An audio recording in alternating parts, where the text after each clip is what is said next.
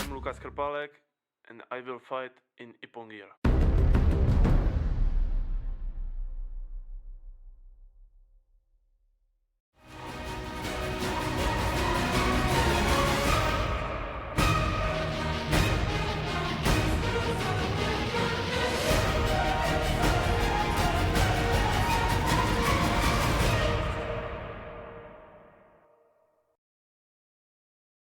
And welcome to Warsaw in Poland for the European Cadet Championships 2019. Well, I'm really happy to be joined by my co-commentator Lincoln Han. Good morning, Chloe. Good it's morning. Nice to join you again after 1 year since last year's European Cadet Championships in Sarajevo. Yeah, the year's gone really quick, hasn't it? We've had a really busy schedule in judo, and now we've come back here, and it's a really strong competition this morning, Yes, isn't it? here we have 39 nations with 431 competitors competing over 3 days of individual events. And on Sunday, we have the mixed team event. And today, we're going to see 3 girls and 3 boys weight categories competing on the mat. Yeah, well, it's going to be something really to look forward to on Sunday. I know we've just had our European Games, Senior European Championships mixed teams, and it was probably one of the best European or any team event this year so far. So it's going to be That's really what I good heard. to see it on Sunday.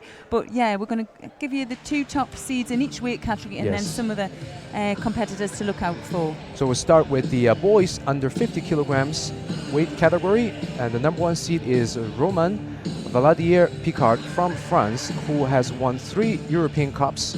And the number 2 seed is Thomas Scatolino from Italy, who also has the impressive of 2 European Cups win. And then we'll move to the under 55 kilograms weight category with number 1 Vincenzo Scanderi from Italy, who won a European Cup. And number 2, followed by Berat Bahadir of Turkey, who has 2 European Cup wins. And finally, we have the under 60 kilograms weight category with Anderbek Arsunukayev from Russia, a 3-time European Cup winner, and we'll get to that in a little bit.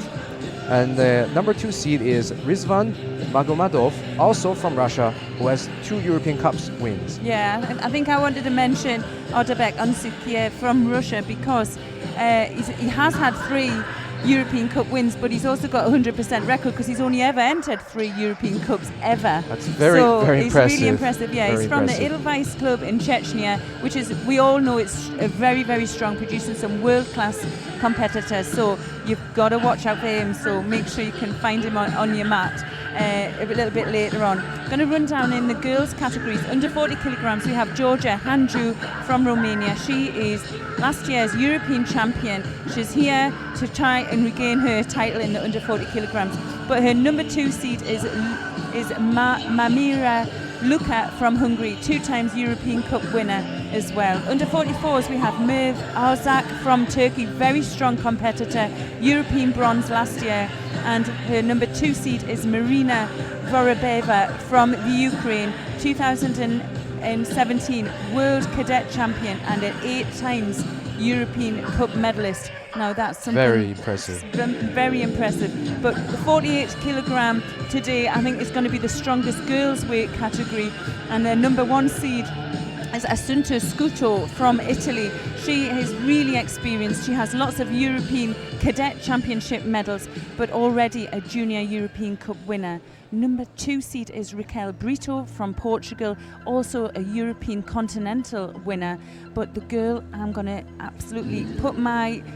Well, I don't know if I'd put my house on her winning, but she's one you have to watch, and that's Anna Victoria Pulies from Croatia. She's also European Cadet Champion from 2017, so she got in young to win that competition. Silver in the European Junior Championships, but already this year she's won herself a Senior European Cup medal, and it was actually a gold medal, so she's a European, senior. She's on there now, and she's very strong, trains extremely hard, And I know, well, she That's a could be very standing on the top solid- of the board. Yeah, it's solid a solid weight, performance. yeah, but it's a very strong. You can't say you just don't know what's going to happen, Right. do you? But yeah, she's definitely one to watch for. I think this is going to be the last year she can compete as cadet too. Yeah, it's under 17, so a couple of those girls, the top seeds are 17 years old. It's a real mixed bag in that weight category, but you just don't know who can come through. You don't know what's going to happen. But for me, I think we could see. Let's have a look. I think we're going to see the Italian Scuto and maybe Pugliese in the final. It's and you know very what? possible. Yeah, it's as well. When we think of cadets, we do think of young girls. But if they're already competing in junior or senior, it means that they're really developed already and they're there at a level. So there can really be a big difference on the way in some of the categories today. I agree. Well, I think we're going to we're going to follow Mat 1. We're going to start with the under 60 kilogram category, and the first contest is going to be between Mattia Dizan from Italy. He's facing Marcel Brevets from Czech Republic. So that'll be Dizan in white and Brevets in blue. We'll start with this mat on the mat 1 under 60 kilograms boys division, and throughout the day we'll be moving along these mats to capture the best actions for you. Yeah, remember you can follow any mat you wish by clicking on the mat on your screen, and also you can follow the draws through icon.org as well. Now, players now making their way onto the mat. There'll be a few nerves here. It's not always a great feeling being first on, but you've got to start somewhere. It's always a nervous first match of the day to get warmed up.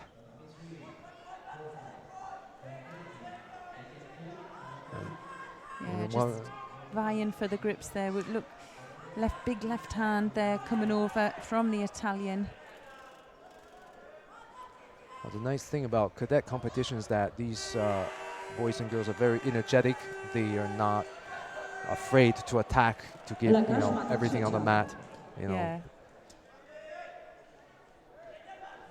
which makes them more exciting to watch at times.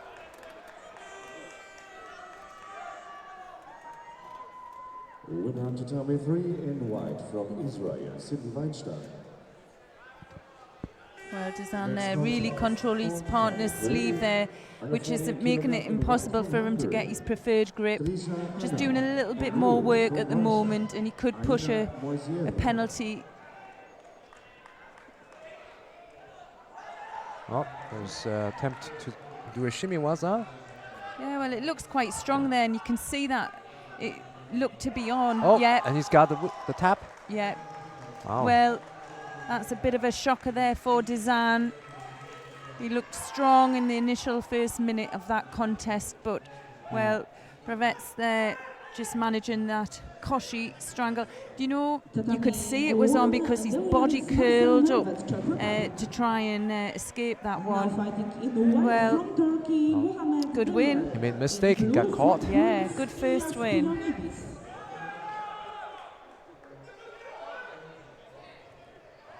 Our next contest, we're going to be seeing Muhammed Demirel from Turkey. He's facing Ilias Prionidis from Greece.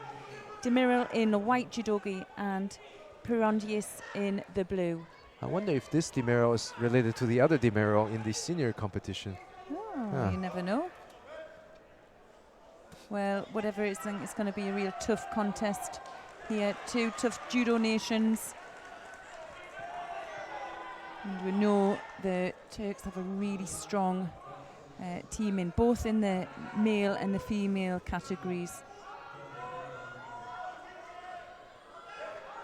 Yeah, I know I probably have some of my own students watching this live, and they're probably wondering, wow, these kids are already black belts at this age. Oh, there's another attempt.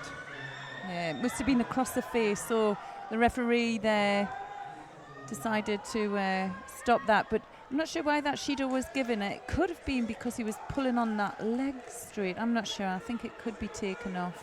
No, in fact, now they say you cannot stretch out that leg to curve the spine. Yeah, I don't know how much pressure there was on there. But they're going to leave it anyway. I don't think it'll deter Demiral at all. He's got a strong right grip. And he looks very relaxed out there. He'll take his time to get what he wants. Almost again, a counter. Yeah, again, looks to be across the face again. Can you see that? Just underneath. Well, nice transition he has. Very quick. There's not much pause between the actions. Yeah.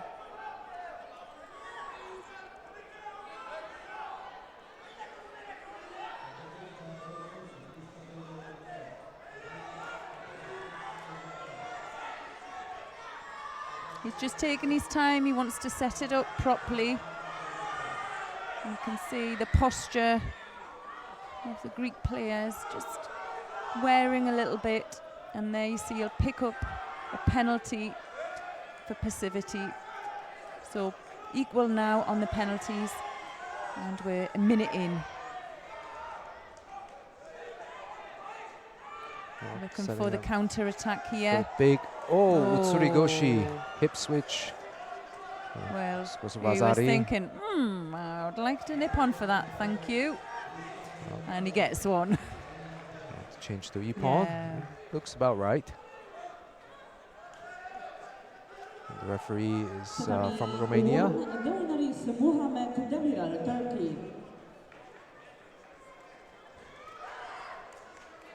Now fighting in white from Estonia, Vilja Lippard. In blue from Austria, Philipp Aust. Coming up, next match we have Vilja Lippard from Estonia in white and Philipp Aust from Austria in blue. Yeah, we have 38 competitors in the under 60 kilogram category.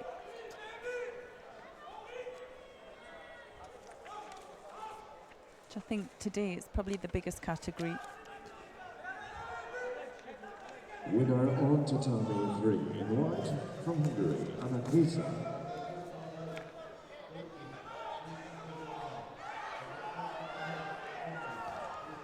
Next contest on tatami 3 under 48 kilogram in white from Romania, Sylvia Jelma.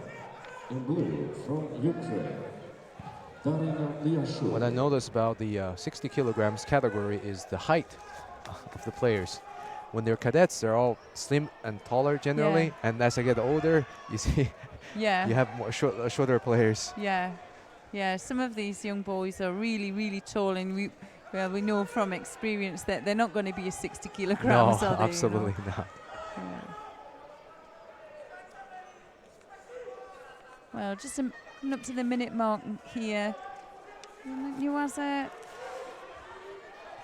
engagement here is very good, really, from Oz. Didn't really have control of his partner, but he had a good leverage there for the turn.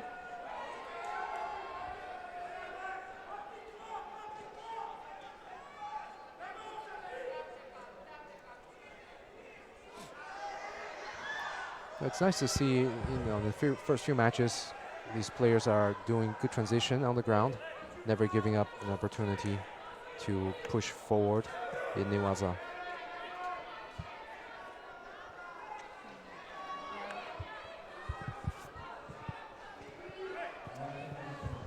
First penalty there for Ost of Austria for passivity. And a nice flurry of attacks there from Ost, trying to get back into it. And there he is looking for the transition again. This time has a little bit more control of his opponent. To control that shoulder, he's just losing that at the end. You can see his arms underneath the shoulder. If he had it over the top, his opponent really couldn't defend that attack. And that is a very effective turnover from the bottom Yeah. position.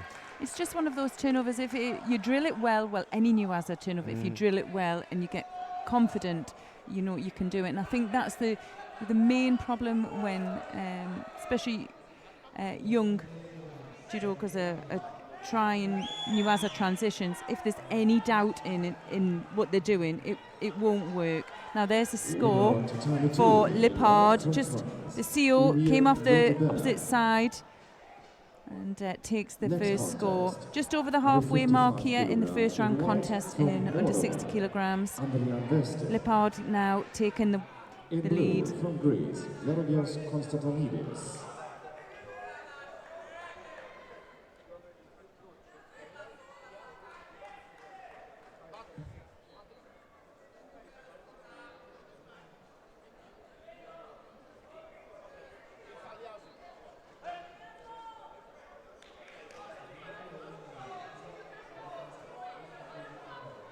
Both are searching for that sleeve grip. Oh, nice switch from Alst. Nice. Got good ideas in Nuaza. You see he's trying for a turnover and went for that Hizagatami attempt.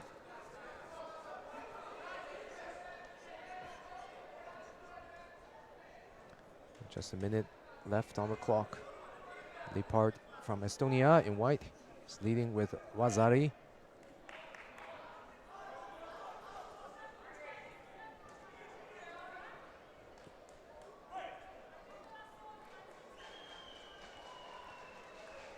Oh, so working on that arm lock.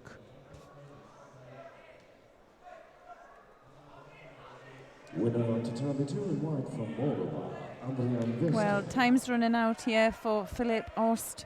Really needs to. One chance really here. Going to be a couple of exchanges where he needs to get the score, and you can see him coming forward. But that inside grip is very defensive from Lippard. Lippard in a good situation. He has no penalties either. So even if he does look some passive here or negative, he's going to get away with it. 14 seconds to go and transition. Killing some time now. Oh, it's, he's very consistent with the transition on the ground. Never misses opportunity. 7 seconds to go. Ost is really looking to try a last attack. He doesn't manage. So that puts Lippard of Estonia through to the next round. Winner on the tatami 1 is Vilja Lippard, Estonia. Now fighting in white from Georgia, Kote Kapanadze. In blue from Latvia, Andis Dolgilevich. So coming up, the next round 1 preliminary fight is between Kote Kapanadze of Georgia in white and Andis Dolgilevich from Latvia in blue.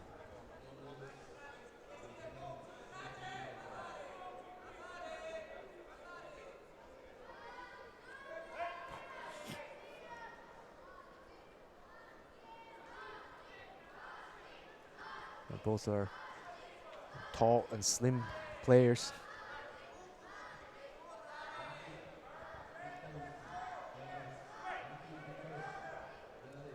I was just in Latvia a couple weeks ago. Oh, really? Yes. We were there for the IGF Academy course.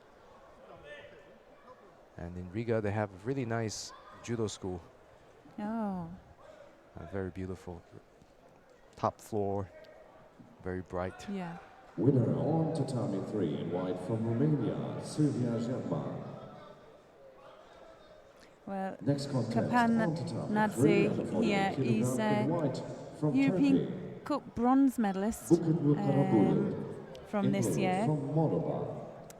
Managing to get through some strong European Cup competition.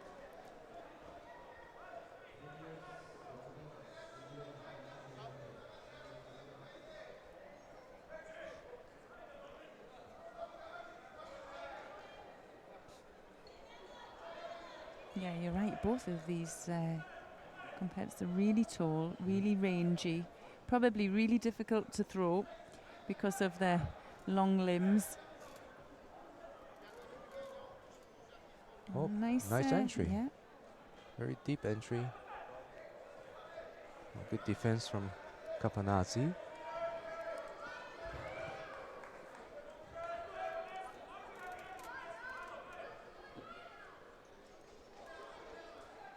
Oh, nice haragoshi from Capanazzi. No score. And a good kinza. Now the Georgian coach is indicating it should be a Vazari. And the Latvian coach is saying otherwise. Well, the referee changed it to a Vazari. Don't know if we can get a replay on that.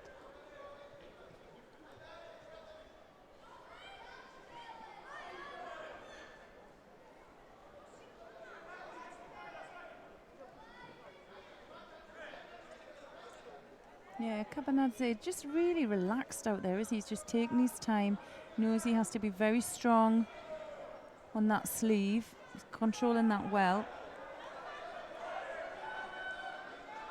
You can see there his coach just telling him to adjust his gi. New rule in. So still some of these young players are getting used to doing that. I have to adjust their gi. It's nice and smart as the mate is on. And if they don't, they can be susceptible to a Judo, and you know you don't want to see that, do we? You know, at this age, getting penalties for. So that was something like action that. early. Oh, it was Tayotoshi. Came across with the leg, blocked his opponent's ankle. That's a quick entry.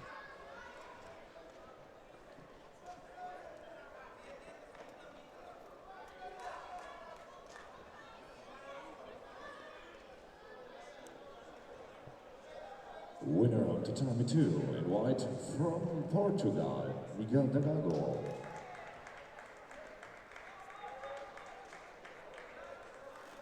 Next contest on tatami 2 under 55 kilogram in white from Great Britain, Zachary Morrison.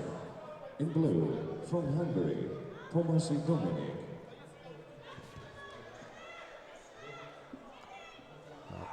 Capanazzi has that over the top high collar grip and is breaking the posture of his opponent. And he comes in for another big deep hit entry, like a koshiguruma, hip wheel.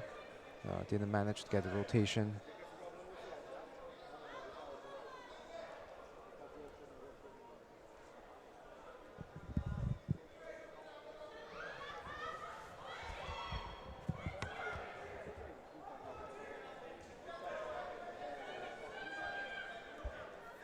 So the Georgian is tying up his opponent on the ground just to kill more time, as there are only 36 seconds left. And all he has to do is to keep this Vazari lead he has.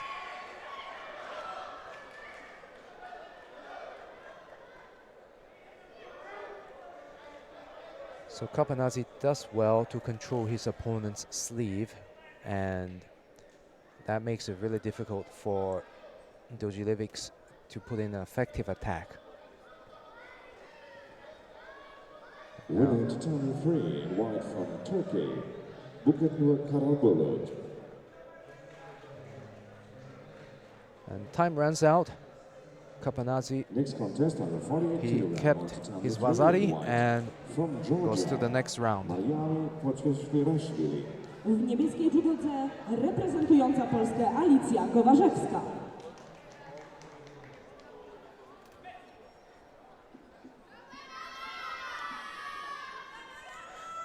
So Capanazzi will go to the next round and face the number 2 seed, Rizva Magomadov from Russia. But before that, we have to go through at least 2 more first round preliminary matches.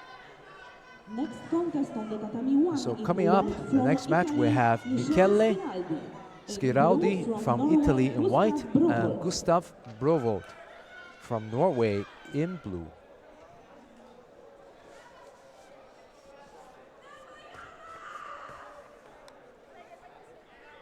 Well, we don't see a lot of Norwegian players in these championships, so it's good to see the diversity of the nations participating in this year's European Championships for cadets.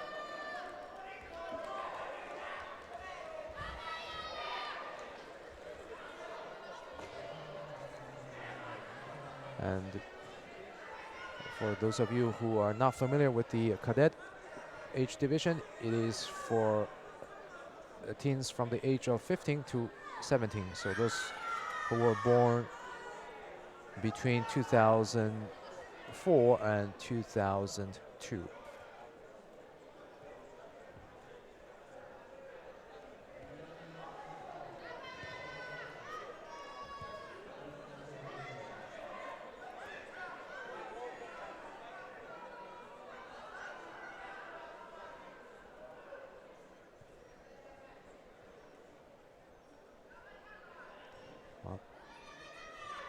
Brovod attempted a big Soto Makikomi, but didn't really manage to get the control of his opponent's upper body.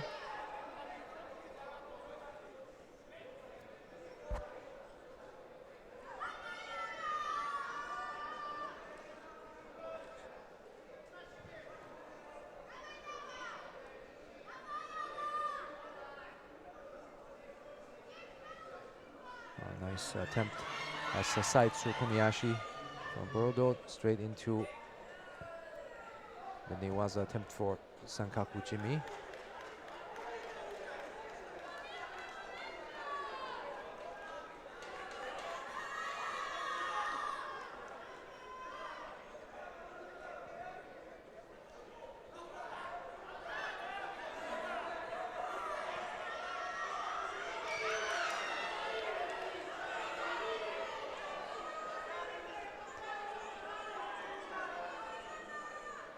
And Schiraldi picks up his first penalty.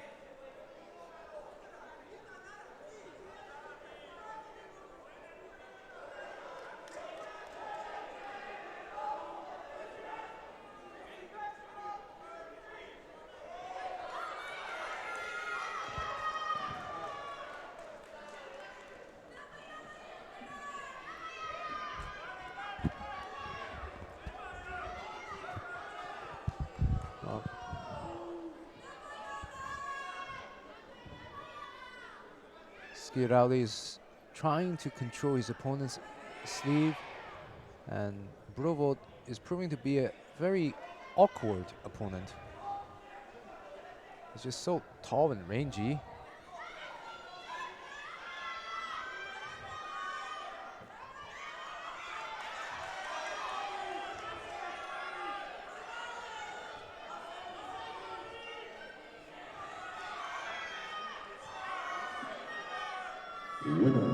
Yeah, it was a good opportunity there for the Italian.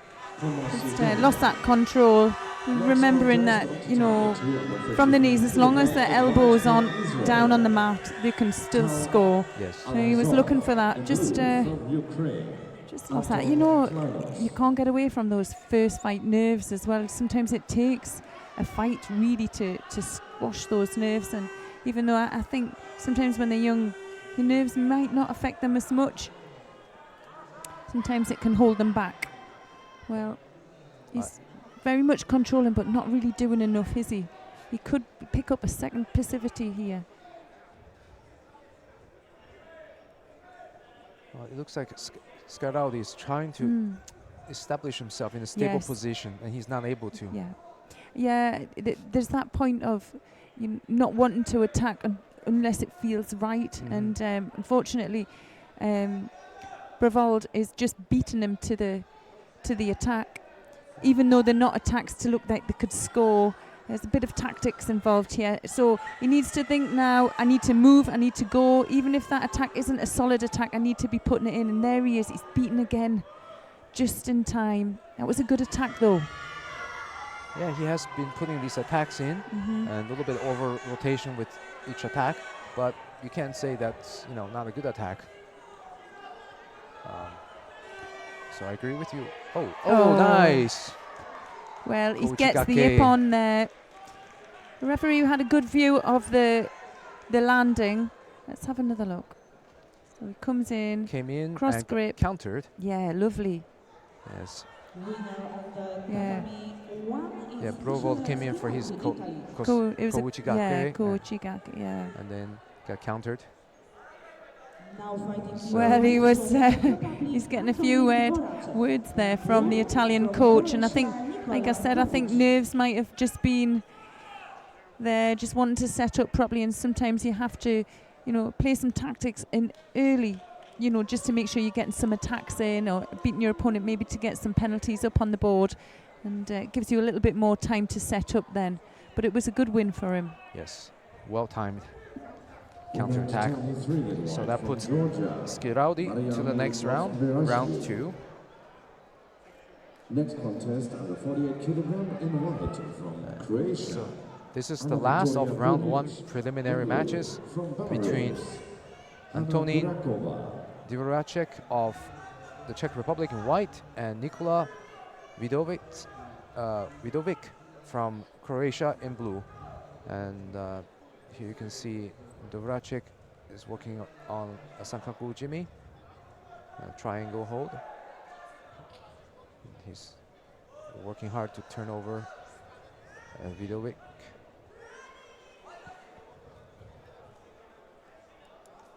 Yeah, it looks to be quite strong there, but it didn't have the effect, did it, on his opponent? He looked quite safe.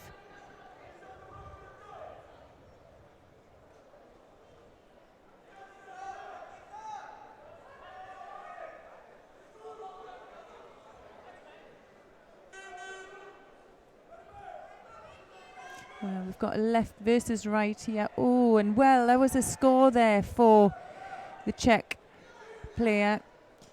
For me, I thought he'd took control of his opponent and took him down there. Yeah, they've popped that one on there. So Dvoracek takes the lead.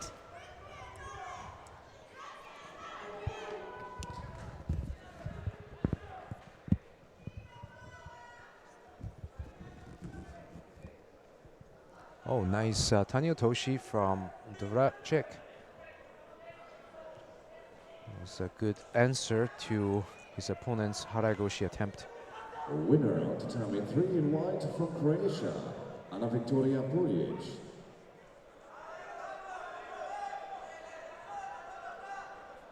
Next contest under 48 It's a little bit of over rotation from that drop. So it's Haragoshi. René Maas. In blue from Great Britain, May Bostock.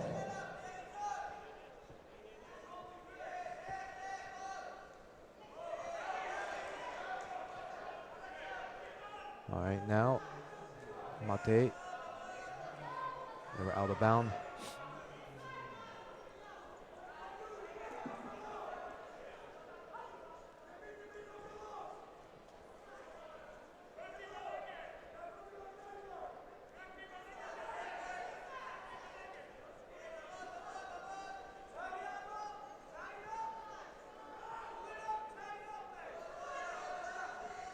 Now you can see Vidovic is working on it, Jujigatami.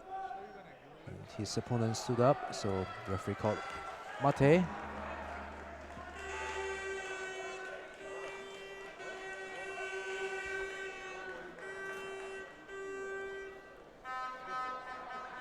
Another Kouchigaki attempt.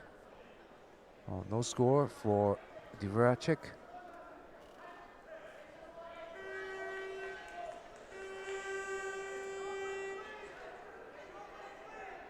Winner of tatami 2 in white from Israel, Tal Alhazov. Next contest under 55 kilogram on tatami 2. In white from Belarus, Yafin Vitkowski. In blue from Bulgaria, Risto Ristov.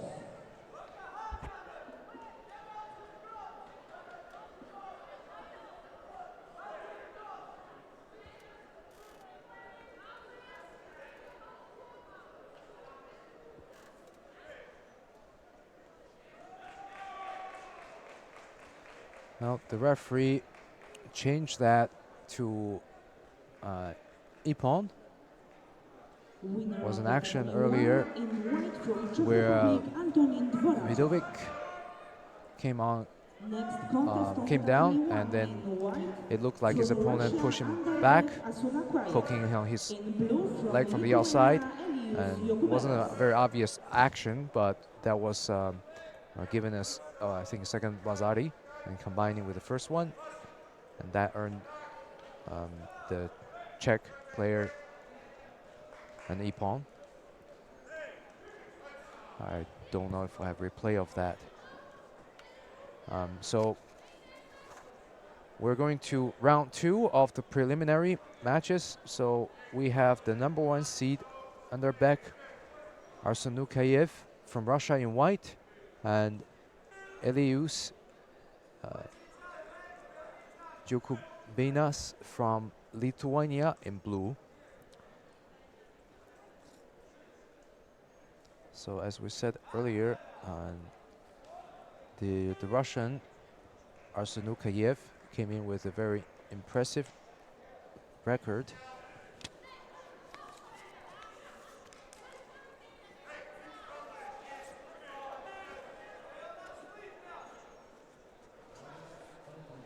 He was a 3-time European Cup winner at the cadet level. From Belarus, Yafin Vitkovsky.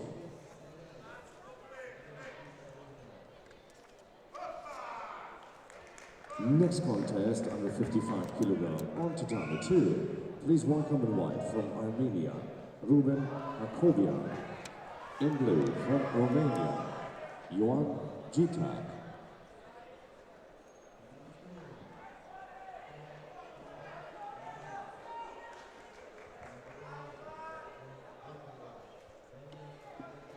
Winner on tatami 3 in white from Netherlands, Vinny Maas.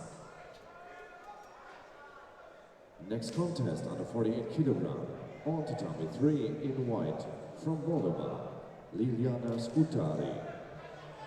In blue from Hungary, Korsegi Rebecca Rita. Ouchigari from Arsenukayev scoring a Wazari. So that was a very low major inner reap. Ouchigari throws his opponent on the side. In the past, that would have been a yuko because his opponent landed on the side, but with the new rules, that counts as a Wazari. And so here, Arsenukayev, big Uchimata, and that is an ippon. A little bit of over rotation, but you can't dispute with the height, the impact, the force, and the control. Completely getting his opponent in the air. Winner on the You saw that? Yeah. Well, Arsenukayev, he's the one that had the 100% record, wasn't he? The one who we spoke about earlier on today. Right. And I mean, you can't get away from that. Was absolute class, wasn't it? Yeah, earlier he scored the Wazari with the Ouchigari. He did another Ouchigari to feint, and I think he got the opponent's reaction he wanted. Yeah. For that Uchimata. Well, we're going to move now into round 2, and we have Fernandez from Portugal. He's facing Marcel Prevex from Czech Republic.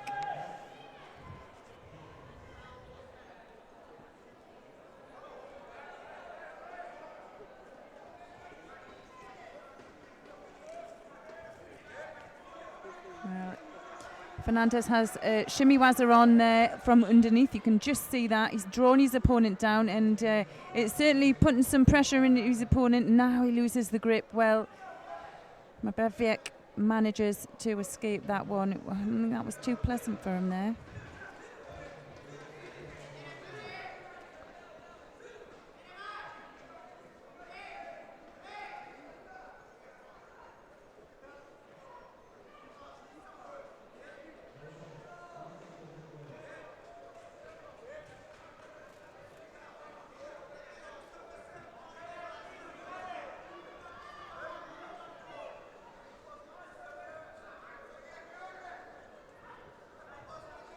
Looks like Fernandez came in here with some kind of injury. Yeah, To the head. most probably has cauliflower ear.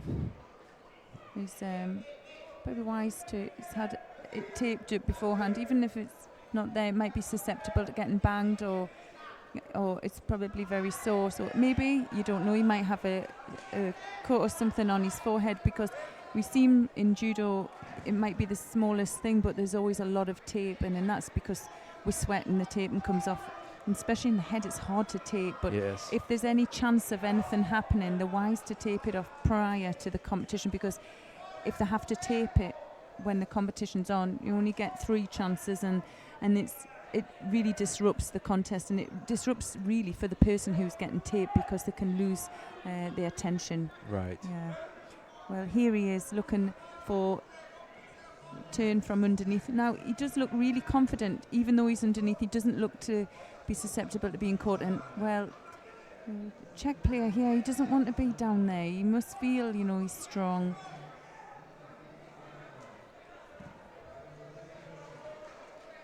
Well, it's nice to see that these cadets are working more and more in Newaza. Yeah.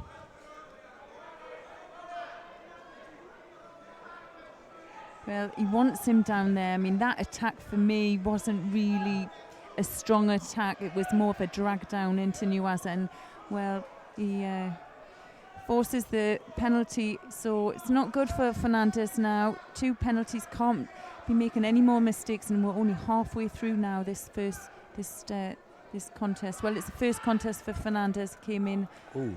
with a bye. Well, he's got him where he wants him.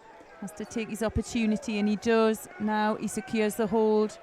Well, he was looking for that, wasn't he, all the way through the contest? Yes. And You can see him setting up. yeah, and it was when we were talking about you have to be confident in Newaza. He certainly was on his back. There he is, just keeping his eye on the clock as well. And well, there's no way out there for his opponent. He scores Ippon from the pin. Mm-hmm.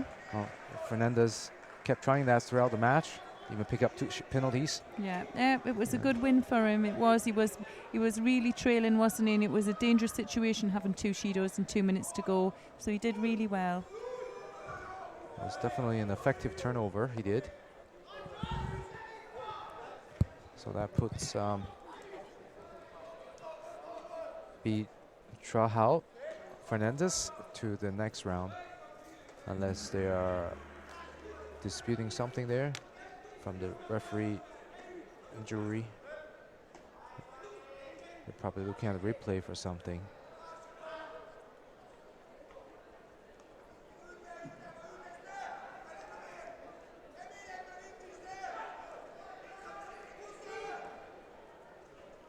I'm not sure what's the controversial issue here on this mat.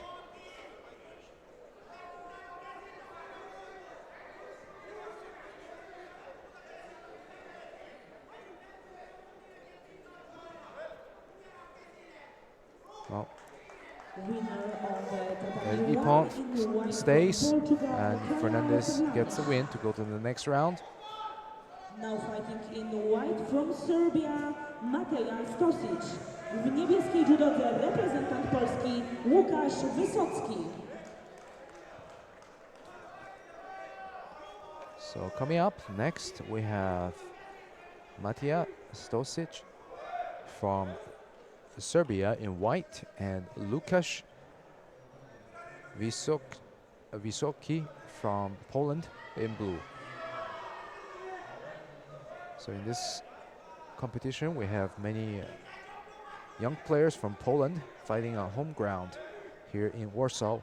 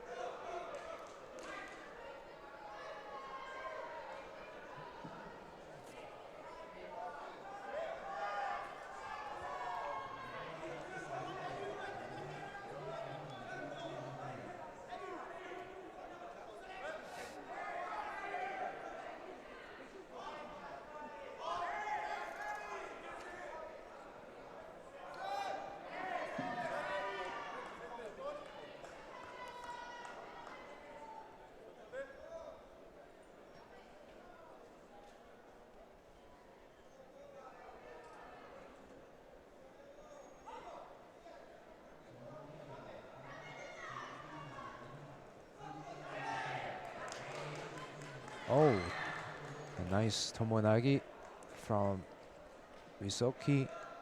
Got a good lift, but didn't manage to have the rotation on his opponent. Next, on tatami 3 under 48 kilogram in white from Azerbaijan, Sabina Aliyeva. In blue from Turkey, Sivan Ersin. Winner in white on tatami 2 in white from Armenia, Ruben Hakovian. Next contest under 55 kilogram on tatami 2 in white from Azerbaijan, Nijat Mamadli. In blue from Israel, Jan Bolshak. Well, Wisoki is already down by 2 penalties, so he really has to put in some good attacks halfway into this match.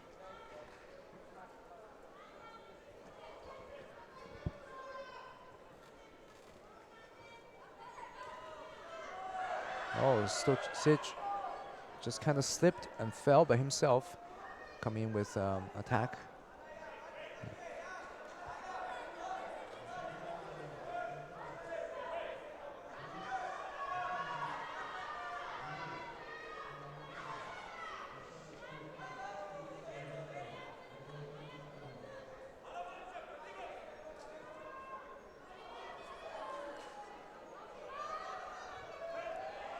Well, so Wisoki picks up his 3rd penalty and gets a Hansoko Maki disqualification.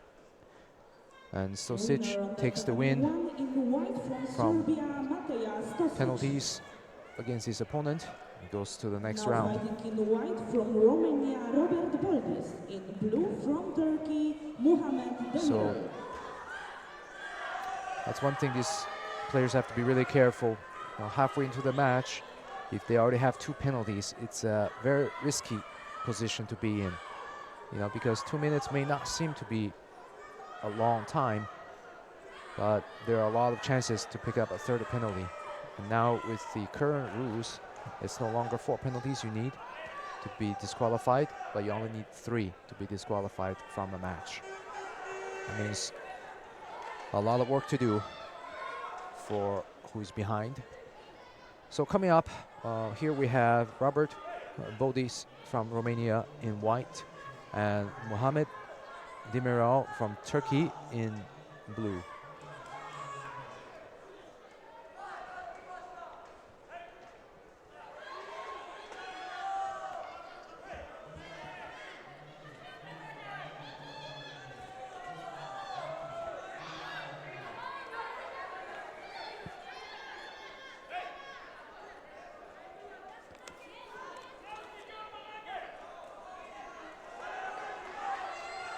You can see Bodis is attempting this turnover from the bottom.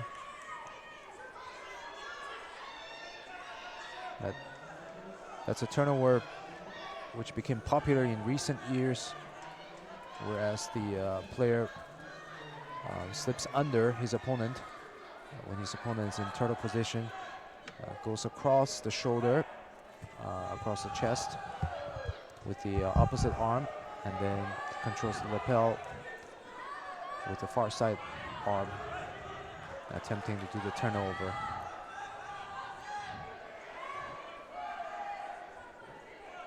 A flurry of attack from Demiral, knocking down Bodis.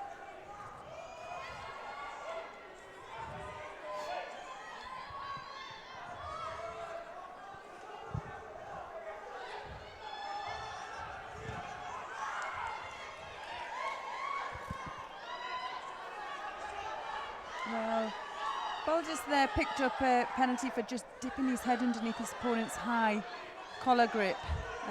Felt susceptible, but Demiral was content with that cross grip, wasn't he?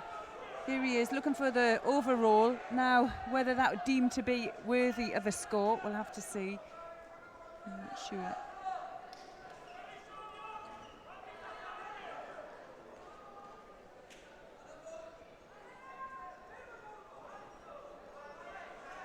Dimero was last year's European Cadet Championships bronze medalist. Definitely has a strong record. Winner on tatami 3 white from Azerbaijan, Zabina Alieva.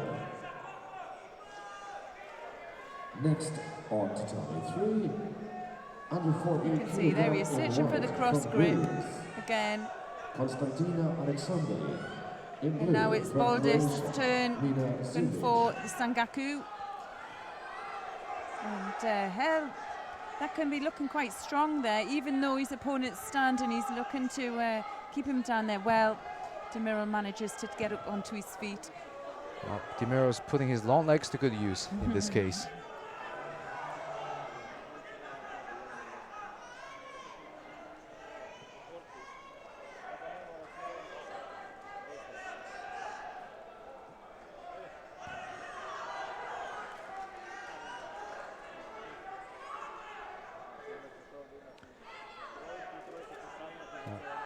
Dimero is now 16 years old, and last year he fought at under 50 kilograms division.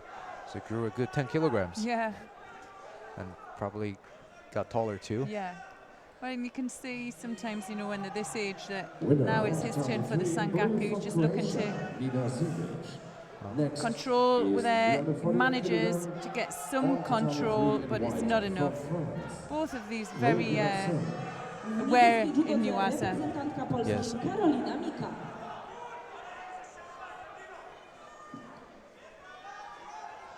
Just there looking for this. Oh, big lift. Just missed the rotation. Again, looking for the Sangaku.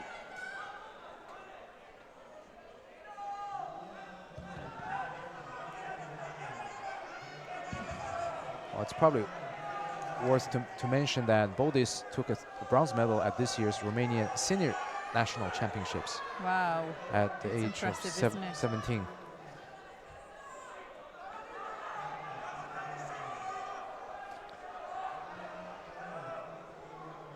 Well, there's no easy contest here, and this one's really panning out to be one of the toughest ones we've seen this morning. I was thinking about the same. So the Tsurukumigoshi from Baldis. Yeah, needs to be careful here. I don't think we're going to see any action in Nuasa. Personally, I think they're both too good to be caught. Right. Yeah, like you said, they're both very, very aware of what's happening on the ground.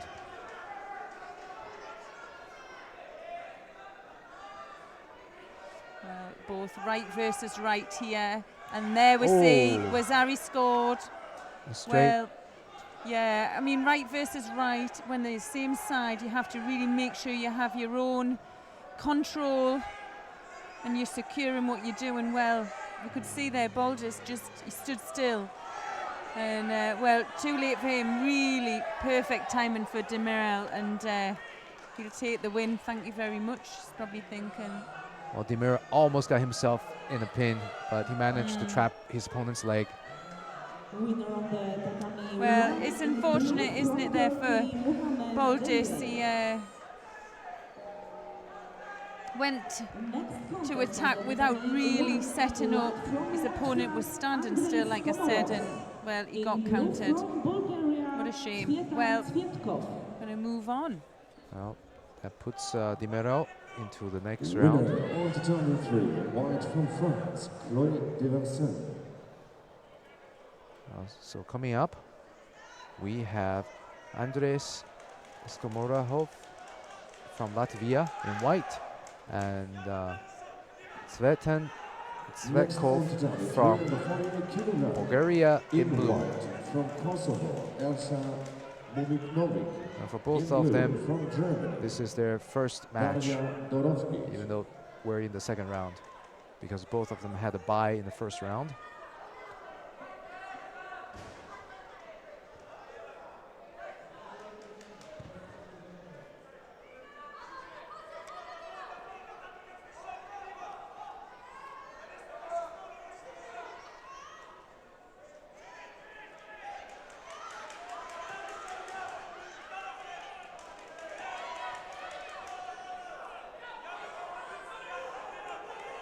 Yes, Komorochov's is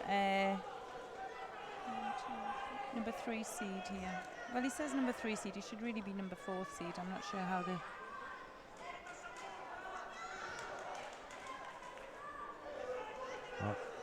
Skomorohovs is 17 years old. He won a European Cup in Colombia this year. Yeah, and that's that one in Portugal there. It's a really tough one. Gets a lot of entries now. It's just got stronger and stronger over the years. So to come through with from a medal and even winning it means that you've already got some skills there. Impressively, he has won also this year's Latvian Open Championships at the senior level. Wow. So Yeah, that is impressive, isn't it? and he's still a brown belt. And another tall. He's very tall, isn't he? So he's going to either keep going up or he's going to grow out. Yeah, very rarely you see players of this height staying when they get older at this category. Well, he has a grip there for the strangle. And again, it looks good because you can see how his opponent is struggling to get out of that position. Just to keep that pressure with the leg. He lost that there. His opponent's have a go as well. In blue from Greece, Anastasios Karatzozidis.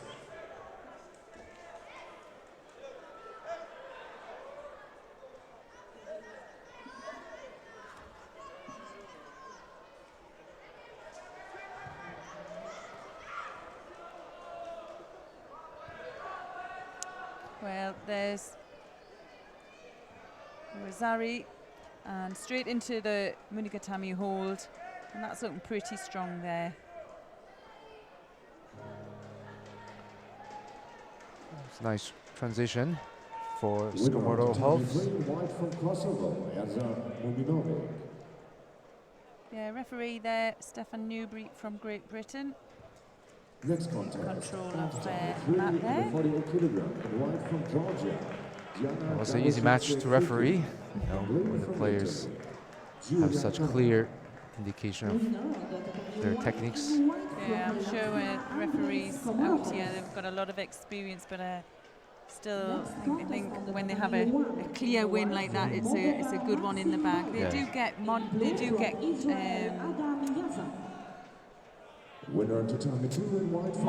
and scored. Yes, that's They all true. come out with a score from each competition they do. So they always want to put a good performance in themselves. Okay, our next contest is Maxim Baltat from Moldova, and he's facing Adam Jizan from Israel. Balzat in the white judogi and Jizan in the blue. Well, first contest as well in the open round. Both of these athletes had a bye in the first round.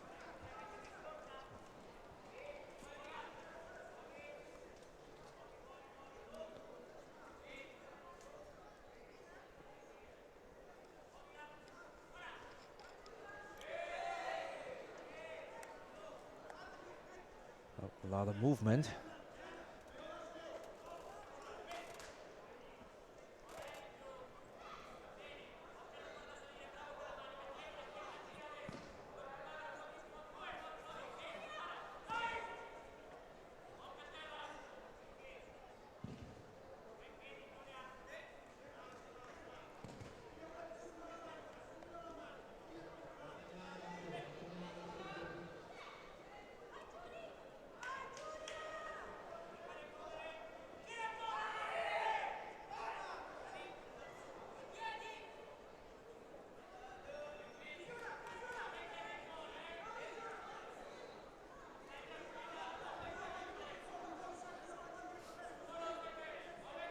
That's a deep grip there from Baltat. To switch it back. It puts Jazan in a very uncomfortable position. Yeah, well, that was a good opportunity there for Baltat to score on his opponent. He was just on one knee, so he had very little defense. Again, with that deep grip over the back. You can see as well, really tall, really rangy. You know, they've got these long limbs, and you know, for me at this age, they're still growing. Sometimes the body moves one way and the other moves the other in direction, and but they're also in that same. They're very hard to score on. Now that's where he was looking before, that little twitch back, and he gets the score. Yeah, Jazan really looks like he's having trouble with that deep grip of his opponent. Yeah, he's that little bit taller, isn't he? He's not even stopping. See, he's not even controlling that left hand from coming over. No, he's really getting bullied by the gripping, and he hasn't really got a solution for it. And because of the long range, he can't get close how he needs to. Now he's in a good position. He needs to go for this. Yes, if he keeps driving, there could have been a score there. I wasn't sure whether he was going to go Sumagesh maybe as well. But as soon as you've got control of the back and you can see the belt, you have to go. And well, he did well there. It was a good attack.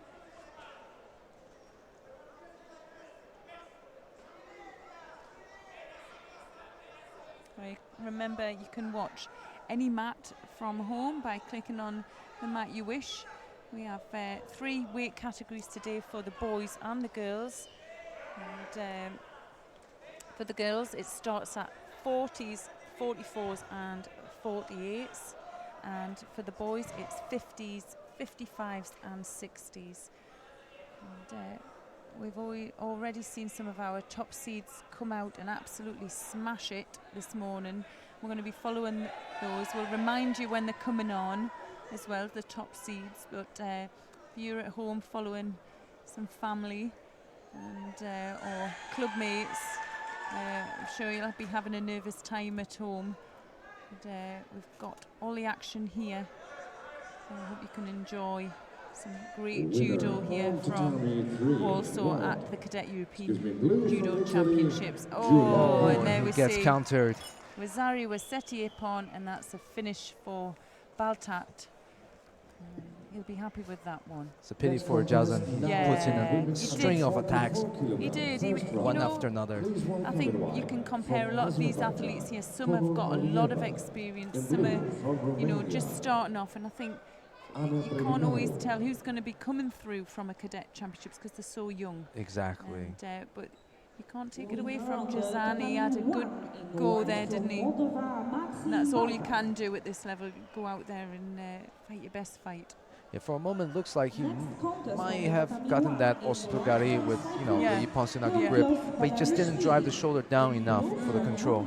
And he got, you know, his opponent has very long legs and gets countered because he didn't get the upper body to break down in posture. And now we have coming up from Cyprus, Georgios Balajishvili in white and Balint Marosi from Hungary in blue. So yeah, Balajishvili has just got a quick Ippon. Oh, I missed that. Yeah. You can see Balajishvili doesn't sound a Cypriot name, does it? No, not at all. He really put him down. What great. Yeah. That's like a bit of a counter-attack. We'll have to have another look at that, I think. Yeah, it's got to be another replay to see that. That was so quick. Okay, yeah. I can see what happened. Yeah. His opponent came in, didn't he, for the Ogoshi hip technique, and he just switched hips and countered him. Yeah, you don't see that very often. No, it's lovely.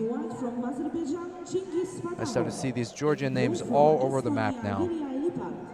Winner on tatami 2 in white from Ukraine. Well, our next contest we have here in round 2 of the under 60 kilograms is Chigzig Fatov from Azerbaijan, and he's facing Viljar Lipard from Estonia. Fatahov in the white judogi and Lipard in the blue. Well, we've already seen Lipard, haven't we? He had a first round contest, did well to win that one. And well, Fatov coming in with Freud Abai. Strong grip in there from Lipard. Left versus left. It's just controlling his posture. Oh, and a bit of a Side Tomonagi attempt.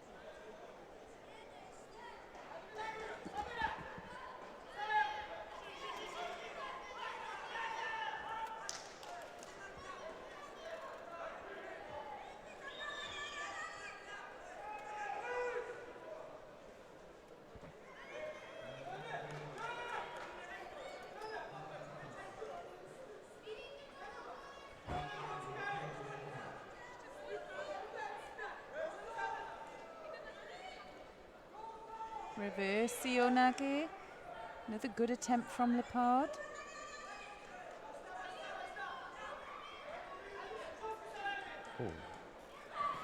Well, it did the job to open him up, didn't it? Now he's got to secure with the legs, but, well, wasn't clear where he wanted to go, and the referee could see that.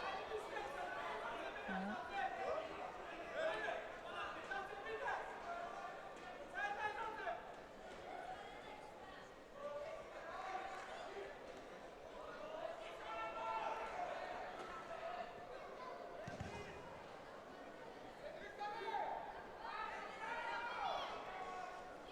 Well, now Fatov coming for a stronger high grip, and just pipped to the post again by Lepard. Lepard, for me, pushing that passivity penalty, and they're not bad attacks either. No, he's got, you know, Kuzushi.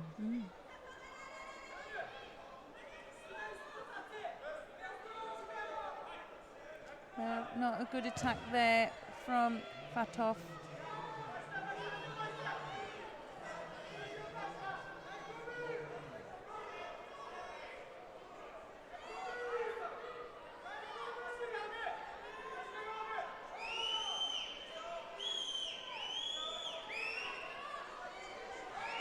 Yeah, good use of the lapel there from Lepard. Nice in for the entry. seal. Yeah, there's a score there for him. That was great work. He's got a nice circle movement to open up his opponent. Yeah. Well, you know, that control of the lapel really, really can set him off because it's moving his head. And you'll find a lot of the time there he is looking for the shimiwaza as well. Just have to watch this one. Just to escape. You could feel there's a bit of pressure going on there, wasn't there?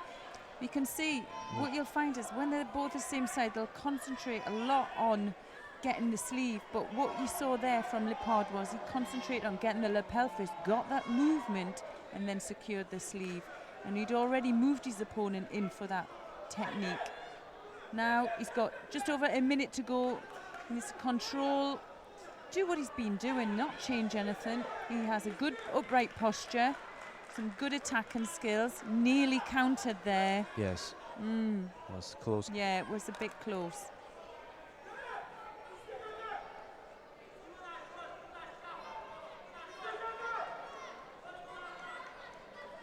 Winner tatami 2 in white from France. You know, Fatahov looks very calm under pressure. He came in, Osotogari. And Lepard does well to turn out. On tatami 2 under 55 kilogram in white from Great Britain, Artur Patenia.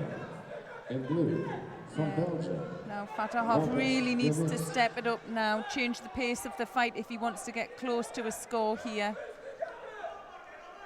And Lepard just doing enough there, taking his opponent down, killing a few seconds. Can hear some shouting from behind us. I'm not sure for whom they're shouting.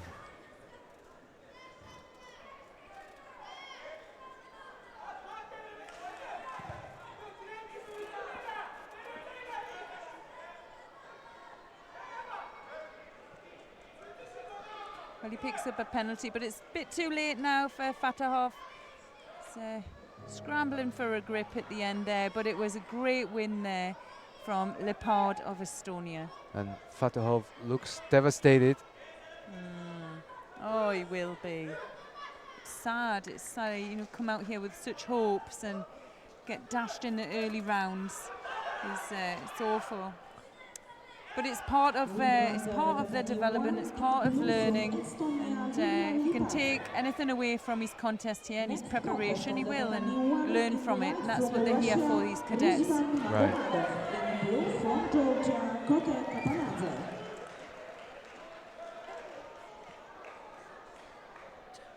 Don't worry, I'll make it look pretty.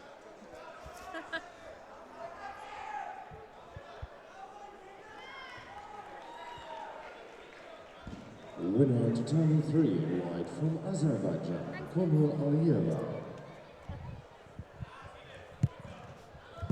Well, coming up next is our number 2 seed in this category, Rizvan Magomedov from Russia in white against Kot Kapanadze from Georgia in blue. Both are very promising players. So we'll have the Russian against the Georgian. I believe Kapanadze has won 2 European Cup medals.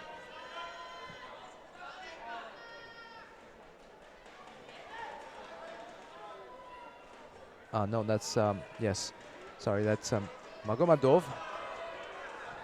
who has won 2 European Cup medals prior to this.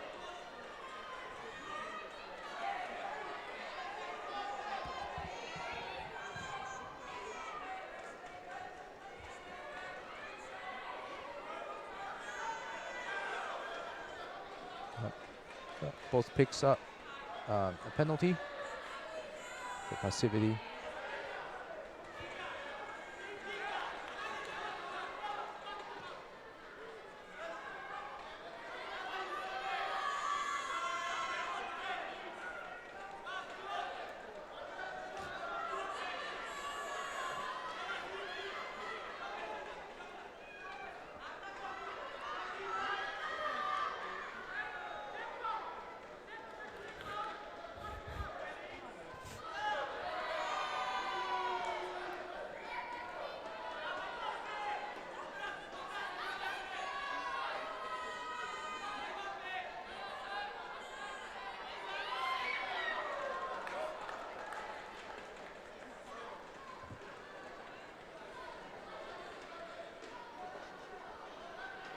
Well, that's a nice turnover from Magomedov, and Kapanadze manages to defend against that.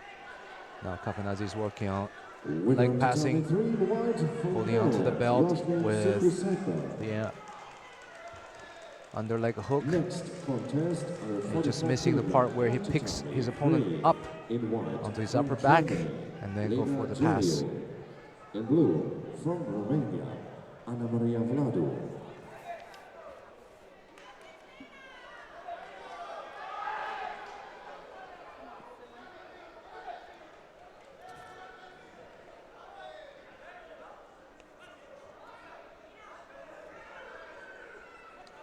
So halfway into this contest, both have a penalty each, and they're quite evenly matched.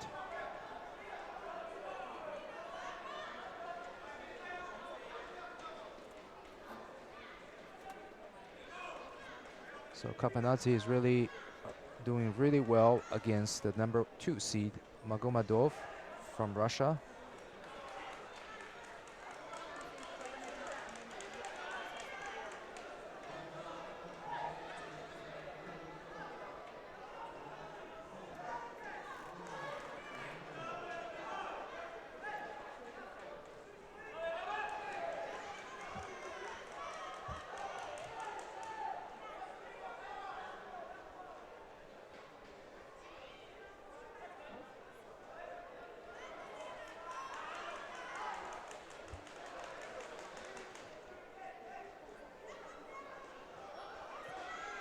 You see, Magomedov is trying to set up for the Sankaku Jimmy, but Kapanadze doesn't give him any opportunity to really complete the setup.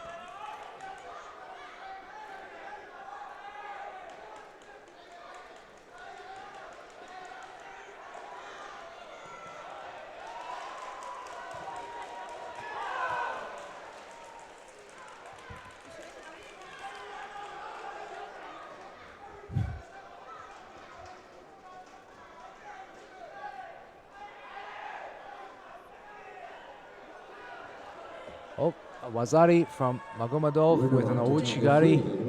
A nice push toward the side. And winner in blue. And now he's working to extract his leg to go for the Tate Shiogatami. Next contest, on tatami 3 under 44 kilogram. In white from Georgia, Lolita Gandunia. In blue from Hungary, Pascal Fanny. Next contest on tatami 2. Now under 50 kilogram. Boys first round. In white from Serbia, Ivan Lejansky. In blue from Great Britain, Douglas Fleming.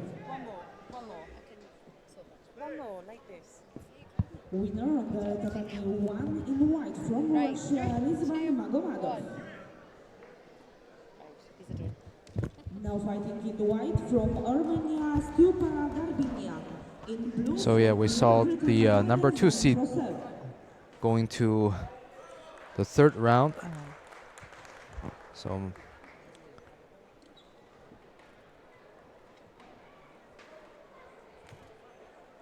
next we have Stupa Darbinian from Armenia, and the first player from Armenia we see today against Harry Zane Proser from the Great Britain.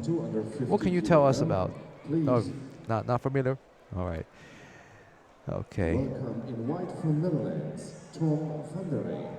In blue from Belarus, Dmitry Zelianko.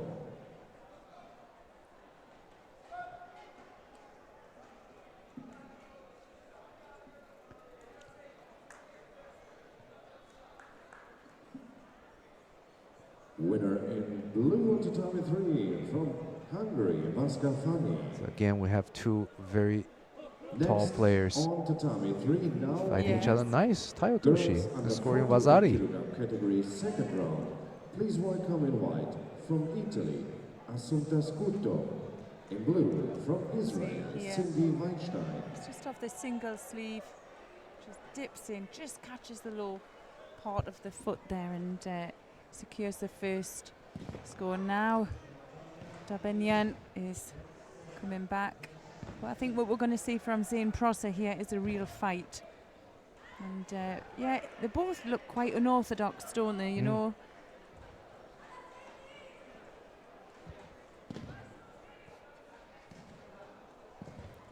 Yeah. Strong attack there from Darbinian. Just ferocious with them first grips, and you could see there Zane Prosser looking for the sleeve grip.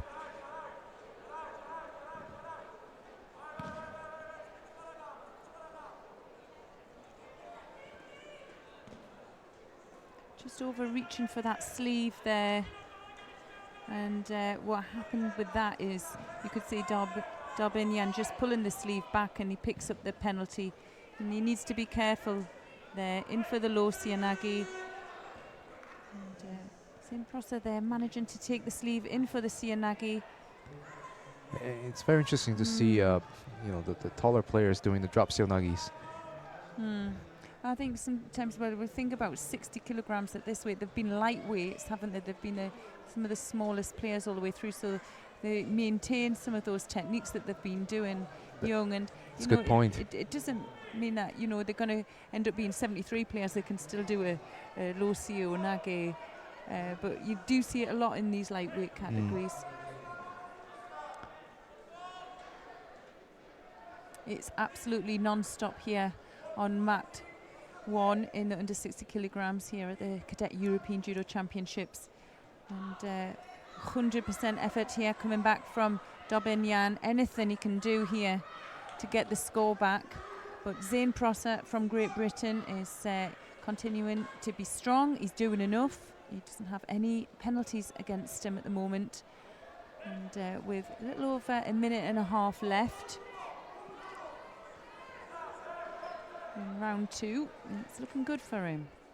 There we see, just tidying up the gi. The athletes now have to tidy the gi up themselves. They're not told by the referees to do it, and if they continue to do that, they can incur a Shido penalty. There's a nice attack there from Darbinian, and Prosser there looking for an opening.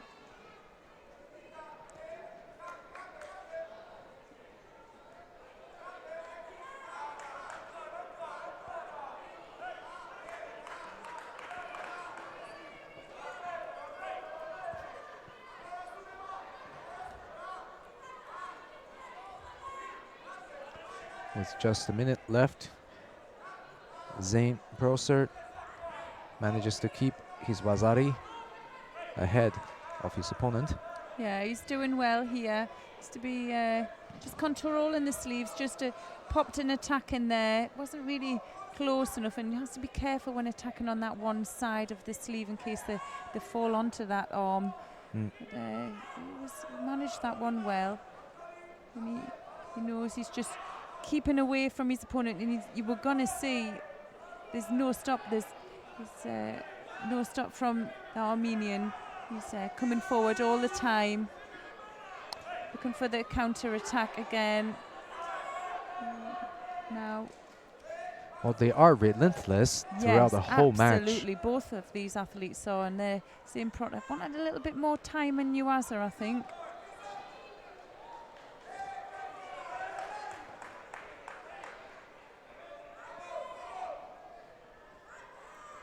Again, he's been asked to tidy the judogi.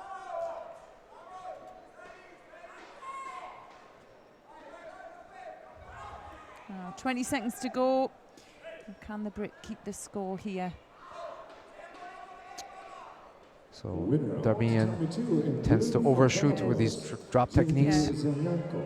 Prosser losing his control. Well, you know, he lost his posture there. He was susceptible to getting thrown. He threw himself on the floor. That's why he picks up the penalty. He only has one penalty to go. He's running backwards. He's going to pick a second penalty up here. 2 penalties in the span of like 3 seconds. Yeah, he needs to just grip up, be strong in the grip, and well, he does well there.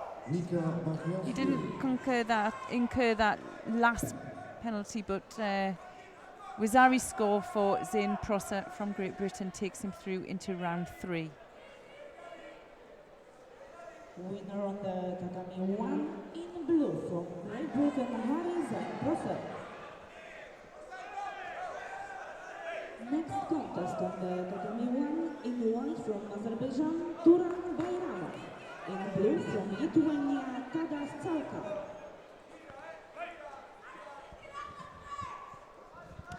I'm just looking at our history of European Cadet Championships, and I mean, it surprised me that they started back in 1962. Really? Yeah, because wow. but there's only been 37, so you kind of work that out. So but there was a kind big of gap. Yeah, there was a big gap between 1978 and 2000 where we didn't have a cadet championships. We just had juniors and seniors. Well, this is an interesting one coming up between Turan Bayramov of Azerbaijan in white and Tadas Całka from Lithuania in blue. There's a really huge height difference. Yeah, there is. It'll be interesting to see how Bayramov copes with this, because even if you can, you know, sometimes when you're fighting somebody taller, center of mass is above yours, so you know you can get underneath. You can, right. You can. That's your style of judo, but at the same time, really hard to control because of the long limbs as well. Of course, on the ground, it's a different. There's no real difference when you're on the ground. I don't think when you. Apart from getting a leg out can be a bit difficult. Exactly. Yeah, when they have the body lock with those long legs, it's hard. It's a bit hard to pass.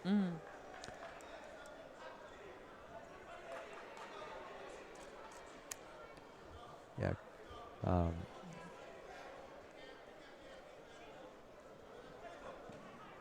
This reminds me of the French senior player Benjamin Oxus, who is like very tall for the division. Yeah, oh, lovely Sionagi there, left-sided.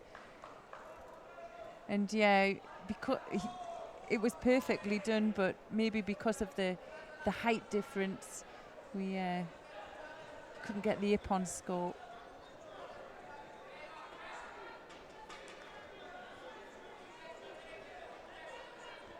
I've just switched mats here. We're in mat. Here we go. Do you know what I think we've been doing here? Let's have a look. Yeah, they just switched mats by accident there. We're back on mat 1. And Aramov just leading by Iwazari. You can see there that it's a strong attack, isn't it? You just can't get the purchase, the control. Halfway.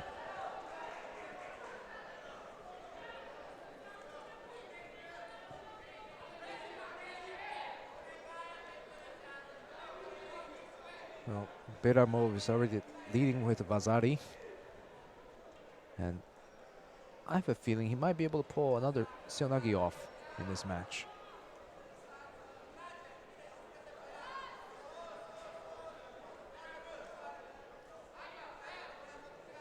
And he does. Oh. Start with a standing Ippon Seonagi. A Nippon score that time, eh? You Let's see have a that? look at this one. Maybe he stood on his feet a little bit longer for this one. Ashiwaza. Yeah. Oh, perfect. That was a good contest. A good finish. So that puts Winner of the tatami Beramov to the next from round. Azerbaijan, Turan Bayramov. Next contest on When you the see two tatami players with one such in height white difference, from Portugal, almost Rafael Chambel. very often you see either the shorter one throwing the taller one with the Seonagi, or the taller one throwing with some kind of ashiwaza like Uchimata, or hip throw like Haraigoshi. So it's always exciting to watch. Interesting to see that when first started the cadet European Championships back in 1962, 1963. There was only 3 weight categories for boys. Wow. Yeah, it's changed, eh? Well, judo definitely changed and grew much since then.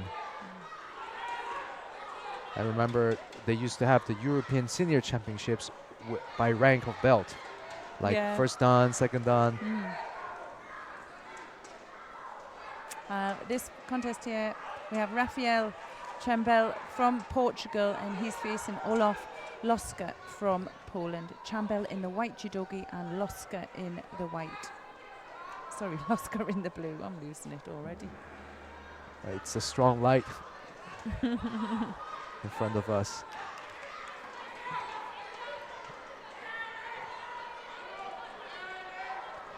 So I see next year they're going to have the European Cadet Championships in Riga. Yeah. Lithuania. Lithuania, yeah. Lithuania. No, that's Latvia. Latvia, yes. I think they got it wrong in the database there. Yeah.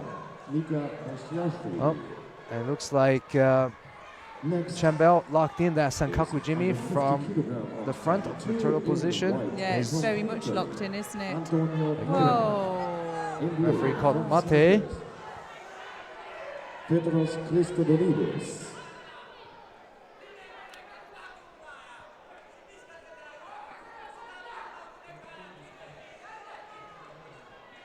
I gotta tell you, with that full beard, the Portuguese player doesn't look very much like a cadet anymore. Yeah. I bet they're the same age though. 17, isn't it? 17's the oldest here. Under 17s, and move up through into the juniors. And a big difference with the juniors than cadets, you know. But the level here is really strong as well in some of these weight categories. You think what some of these cadets have done, especially in the female categories, already won senior European Cups. It's true. But Winner of tatami 3, blue from Romania, Silvia Zamba. Oh, nice. Tomonagi turned to Sumigaishi from the Portuguese. Kind of, if you see, he just kind of started, missed the foot placement, and rolled his opponent back. Yeah, it's sort of like a Yoko Tomonagi, didn't he? Just missed his foot, but still the momentum, and he had some control with his legs over, didn't he? It was really good. Oh, well, there we go. I'm sure that's another Wazari. It was very quick for the referee to see the landing there. And I think sometimes I'm a little bit biased here because I'm wanting to see scores. I think sometimes I just see them when they're not there. That looks like a really well-timed Okuri Ashibarai. In fact, it was Okuri Ashibarai. Both feet came together. That was a score for me. In fact, they gave a Wazari for that. You know, Beautiful, beautiful foot sweep. And that's the beauty of Ashiwaza, isn't it? It's effortless when it's done properly and timed perfectly. Well, even score, a minute and a half to go. And well, it's hotting up here on mat 1. That's what I call an exciting match. It's brilliant. Well, he's got some support as well. Loska here. He's got his a bit of a fan club in the corner there. And it helps, really helps having that home support.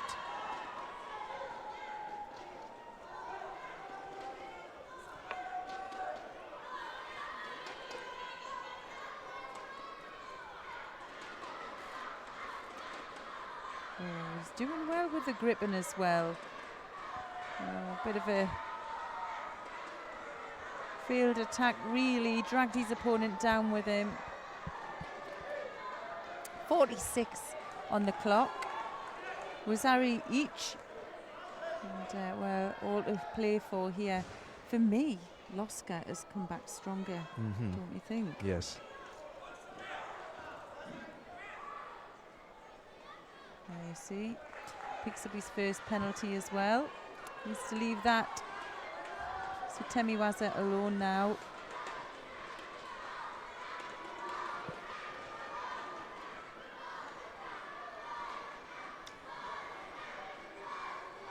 Loska, there's a little bit of movement prior to the grips.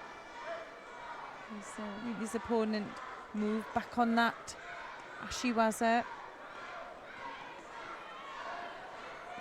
Oh, it's difficult now. Pressure on the edge, needs to be careful there. Just steps out, and there was enough pressure on his opponent, but not enough pressure to say it was a push out.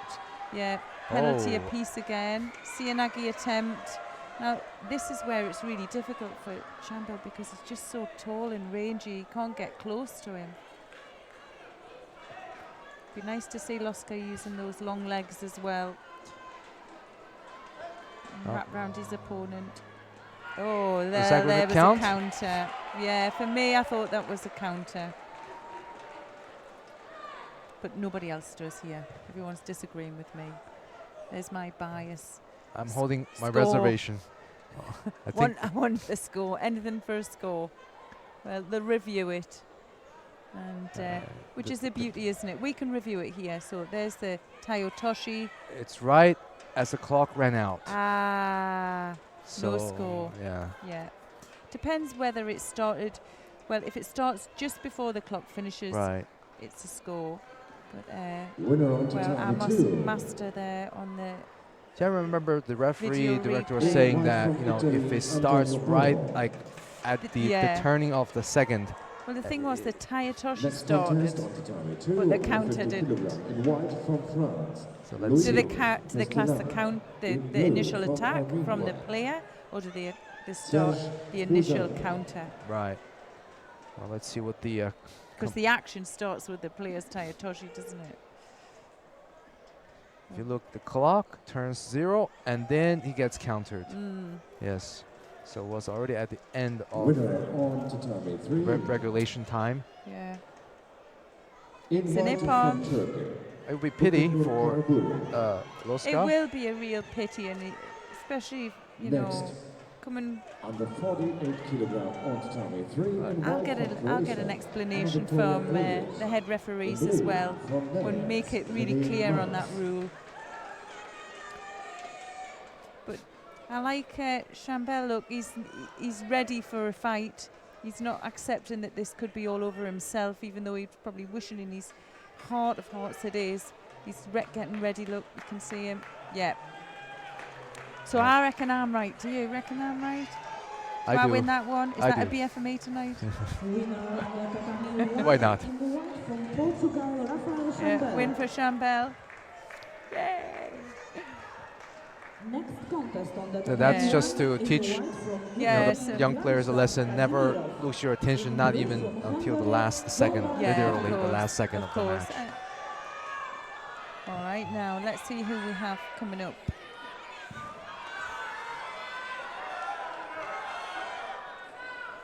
So our next contest is between Vladislav Kazimierov from the Ukraine, and he's facing Gombas Valiant from Hungary. Kazimierov in the white judogi and Gombas in the blue.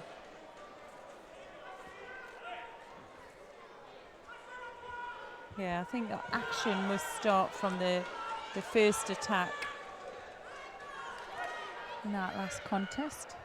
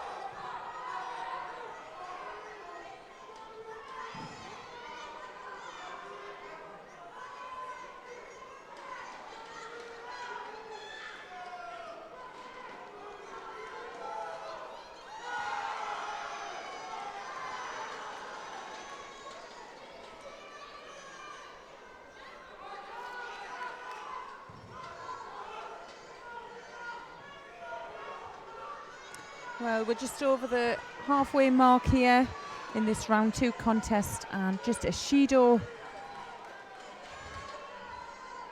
towards Kazimierov from the Ukraine.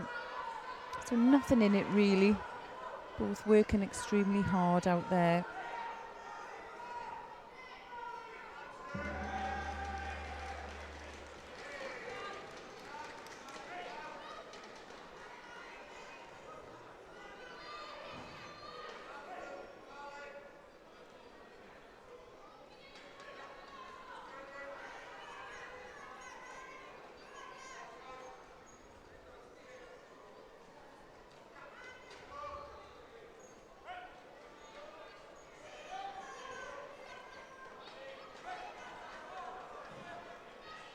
A nice flurry of attacks there from Gombas as well. 2 Shidos now to Kazimierov, and with just under a minute and a half left, it's not looking strong for him. And for the Uchimata, well, nearly counted there for Gombas. In white from Azerbaijan, Ismail Ganbarli. In blue from Spain, Luis Barroso Lopez.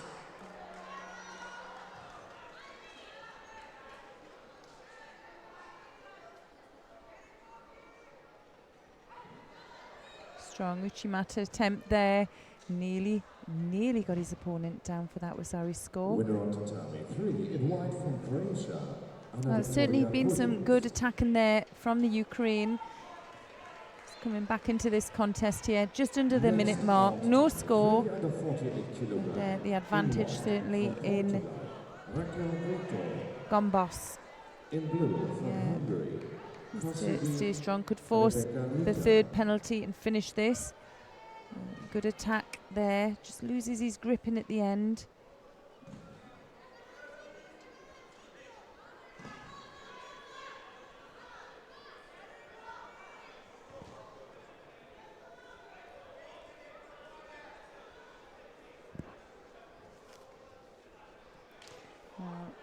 Gombos there picking up a penalty for passivity. So, well, it always shows.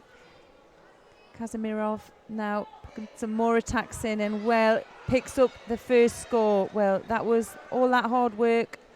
And now looking for the counter. Look at the strength there in Gombos, just managing to stand straight out of that Sangaku attempt.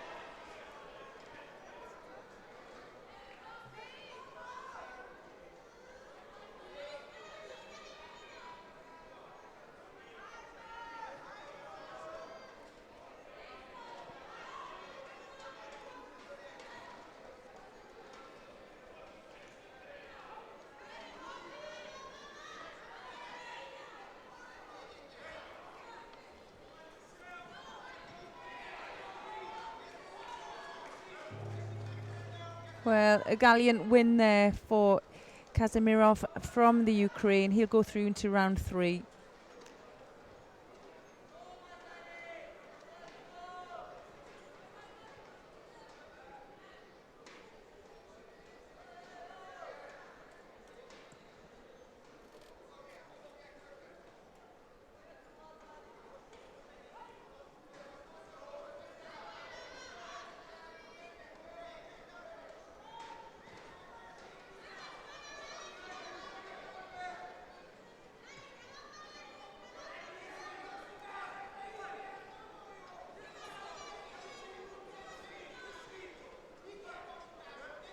Winner of the tatami 1 in white from Ukraine, Vladislav Kazimirov.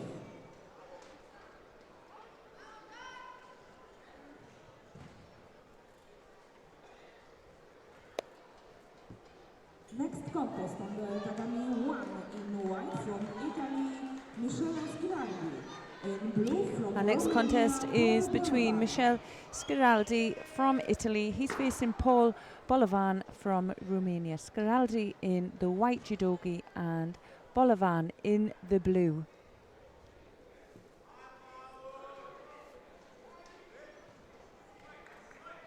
Well, Schiraldi won his first contest against the tall Norwegian, and Bolovan, well, he had a bye in the first round. So second round contest here. And, well, there's 38 competitors in this weight category. And, well, it's really tough in the first stages. You've got to think some of these players, if they want to get through to the final, they're going to have to win 6 contests. It's a lot of contests to get through, to recover from.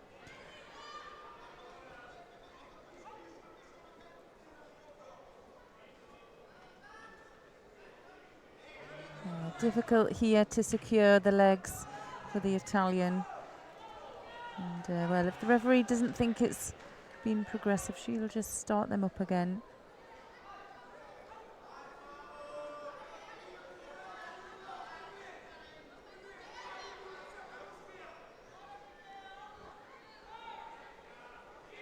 A lovely attempt there from the Italian.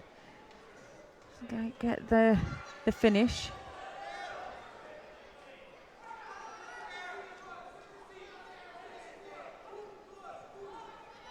You can see here Schiraldi a little bit on the sharper side, and well, that could equate with he's had one first round contest, and well, Bolovan, this is his first contest and he's a little bit slow, so he's picked up a first passivity there. Giraldi doing well to control his sleeve, switches into the left side. Again, getting that first attack in, really important.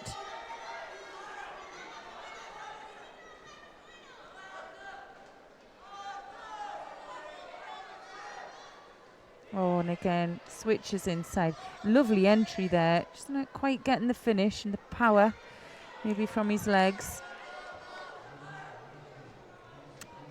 But another 2 good attacks in a row there and forces the second passivity penalty to the Romanian.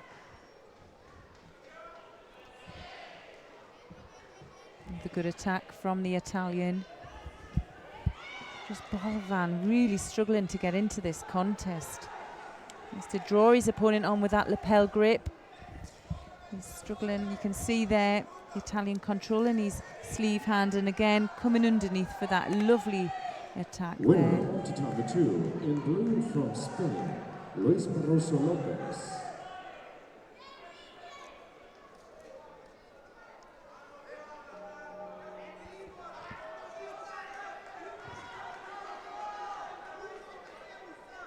Was a poor drop Silnagi attempt from the Romanian. Yeah, Just and can drop straight down. yeah, I was just saying the Romanian, this is his first round contest. He's really a bit slow in the attacking phases. You can see that. Scaraldi is managing to just pip him at the post every time, and that was his halfway through the contest. That was his first attack. Well, he's down 2 Shidos here. He needs to up the pace here.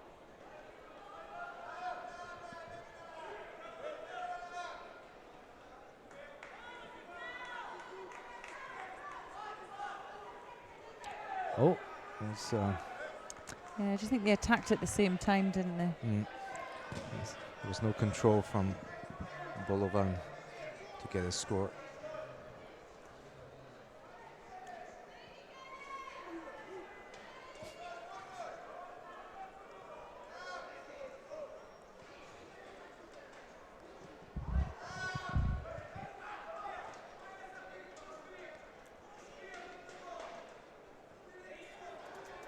Again, well, it might have not been the strongest attempt, but he did manage to take his opponent down. And a minute to go. It's just not looking good, is it, for Balavan out here? He's really struggling. Now, has he got a cut to his lips? So he'll get some medical attention there.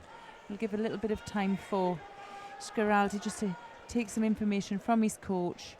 Just to, you know, probably just continue what he's doing. He's doing well. There's going to be an eventual score coming from all of these attacks. He's got to be confident in his in what he's done so far. He's had 1 good win in the first round. He's here with a good performance in the second round, and that's all you can do. Good performance each round, and see where it takes you. Right.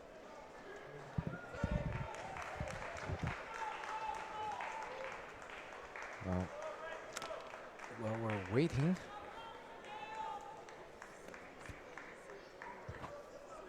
for the medical attention given to Bolovan,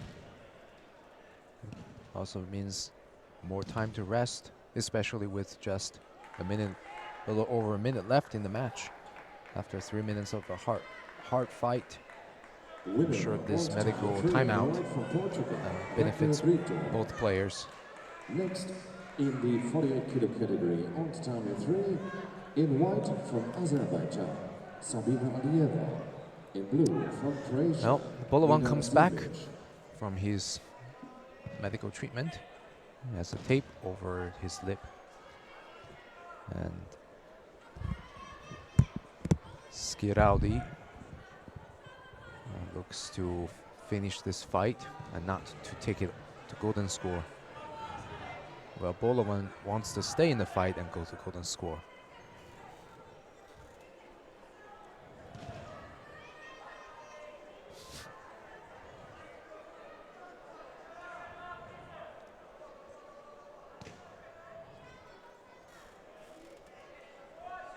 Yes, Scaraldi has some nice movements and some nice attacking skills. Just hasn't quite got the finishes yet. That could be for a lot of different reasons. His opponent could be really awkward. He's really another long-limbed competitor, and well, he really hasn't had a chance, has he, with the Italian here? The Italian's just pipped into the post every time with really good attacks, nice range as well.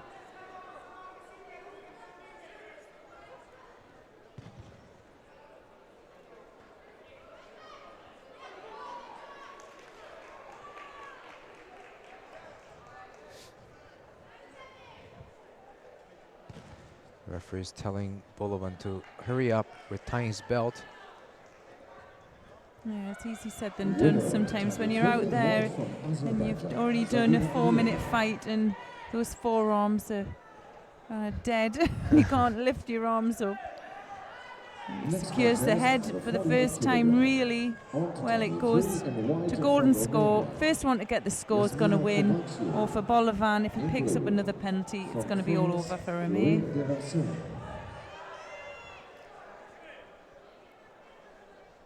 You never know, do you? These golden scores can finish so quickly. That definitely could turn the table. Yeah. Oh, like there. Oh, so close. Well, that was so close. And I think if you just saw in that last minute, you could see Bolovan just managing to get that high grip over his opponent, and that's what he wants. That right hand on, and if Scaraldi is clever.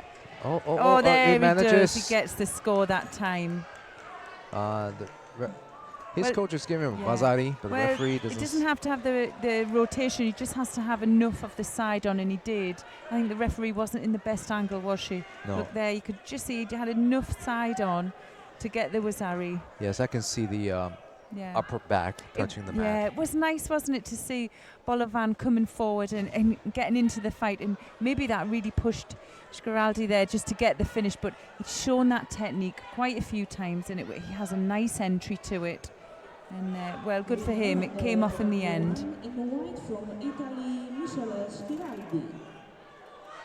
Well, this is going to be Scaraldi's last year as cadet. From Slovenia, Blas Emersic. In blue from Czech Republic, Antonin Dvoracek. So coming up, we have Blas Emersic from Slovenia against Antonin Dvoracek from the Czech Republic in blue. And that's yeah, well, Dvoracek, he won his first round contest, and Emersic, he comes in here in round 2. So let's see if there's any difference in their sharpness. They're fast movers, these two. In we go. First attack, very good. You just sometimes the awareness of these players as well, so young, they can spin out of anything. And Dvoracek here, fast in the transition as well, looking for an opening.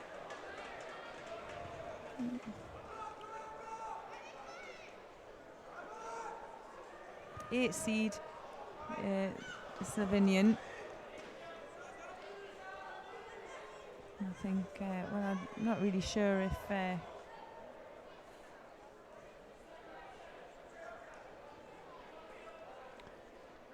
that right? Am I right there?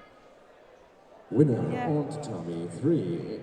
Yeah, 8 seed, and in I think... from Romania, Yasmina Dvoracek is about 24, so right down there on the table. Winner on tatami 2.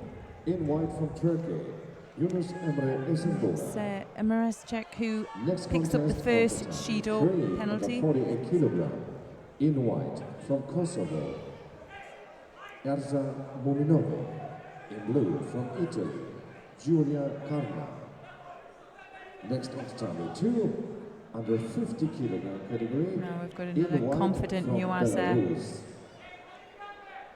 Looks like Dvoracek. He went for it there, didn't he? Just knew whether he was going to waste some energy there, really trying to get something that wasn't going to come through. But you can see he has good awareness down in Nuasa.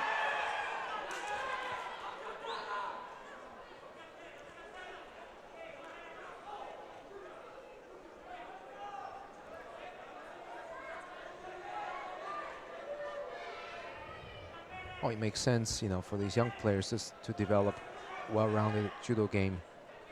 and good newaza. I was talking to an IGF expert about statistics.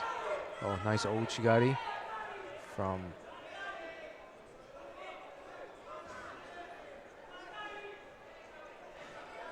so actually half of the ippons scored in the international competitions like Grand Prix, Grand Slam, Continental Opens are from newaza. And the top scoring technique is Yuko Shiogatame. That's like the #1 ippon scoring technique, which surprised many people. Yeah, you know. it does, yeah. I think I knew that one about the Yoko Shiogatame.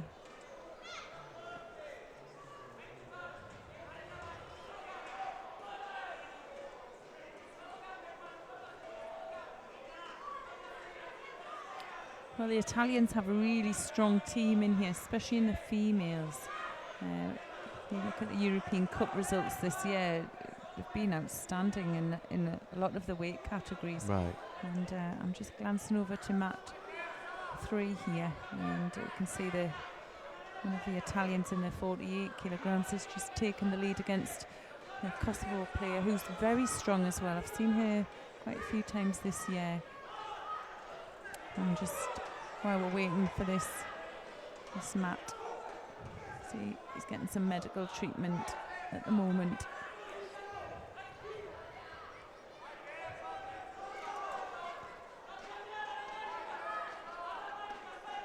Yeah, we can go to mat 3 in the meantime. Yeah, let's do that. We'll have a glance across. It looks to be quite an exciting contest coming out here.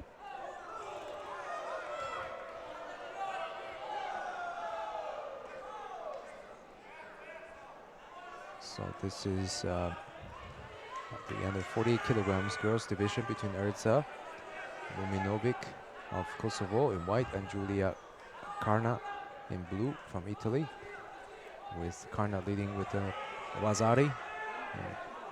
She's really active.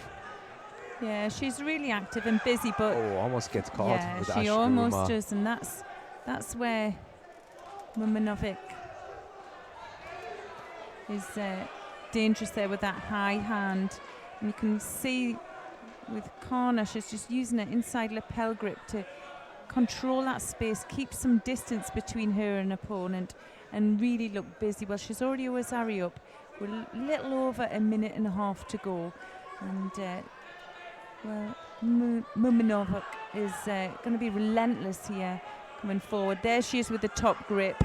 She's got the sleeve pulled in. Soto manages to escape that one, and you know, it's just sheer hard work from these girls that gets them through to these medal matches as well.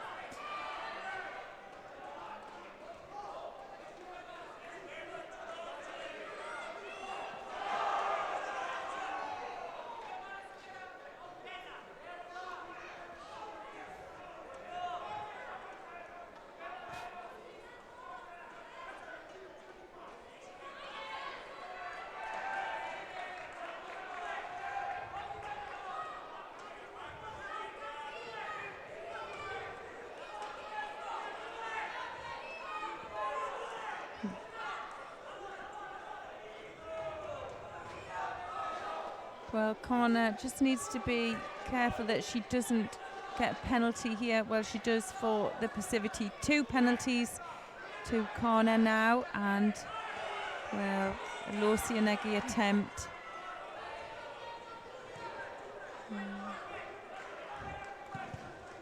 Mumanovic really can't afford to allow her in.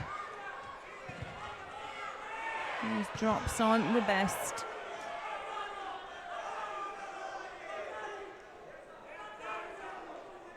The Italian coach is giving Wazari. You know, she really does need to be careful here with those drop COs, and I think with the 2 Shidos, if Mumanovic could just keep up with her posture and keep some distance between her and her opponent, there would be a Shido there as well. But you know, can't take it away from her. She's relentless. She wants to score.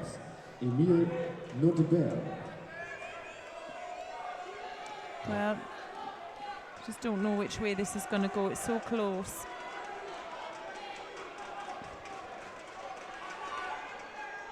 Well, there's no running away from the Italian. She knows she has to stay strong and positive here.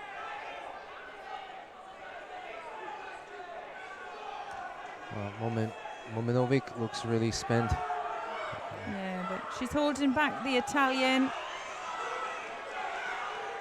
I don't know how long she's going to get away with that. Not gripping up. Well, she does.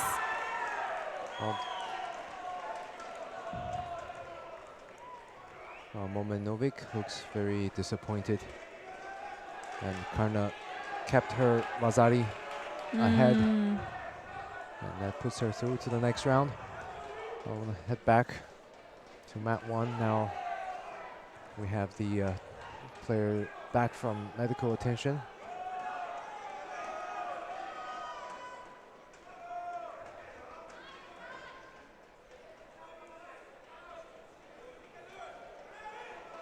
Unless, you know, we could stay on this mat because there's only a few seconds left on that one. And I think we can see that Jurovchik maybe scored and he'll win that one. But I think now these, we'll stay, we haven't seen a lot of the lightweight women, so we'll stay on this mat. We'll have a look. I think 44. Yeah, 44. And I think this is the number 1 seed coming on. So it's first time we're going to see Merve Azek from Turkey. She's facing Rojas Gonzalez from Spain. Comes in with a strong first attack there. In blue from Austria, Adam Safer.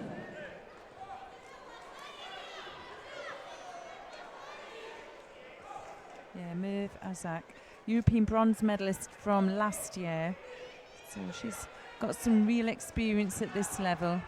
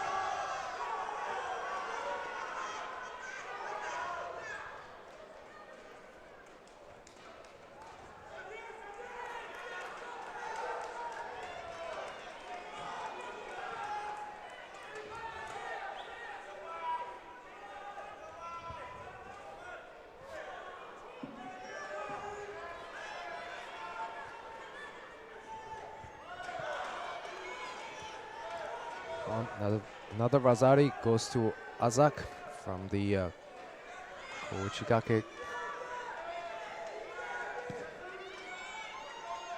Winner of Tommy 3 in white from Turkey, Merve Azak.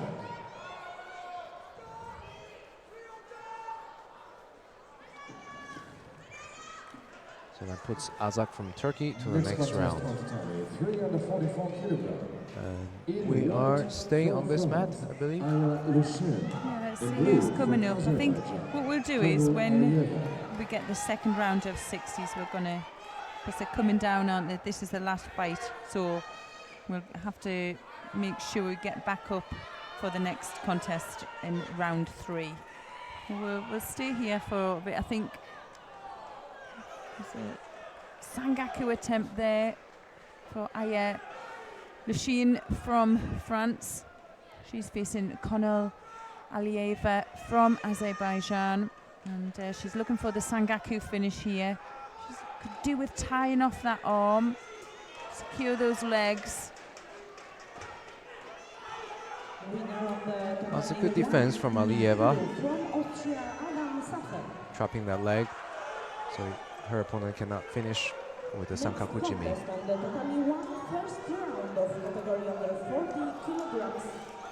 Girls, in white from Russia, Alina Lazareva. In blue from Azerbaijan, Nigar Shamamadova. And the ippon with Ouchigari. Yes, very nice.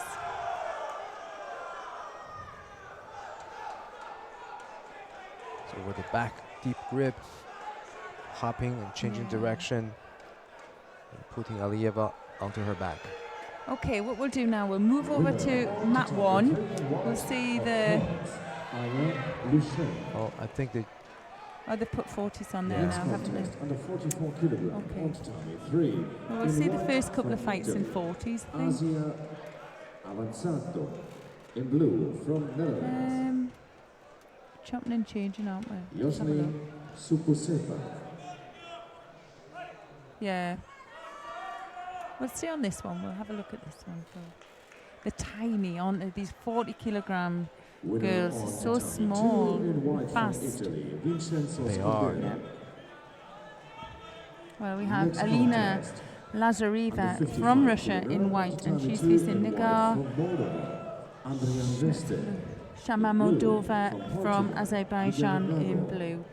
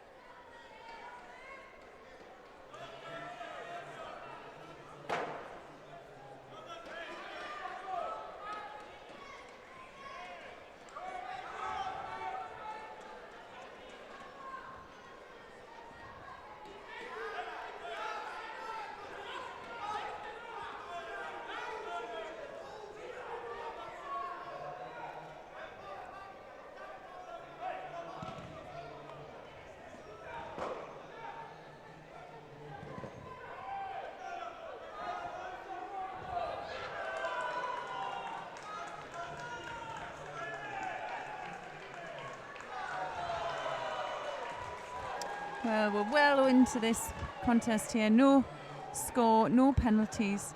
Shows the girls are really working hard here. There's a strong Sangaku, Gatami coming here, and Lazareva from Russia secures the hold. Very, very strong. Look at that. Well, looks like look at the flexibility Yeah. from Shamamadova with bringing her leg across. Next contest on tatami 3 under 44 kilogram. In white from Turkey. Yeah, super Nuasa there from the Russian, and she'll take the win.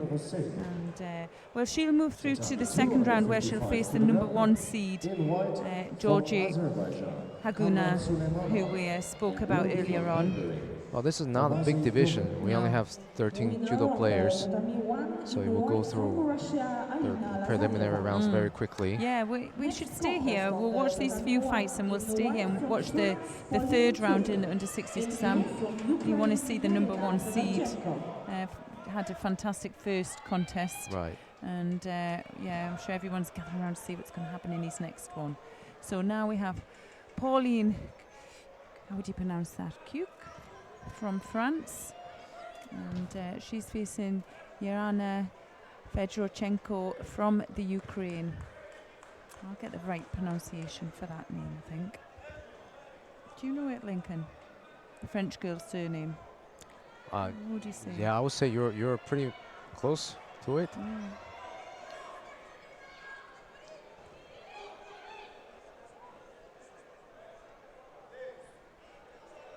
Usually pronounced the C sound, suk.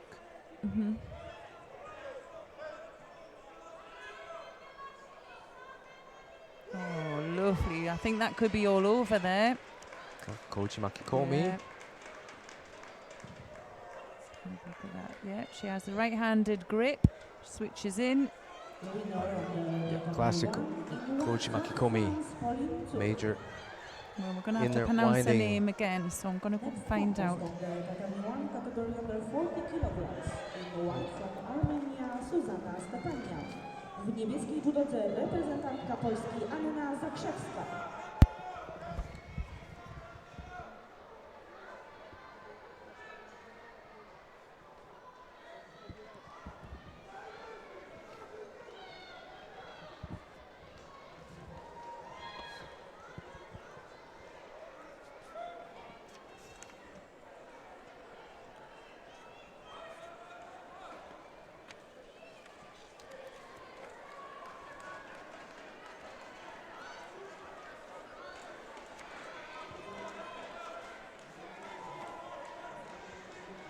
Well, here we have Susanna Stepanian from Armenia in white and Anna Zakrzewska from Poland in blue. And Winner of Tatami 2 in white from Azerbaijan. the Polish girl is on a green belt, and I'm surprised to see her at this level of European Championships. Next contest. And Under 55 Stepanian kilogram, gets the Tatami 2. ippon from the strangle Tal with the Okure Jimmy sliding collar strangle, and that puts her ahead to the next round. Winner of the Tatami 1 in white from Armenia, Zuzanna Stepaniak. Next contest on the Tatami 1 in white from Turkey, Ekra Alaidis. W niebieskiej judodze reprezentantka Polski Oliwia Onysk.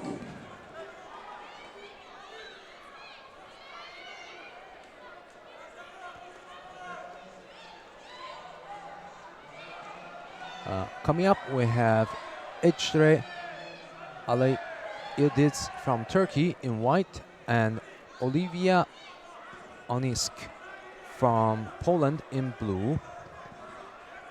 And in the Turkish language, the C is pronounced the J, so it's Ecre.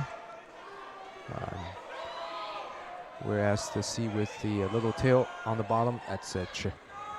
I learned from my Turkish friends. Thanks to them, I get the correct pronunciation.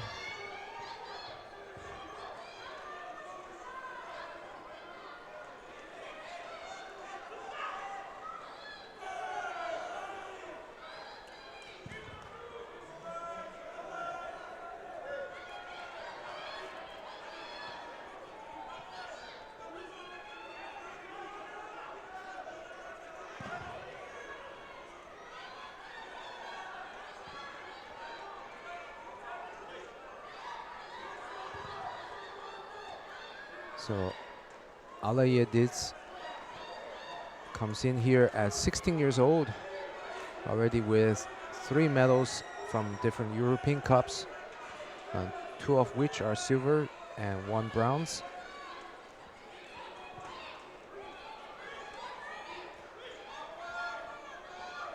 Olivia Onysk fighting on home ground. She's from Poland. And she has a bronze medal from an European Cup at the cadet level. Well, nice passage from Alaidis.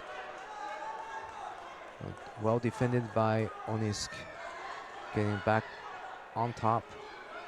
Trying to work that sankaku. A triangle.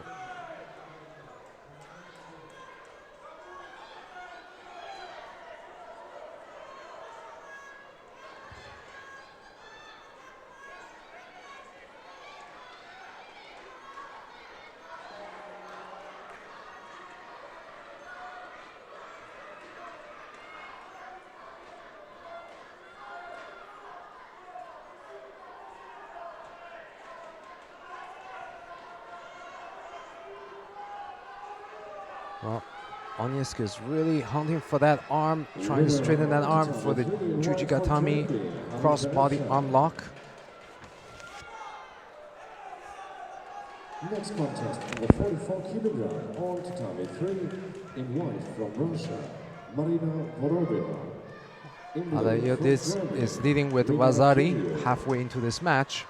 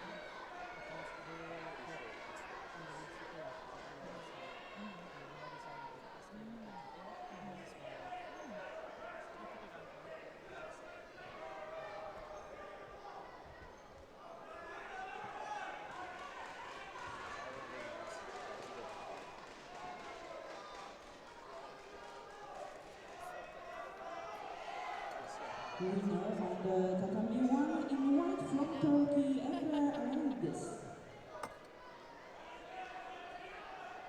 Next contest on the tatami 1 in white from Turkey, Doga Sura. In blue from Russia, Karina Minikayeva.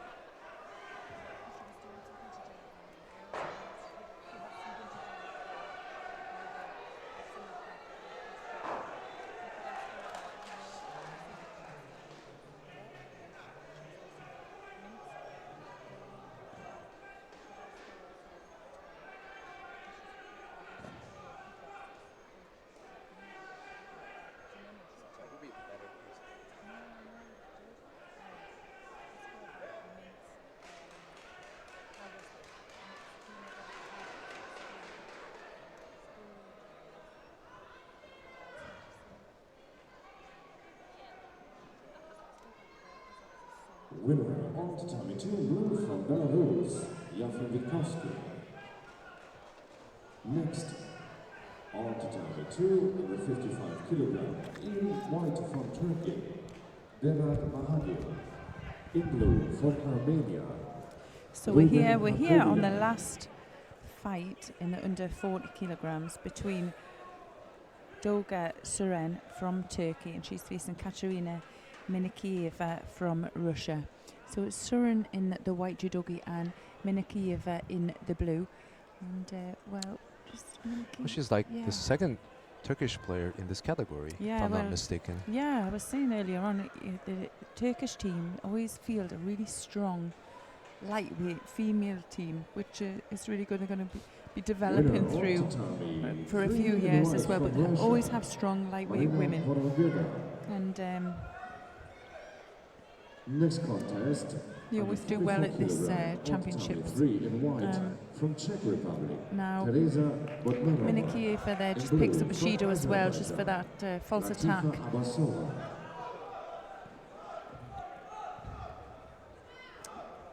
quite getting the setup for a Sionage.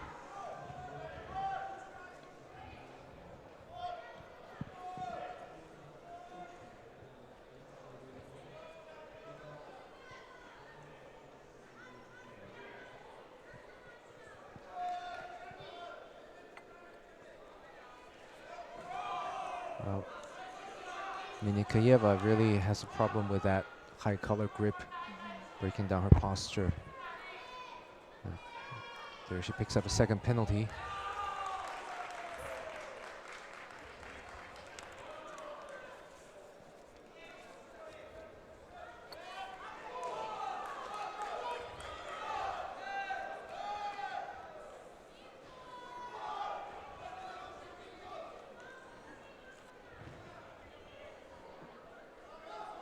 Winner on tatami 3 in white from Czech Republic, Teresa Bodnarova.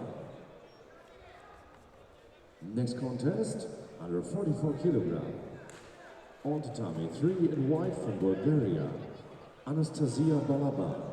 In blue from Belarus, Angelina Streo.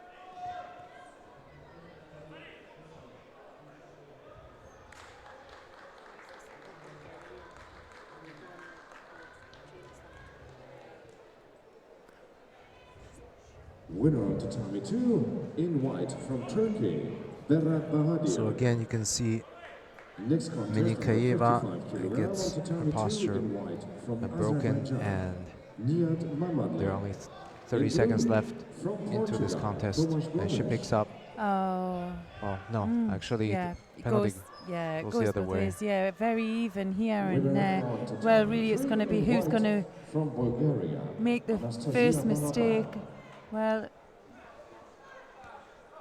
Minikayeva manages to get the Next contest, attack in there, on but tatami 3 it's under not the 45 tidiest, is kilogram, it? Brings her in opponent white down, from so it's France, enough. Megan Vore. In blue from Hungary, Vaska Fani. And again, takes her opponent down. She gets a little bit more drive there. Well, this is going to golden score. I think this is the second golden score we have seen on this mat today. Ooh, ooh, look at that leg. Almost gets caught there. There's a good effort there from the young Russian. Yeah. They're absolutely spent out there, aren't you? You can see it's really tired. They're pushing themselves to their limits. And, well, it really could still go either way here.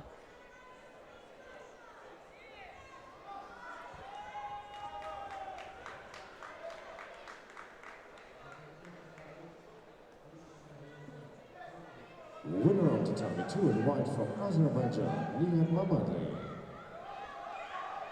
Next contest under 55 kilogram on tatami 2 in white from Hungary, Farkas Bence. In blue from Ukraine, Vladislav Kolobov.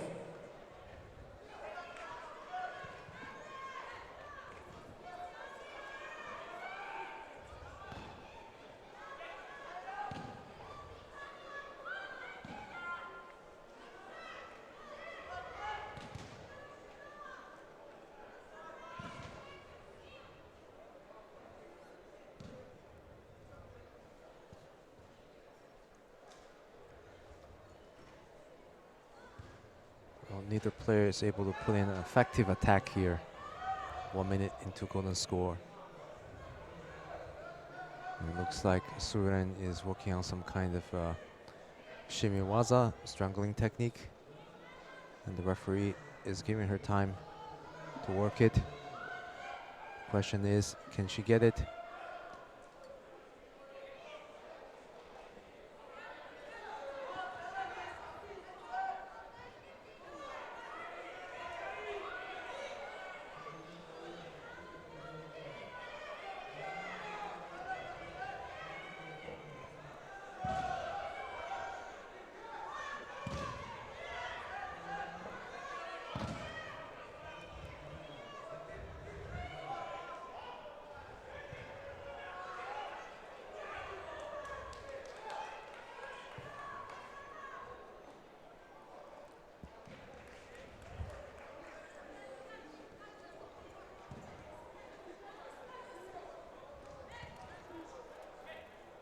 Winner of tatami 2 in white from Hungary. Well, Surin picked up the third penalty, and that puts Minokeyeva to the next round.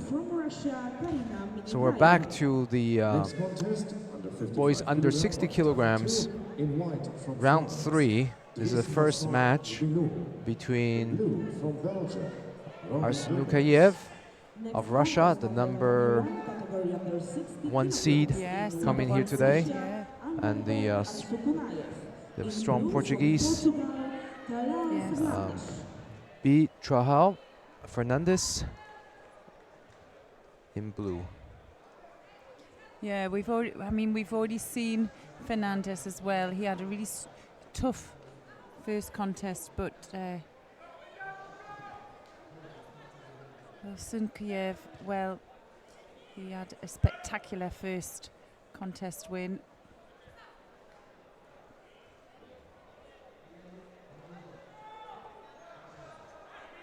He's in a really strong position here. Just needs to get that leg out, secure his opponent's upper half. So the Portuguese player is working from that position on the bottom, Yeah.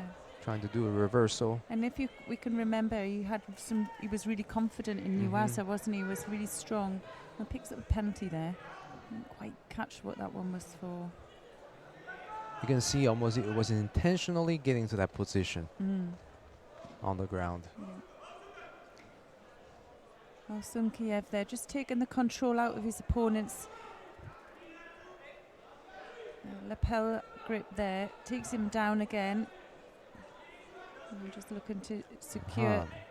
He has a very good control on his head. Can you see that? He probably has a lapel. But he had both of his hands linked there. And that's what we used to call the Ongvari turnover when I was training.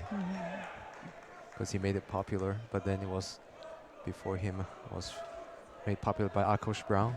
Oh. Yeah, this collapsed hand.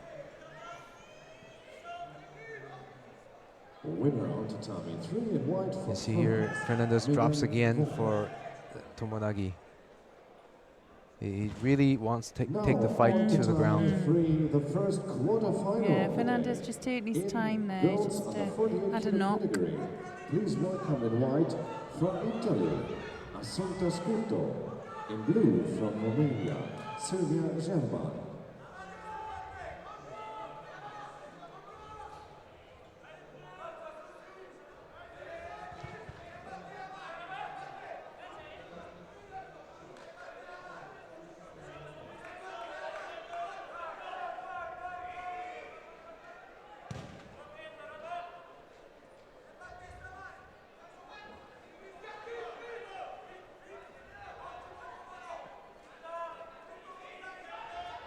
You can see Fernandez is very active from the bottom position. You know, most players, when on the bottom, you know, trapping just one leg of their opponent, they try to hold on to it. Yeah. But he is like really moving his hips high, trying to bridge, destabilize his opponent.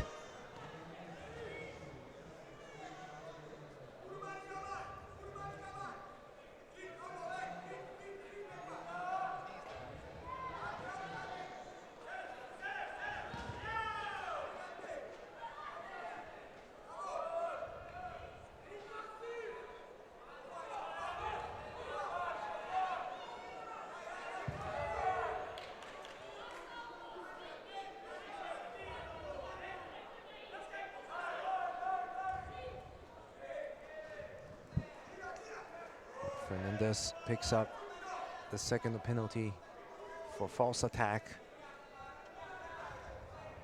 So now he has to be really careful not to be penalized out of the match.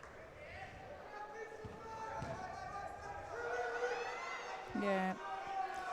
You can see the Russian, he's just relentless. He doesn't give his opponent any opportunity, does he, to just solidify a grip and get any control. Those long limbs and that long reach are working well, but he has a great feel, hasn't he? Back on that sleeve. And look at the distance he creates. I mean, his posture isn't really great there, but the distance he's creating, his opponent can't get anywhere near him. But it'd be nice to see him coming back up with some strong attacks here as well. You're right. The Russian has really bad doesn't- posture in yeah. that moment. But at the same time, if they're equally not doing the same, his opponent had bad posture, couldn't really attack from that position. What he's doing is some clever tactics, and they're both going to pick up a penalty at the same time, and therefore Fernandez is finished. Now the next quarterfinal under 48 kilogram on tatami 3. Well, he actually picked up a penalty there for holding on to the sleeve side, or maybe it was a pistol grip, I'm not sure. Croatia, Anna Victoria Poljic. But first attack in, Uchi, attack again. Oh, he's not going to stay down there. Well, Fernandez asking for some more medical treatment. I think his nose is bleeding in. Maybe he needs that time just to, you know, he's coming back a little bit. The penalties aren't too, there's not much of a distance between them now with 39 seconds to go. Right. And I think for me as well, it was going to be a tough contest. He already showed that, Fernandez, didn't he, in his previous contest, that he had a good range of techniques. He was strong, but what we've seen here is Arsunkiev is really just spoiled everything he has. Remember, Fernandez is doing well, yeah, he fending is off doing well. his strong opponent. Yeah. I mean, we were saying before, if you've just joined us, we're here at the Cadet European Judo Championships in Warsaw in Poland. We're following this Mat 1 here, and this is the #1 seed from Russia. And we were saying he's not just won 3 European Cups so far, but he's got a 100% record because he's only entered 3 European Cups. So it's really, really impressive young man here.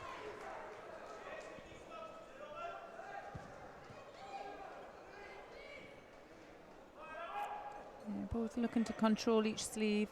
Well, a Tominagi attempt there just to try and get his opponent on the ground, but well, Yeah, it's not working so well for Kiev him. is having none of that. No. What he does needs to be careful that these Tominagi attacks are real attacks, and they're not deemed to be a false attack. He's going to pick up a 3rd penalty if he's not careful. Tatami 3 now, the 3rd quarterfinal under 48 kilogram. Please welcome in white from Portugal. Yeah, it's a nice attack there. Brito. Just misses In blue from the body though. Sabina Marieva. Arsunkiev is just calm out there, isn't he? He's controlled. He doesn't look like he's wasted a lot of energy. I think how hard they've been working. He looks pretty fit out there. Golden score now.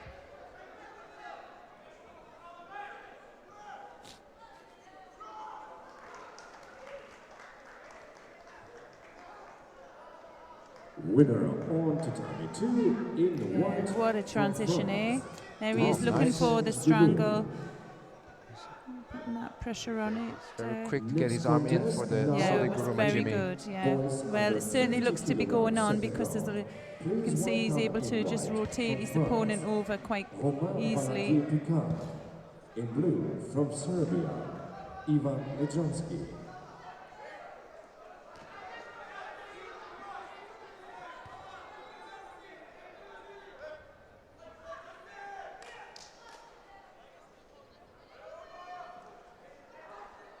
I would say even compared to last year, you're seeing more transition into Newaza. Yeah.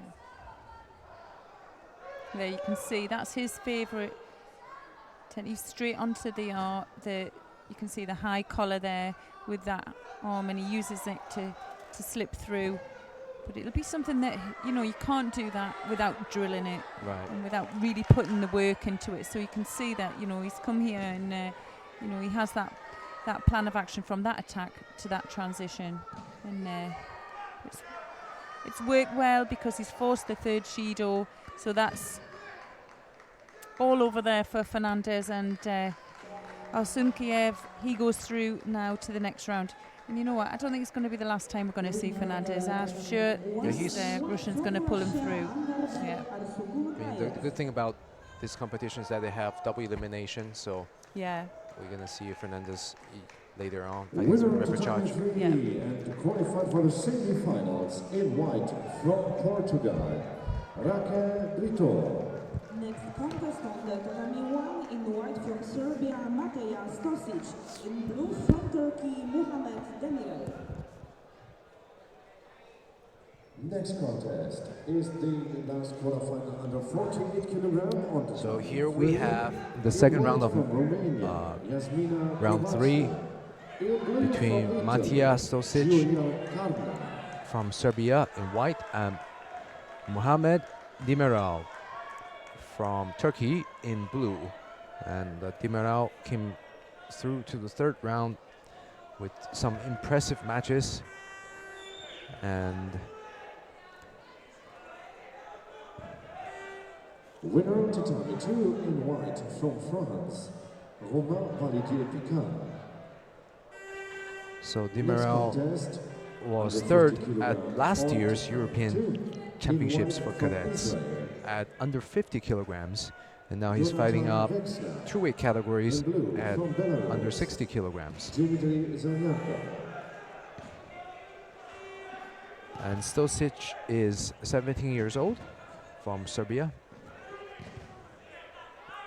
Both are quite tall, and this is interesting. Well, you can see Demirel was prepared for that Uchimata, and they stayed there for 2 seconds, and Demirel did a nice uranagi, assisted with the lifting leg to throw his opponent flatly onto the back. What a nice ippon. Demirel shows his class, and he goes into the quarterfinal to face Arsenukhayev from Russia, the #1 seed.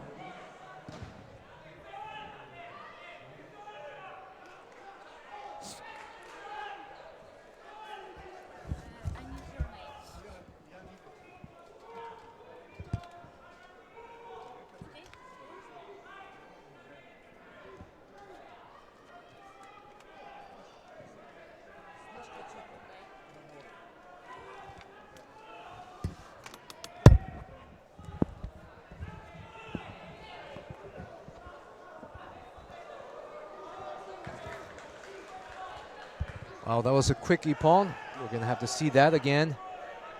Skomorohovs finishes the match in less than 15 seconds. Winner of the tatami 1 in white from Latvia, Andries Skomorohovs.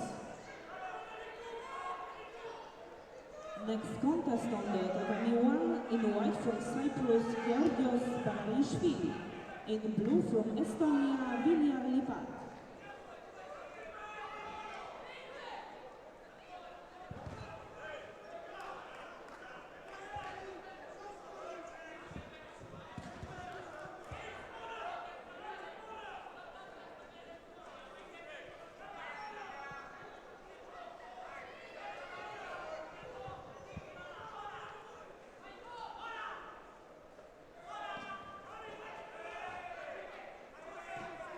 Sometimes these ippons are so quick, and if you're not paying attention, you could miss them.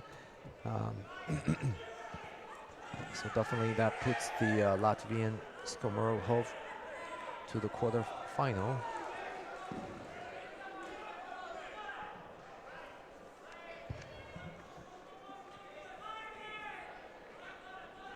So in this match we have Georgios Balajishvili from Cyprus in white and Viljar Lipat from Estonia in blue. As we've seen earlier, Lipat came through to the third round with some strong performance in his previous matches.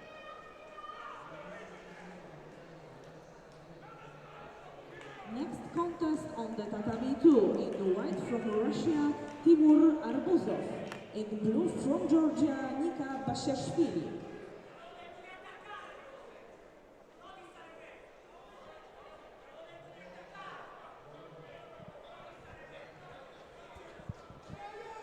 Winner on the tatami 3 in white from Turkey, Merve Azak. And going to the semi-final fight. Next,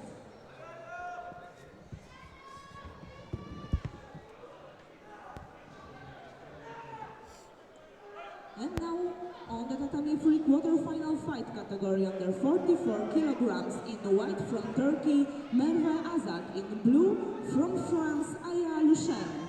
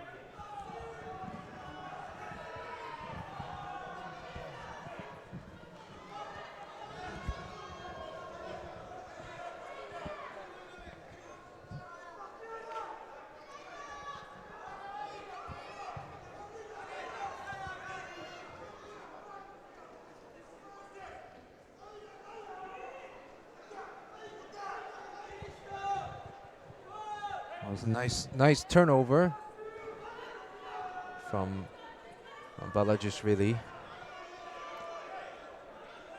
Didn't manage to hold down his opponent from there, but nevertheless, it's good to see them trying.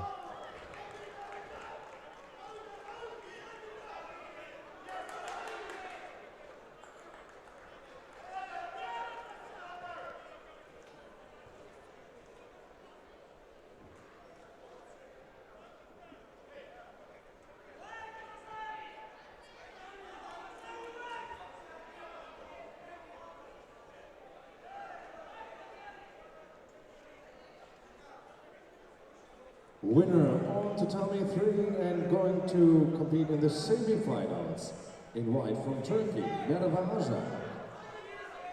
Next quarterfinal on tatami 3 under 44 kilogram in white from Netherlands,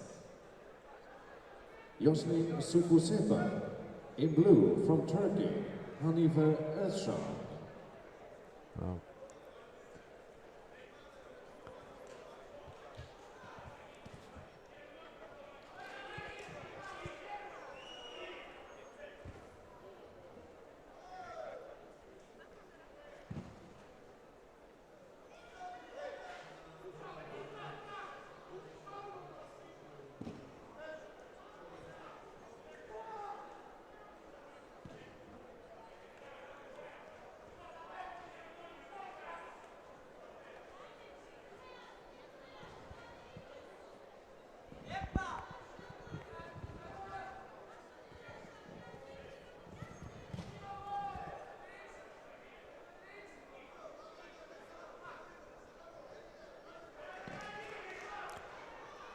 Balajishvili picks up a second penalty with about 30 seconds left. So he has all the work to do. And Lippard is doing really well, holding his own in this match.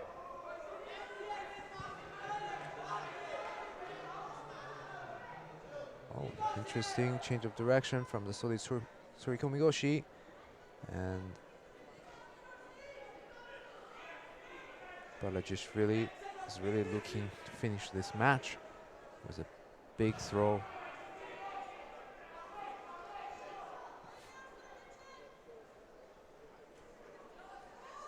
Again.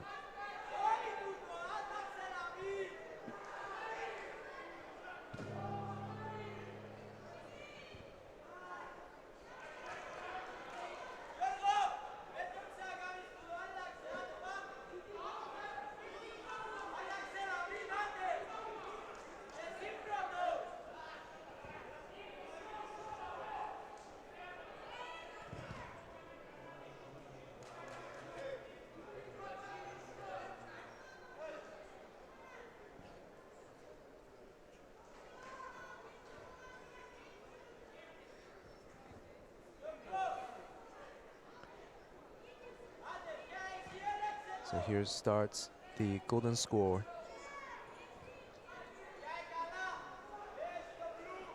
Leapart drops down for another Sumigaishi.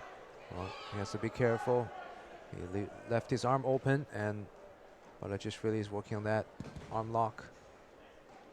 And Leapart manages to come on top.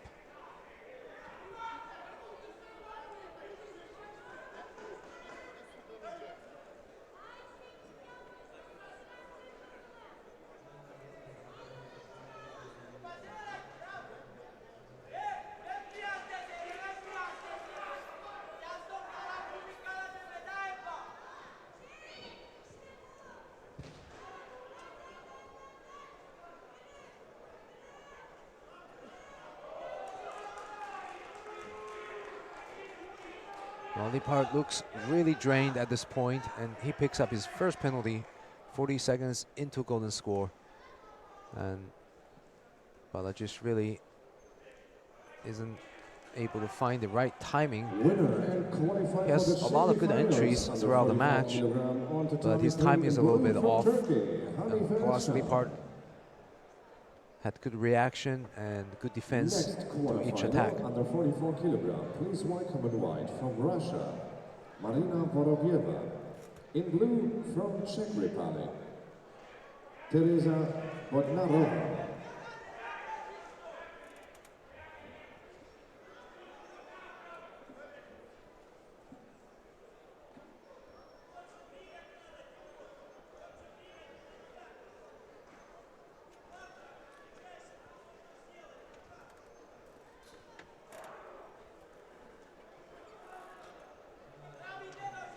Was a good Uchimata entry from Balajishvili, and Leapart looks totally spent. Putting his face down on the mat, barely able to get up, but he doesn't give up.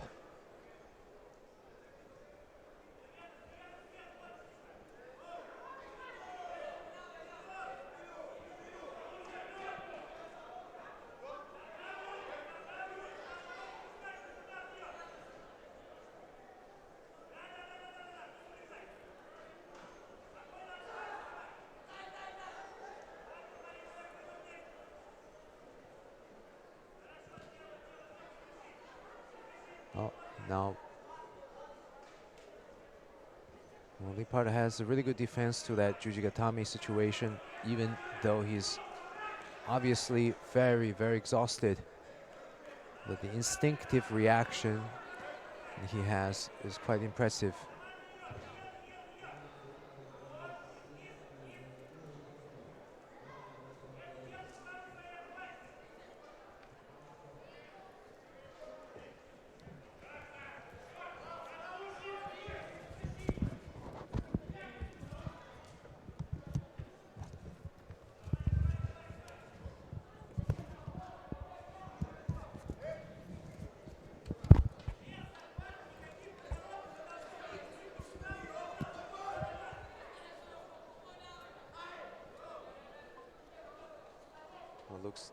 It looks like the referee is gonna give out another penalty here, or not. Well, joining us here is the well-known Sensei Jane Bridge from Great Britain, and the first women's world champion in judo. So it's an honor having you here with us. Hello, thank you, Lincoln, for inviting me over. Well, thank you for coming. And have you been watching the competition today? Yes, I've been here since the start, so I've seen quite a few matches. And did any weight category or particular players catch your attention during the day? Well, I've been trying to follow some of the British players, of course. Okay. And of course some French as well. I've not been following anyone in particular. I just try to watch the good matches for especially the players that can throw. Right. That's what I tend to look for. Well, we haven't had so many big throws on the mat we were observing today, but the ones we had were quite nice. Like I remember, I think the Russian #1 seed for 60 kilograms, and I think that was Arsenu Kayev.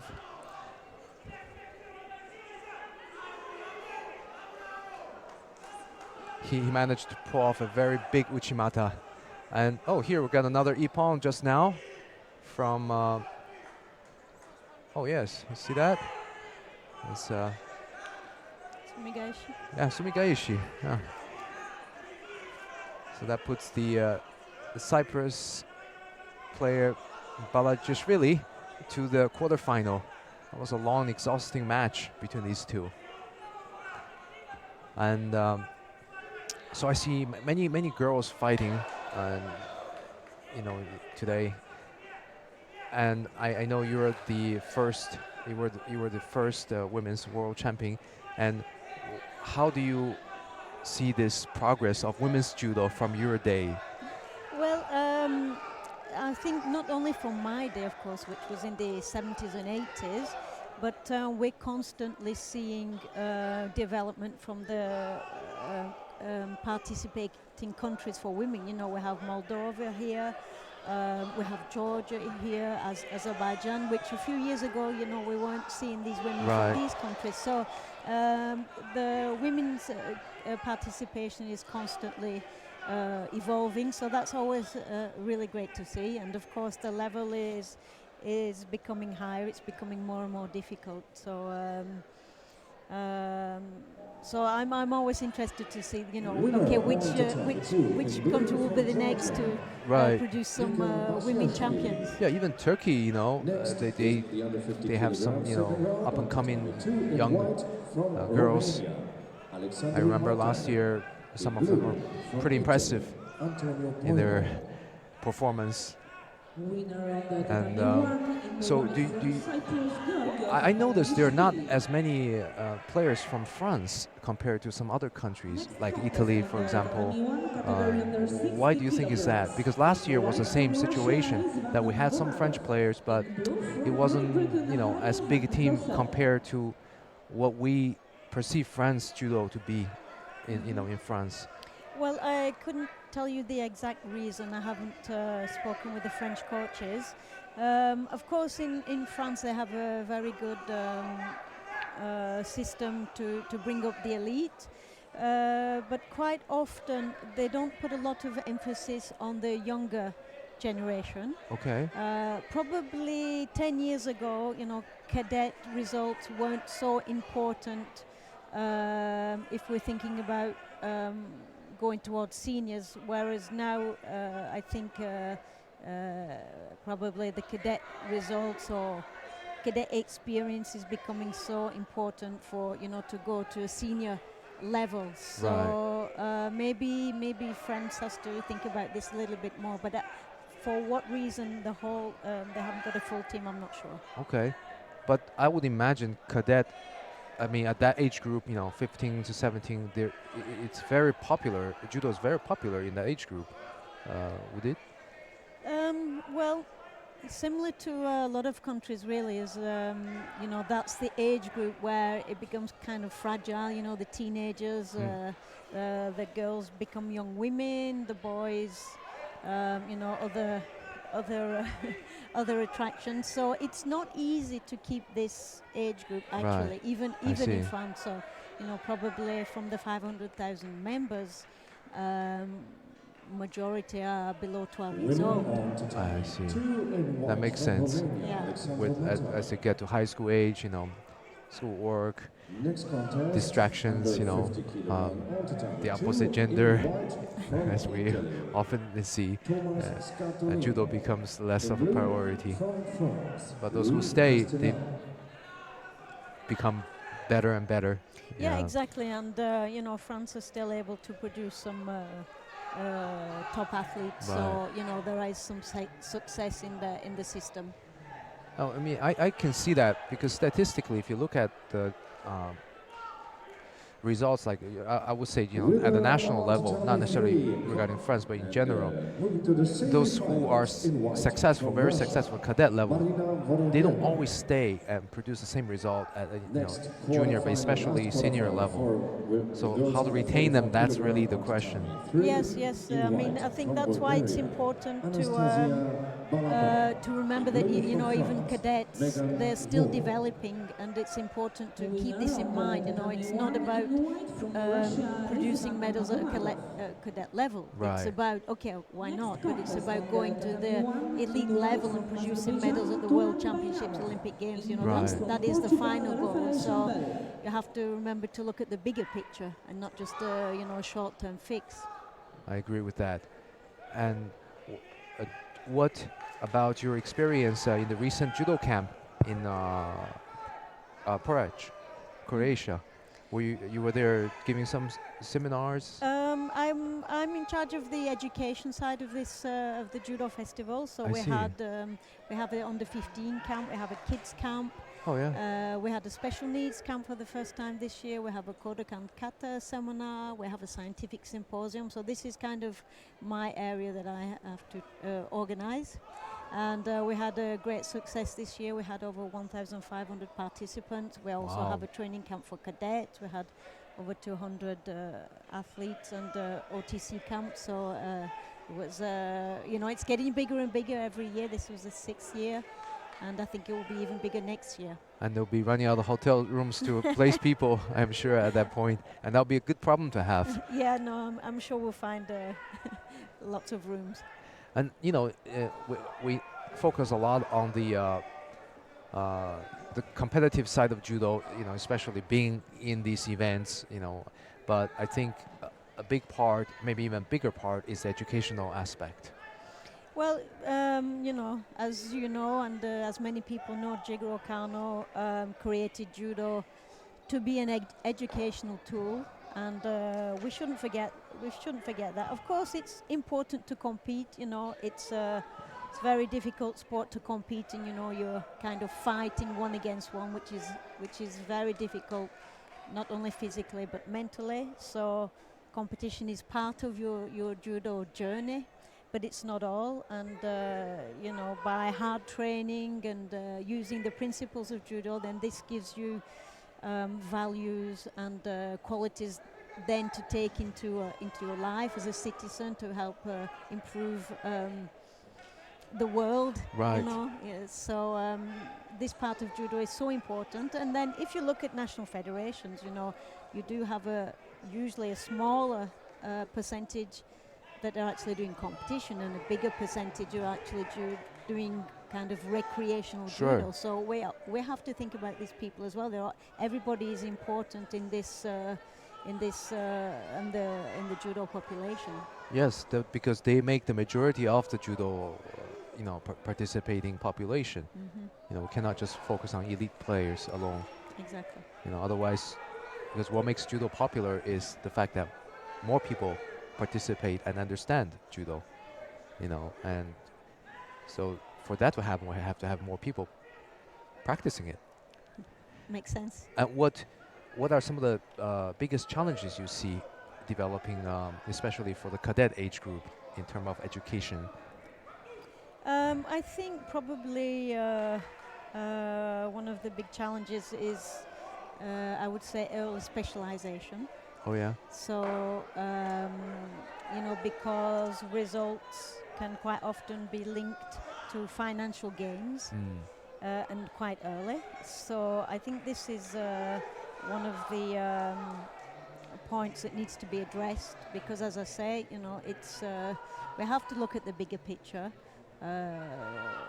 for these the athletes who they're giving their life. Sometimes they sacrifice education for just doing judo. So it's important that we take care of them, and that they're able to fulfill their full potential, which hopefully is going to the senior level and then producing medals for them. So I think that's probably one of the big challenges we have to look at. I see. And do you see the difference, based on your experience many years staying in France and Great Britain, what are some big difference you see between the two countries, especially regarding to younger athletes' development? I think probably the judo culture in France is more prominent. Of course, Great Britain now are also thinking about the culture of judo, the discipline, the etiquette, whereas France have, bowing and the principles of judo have been more adhered to for longer, I think, in France. So I think that was one of the things I noticed when I first went over to France. I think France was influenced longer by Japanese culture. I see. Well, the judo, Right. Japanese judo culture, probably more influence from Japan in France than in England, probably. Okay. So that's the main difference you notice. Yeah, I mean, as I say, Great Britain are now also, thinking about this side of judo, which is also an important aspect. So I suppose, timing's different for different countries. Right. Yeah, I noticed also it's like a lot of countries, especially in, I guess, Eastern Europe, because I noticed by going to, these seminars, is that a lot of coaches don't even really know the full terminology of the judo techniques in the Japanese terms. So, and I think it's a big effort from the IGF trying to standardize at least, the fundamental terminologies, because if the coaches don't know them, then they cannot teach to the players. Yeah. You know. Yeah, I mean, as I say, some Winner coming in blue from France, different countries, different cultures, and they came maybe a different way into judo. So, but eventually, as you say, making an effort to bring in, standardizing the names and the techniques will help a lot. Yeah, that's an important thing. And do you have a preference which category you would like to follow today? Well, I don't have a preference, but I've been trying to watch, while I've been speaking, I'm trying to watch Balaban, who is one of the athletes who've been coming to Porridge for quite a few years, actually. She's in the 44 kilo I see. category. So you recognize her from the camp? Yeah, I do, yes. And she was actually, when I was coaching in the under-15 camp, she was a translator. She was actually translating for me from English to Russian, so even 4 years ago. So That's impressive. yeah, very impressive. And what about the French girl, Megan Vaux? Do you know anything about this girl?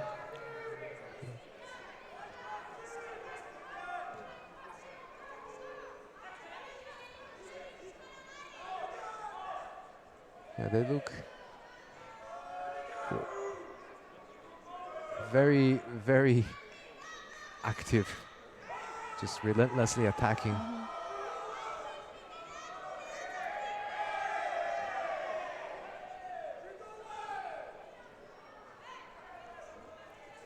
So we're already in 2 minutes of golden score. Yes. But by the look of these two girls, it doesn't seem like they're in golden score. Seems like they have a lot of energy.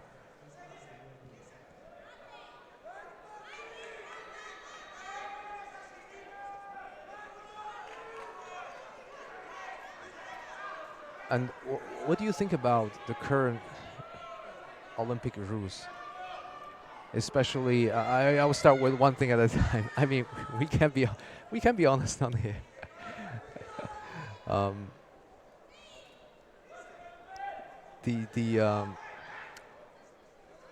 think one of the biggest changes for judo is like the combination of yuko and wazari. I mean, I guess it simplified the scoring for the spectators, but the definitions of the scores are a little bit hard to combine, in my opinion, because they are two separate types of results from the action.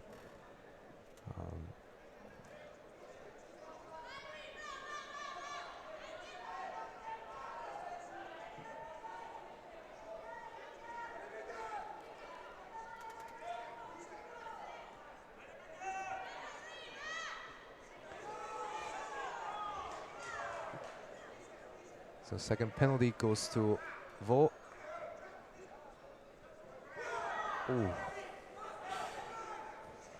That was just a drop. It lands her opponent flatly on the shoulder.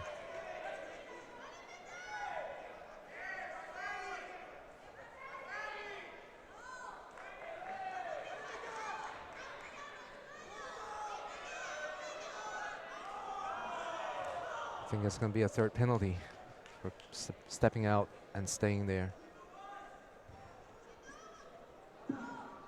Winner on tatami 2 in white from Romania, Andre Angel. Well, Vo picks up the third penalty and gets the disqualification. That puts Balaban through Winner to on the semifinal. tatami 3. Are you pleased to see Balaban going through to the semifinal? Well, I know she has such a good work ethic, and her family, as everybody, you know, Right. at this age group, you know, without the family behind them, then they couldn't manage to be here. So, but because I know them personally, then of course I'm happy when it's positive for her. That's good. So for you, what are some of the Meanwhile, on tatami 2. the more positive changes in the rules? Let's start with the good side. Warm up a little bit. In blue from Turkey, Yunus Emre Ezenbol. Well, I like the fact that, you know, more Newaza now is Winner on tatami 2 in white from Ukraine, Nikita Oloborov. you know, we can do more Newaza. The referees are allowing Newaza to carry on longer. I like the transition. You know, there's lots of possibility for transitions now Right. also. So I think this is Next on so tatami 2 under so 50 actually it's kilograms. continuous. Second round in white from Israel, And Ariel Schurman. In blue Do from you Georgia, think by reducing the time, Taco Shakurishvili. it creates? Oh, we are okay. So this mat is finished. Let's go back to mat 1 then. Back to the under 60 kilograms division. So we have round 3 between Antonin Dirasic from the Czech Republic and Adam Seifert from Austria in blue. And I think this is the last match of the round 3 matches before we started with the quarterfinals. This has been a good category to observe today. Well, Ippon's given. I don't know if we can get a replay on that. Okay. Started out with what seems like a Taiotoshi. Winner on the tatami 1 in white from Czech Republic, Antonin Dvoracek. I don't know what to call that at this point. Next contest on the Seiwetoshi. tatami 1 Yeah, quarterfinal fight that category under could be, 40 yeah, definitely. kilograms. In So white that from puts, Romania, Georgia Hagiano. In blue from Russia, Alina Lazareva. Okay, so before the quarterfinal of this under 60 kilograms boys division, we're going to the quarterfinal of the girls under 40 kilograms category between Georgia Hagianu of Romania in white and Alina Lazareva of Russia in blue. So I believe Hagianu came in here as the #1 seed for this, and she doesn't disappoint, opening up straight away with Wazari. Yeah, nice coach Igari from the sleeve grip.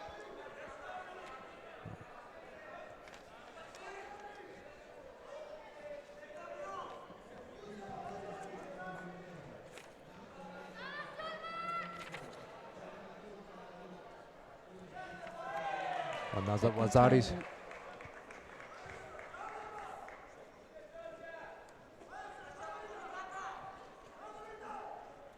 Winner on the tatami 1 Very nice. in white from Romania, Georgia Hagiano, and go to the semi-final fight. Second quarter-final fight, category under 40 kilograms on the tatami 1. In white from France, Pauline Zuk. In fact, she In was blue last from year's European Armenia, champion Susanna in the Stepaniak. cadet division. And here we have next match between Pauline, how do you pronounce her last name? Probably Cook. Pauline Cook from Pauline France? Cook. Is that the... It's not a typical French name, but Okay, I was just about to say. And then Winner you have of the Susanna two in white from Stepanian from Israel, Armenia in Ariel blue. Schulman. Next contest, now the first under 55 kilogram quarterfinal. Please welcome, in white from Italy, Vincenzo Scinderi. In blue from Portugal, Miguel Gado. So you were in Minsk for the European Games. yes, yes. And what was your overall impression of the event? Well, I think you know the teams really stood out as a fantastic event. You know, the mixed teams, and we had an exceptionally exciting final. So I think that was probably the outstanding point of the games. But in general, very well organised, a great event, a great city, great people. So really positive outcome, I think. I can imagine. I was in Minsk last year for the Continental Open. I remember the arena being very modern. Mm-hmm.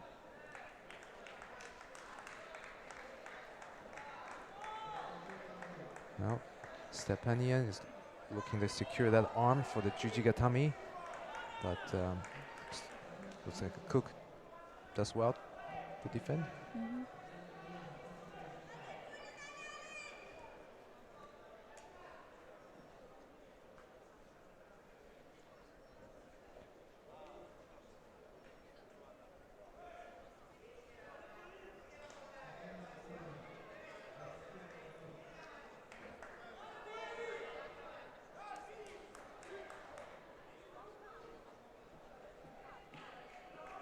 Yeah, that's always a kind of difficult situation to manage when they're holding on to each other's sleeves. Sleeve to sleeve, yeah. Yeah.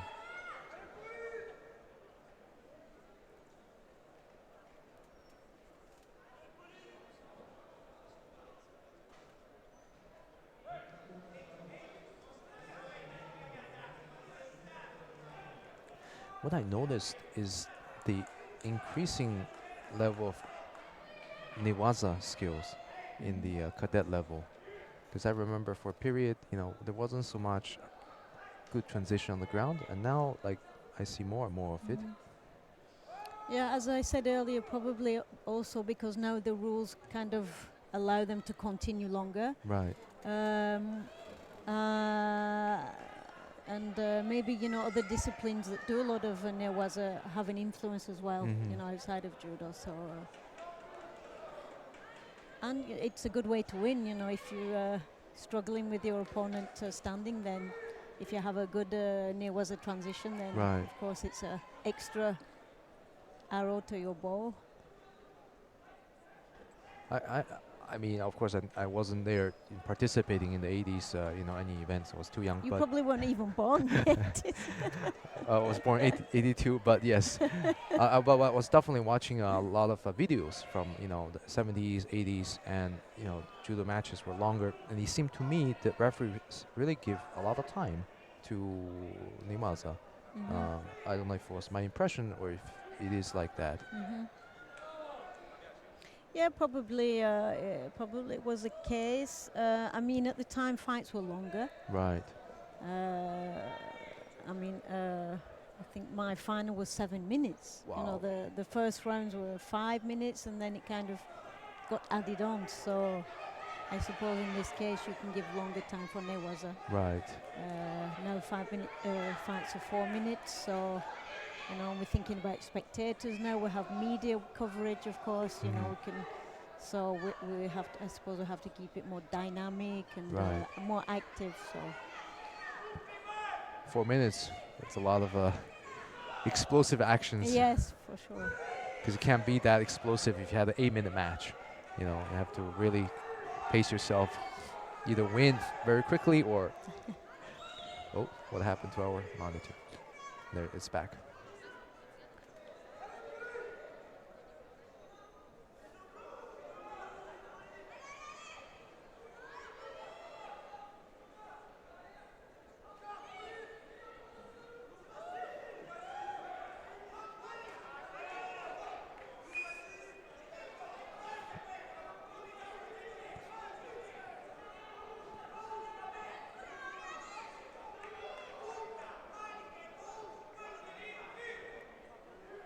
What impressed me the most, being involved with the European Judo Union, especially coming from the United States, is the high level of participation among young people in judo. We really have so many more people proportionally to the geographic size and population here in Europe. And the Armenian girl Stepanian goes to the semi-final. She kept her Wazari lead. Winner on tatami 1. And Now going to we compete in have the the next match semifinals, between blue Luca from Armenia, Marmira of Susanna Hungary in Stefani. white and Ecre Alayidiots from Turkey in blue. Next, quarterfinal under 40 kilogram on tatami 1.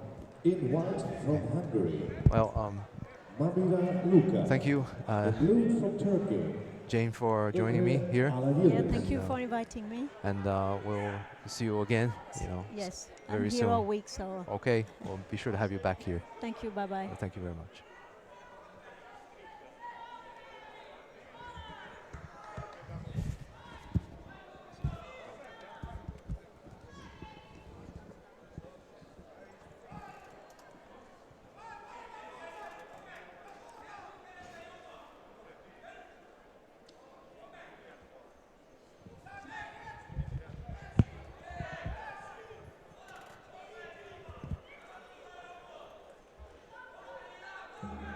Now on tatami 3, Repage, girls under 48 kilogram. In white from Israel, Cindy Weinstein. In blue from Romania, Sylvia German.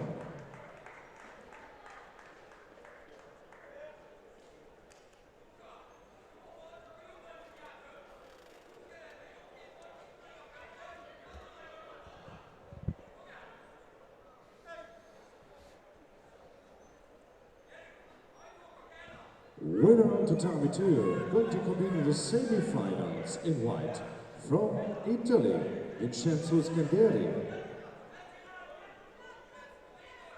Next quarterfinal under 55 kilogram on tatami 2, in white from Azerbaijan, Kamran Soleimanov.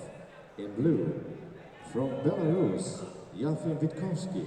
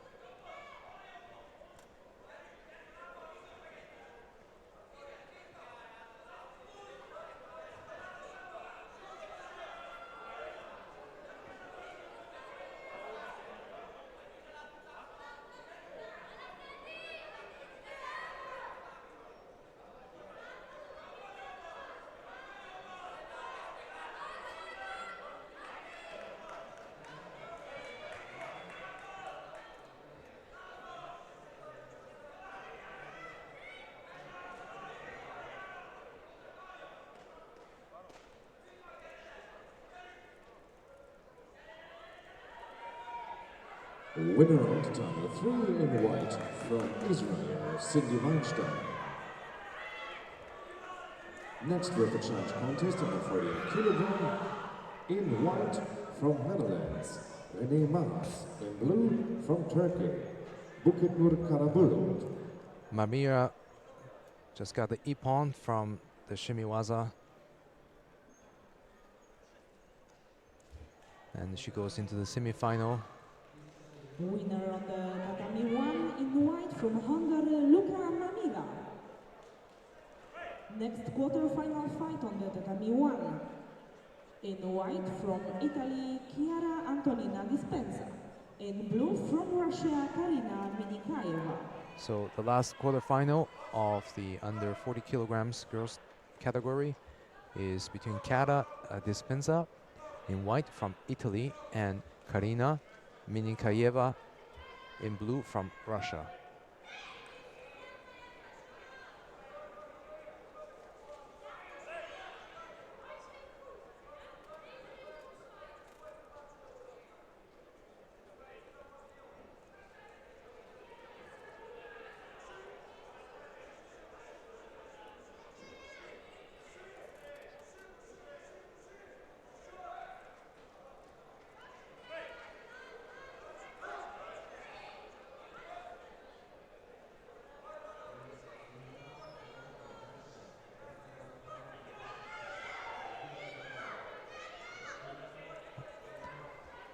That's a quick Wazari going to Dispenza in the opening minute of this match.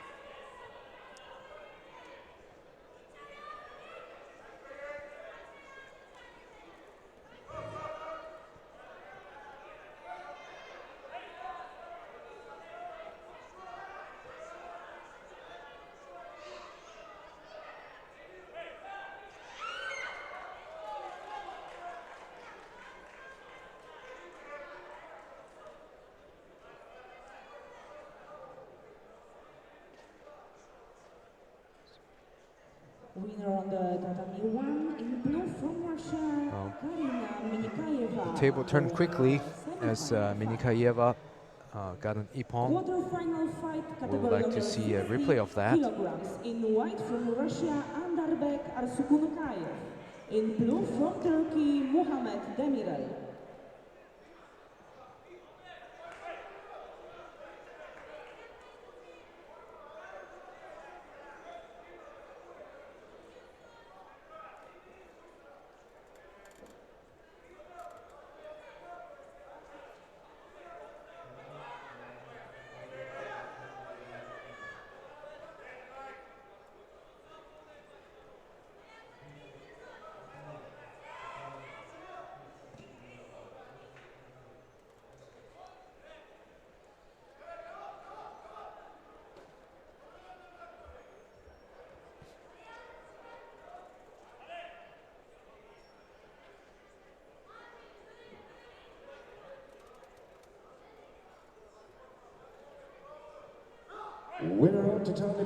So here we have the match between the number 1 seed from Russia, Andarbek Arsunukayev in white, and Muhammad Demirel, who came in here as the in blue from Azerbaijan, Nihat Mamad. bronze medalist from last year's European Cadet Championships, from under 50 kilograms division.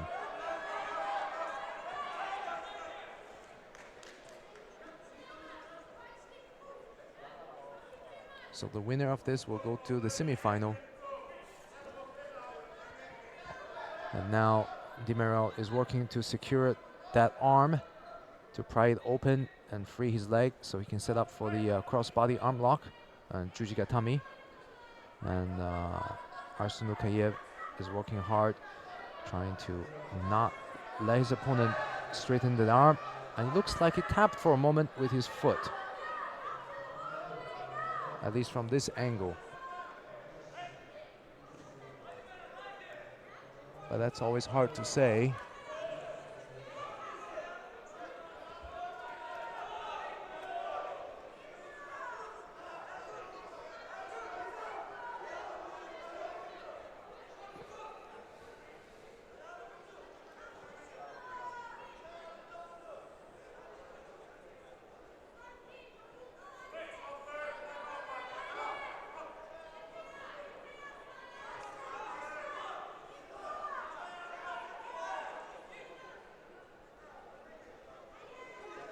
So I think they're reviewing on the monitor to see the replay of that when Arsunukayev was caught in the Jujigatami position. Did he signal the submission with his feet? And I guess the referee jury decided that he didn't signal the submission, so the match continues between these two.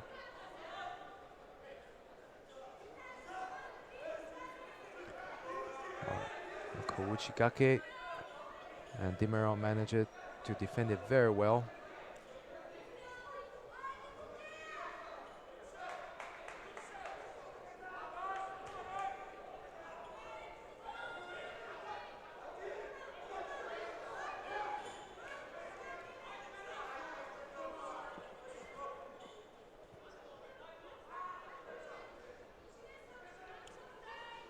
A quick entry from Arsenukayev.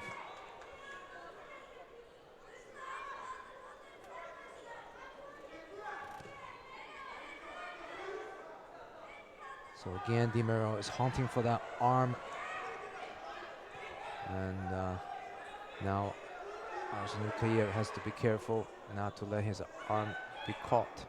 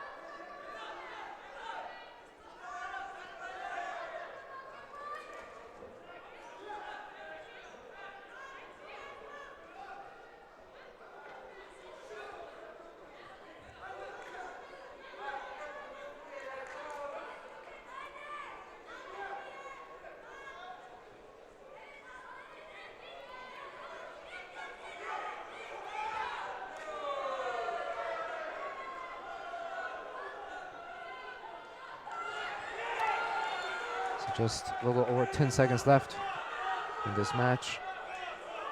Each player has a penalty. And I think we're going to see golden score in this match. And golden score it is.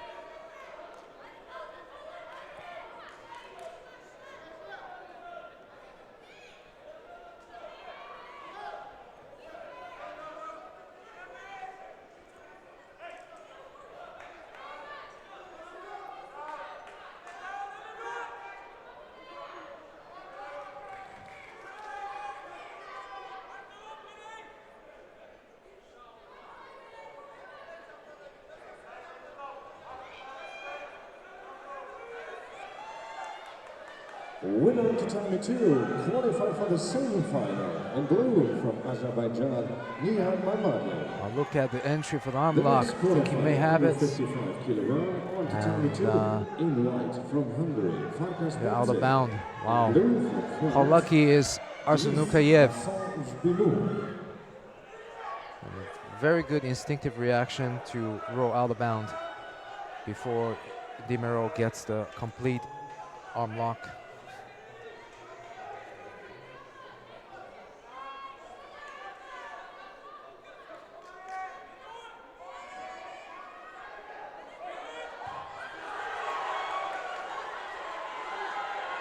The coach is calling Wazari, and Wazari is given.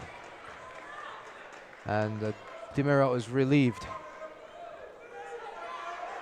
So let's see the replay of that action.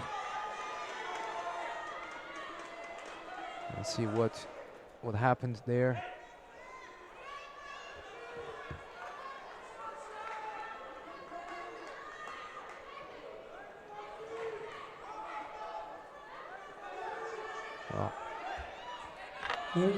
Arsenukayev couldn't believe it.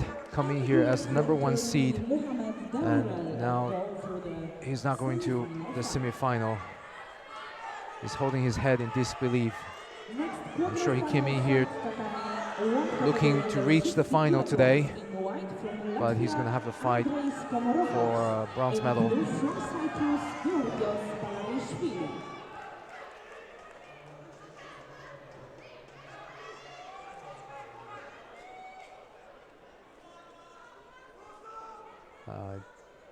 Well, looks like we have to see the replay later in the highlights.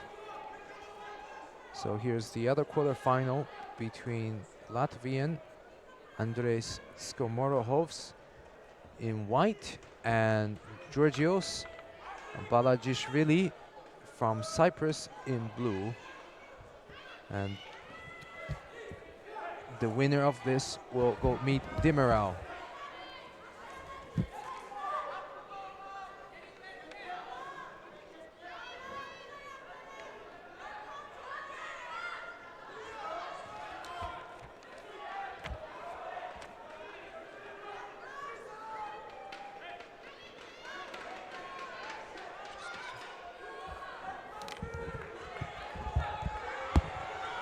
Oh wow, straight into the osaikomi. That was a really interesting transition. So Skomorohovs managed to throw and transition straight into the osaikomi. It would be nice if we can get a replay of that.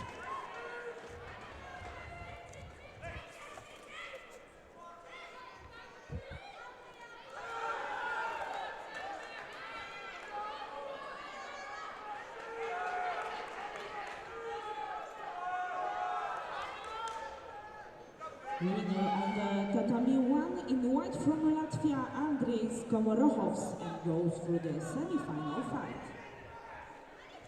Next quarter-final fight, tatami 1 category So, under 60 kilograms. Andres Skomorohovs will meet Mohamed Demiral in the semi-final. So the first semi-final has been decided between Pool A and Pool B. Now moving to the quarter-final Pool C. Yeah. Rizvan Magomedov from Russia will be facing Turan Bayramov from Azerbaijan. Magomedov in the white judogi and Bayramov in blue.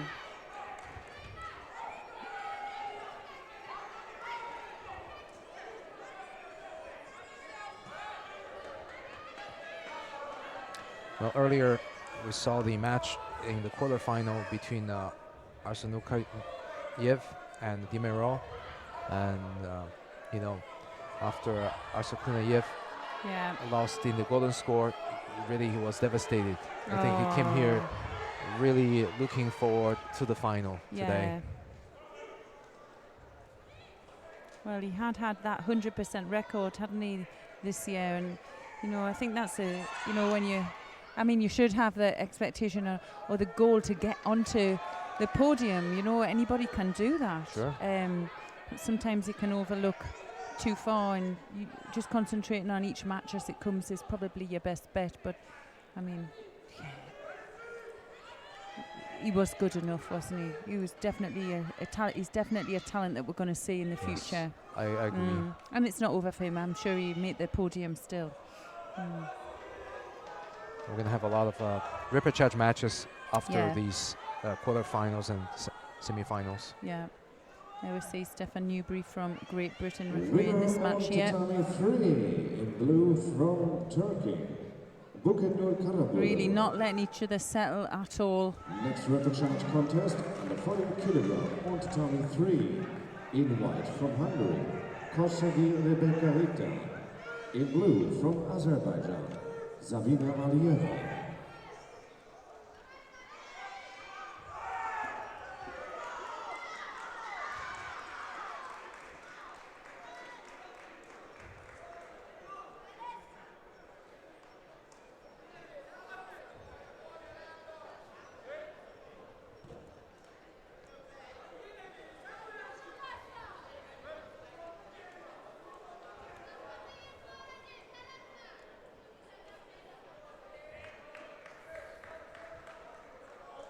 Winner on tatami 2, going to compete in the semi-finals under 55 kilogram in white from Hungary, Farkas Spencer.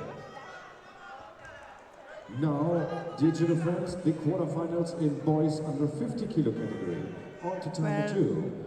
Please welcome Few in attacks white put from together, a little France. bit untidy, but we're saying it's untidy because the reaction of his opponent. It's just a ferocious fight where nobody's allowing each other to settle into anything.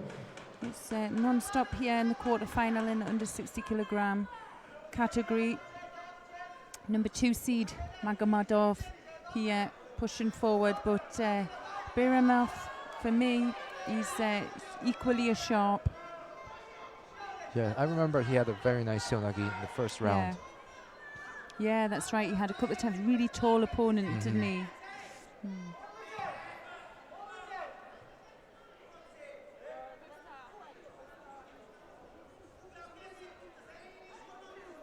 Yeah, good use of that lapel there to get the movement and the reaction for that ouchi. See, Biramov there felt the danger, I think. He's breaking off the grip. It's his own Sodi attempt. Oh. That was a fast transition there.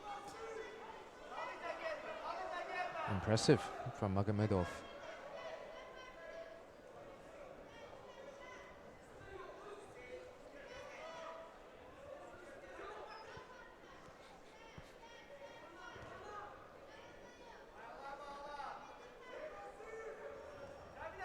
And you can see that seonagi gets a little bit of lift, but didn't manage to That do was the a strong rotation. attack though, wasn't it? Yes.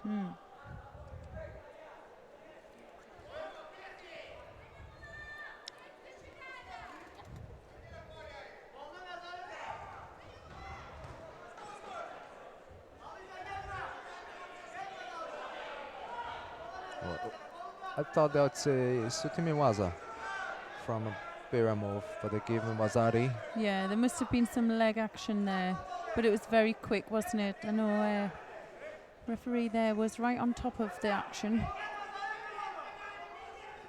Well, he was closer to it than we Yeah. are.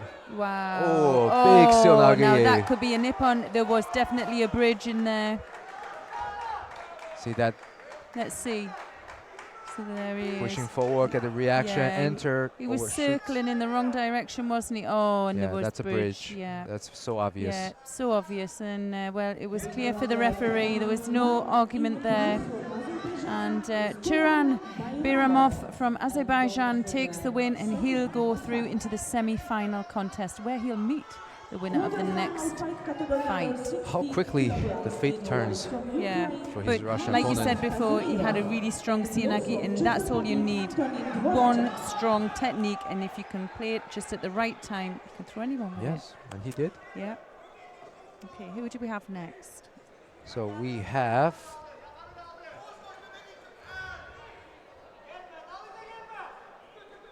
Vladislav Kazimirov from Ukraine in white and Antonin Dvoracek from the Czech Republic in blue. Oh boy, Yeah. look at how he's taped up. Yeah. It's almost like a Yeah. mask. Yeah. I remember earlier he had another bandage. Yeah, just a single bandage. We were saying that earlier on, that sometimes it's best to get really strong taped up before you come on, because you don't want to be on and off the mat. So even for a small cut, I mean, they're sweating. It's a, you know, they have to have it really strong. There he is. It's not uncommon now, is it, to see that? Mm.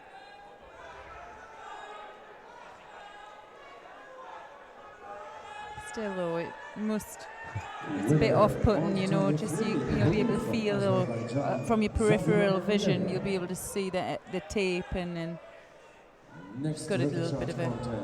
And the sweat, they come and accumulate. Yeah. In white from France, Chloé Deverson. In blue from Italy, Julia. Oh, nice attempt there from Kazimirov.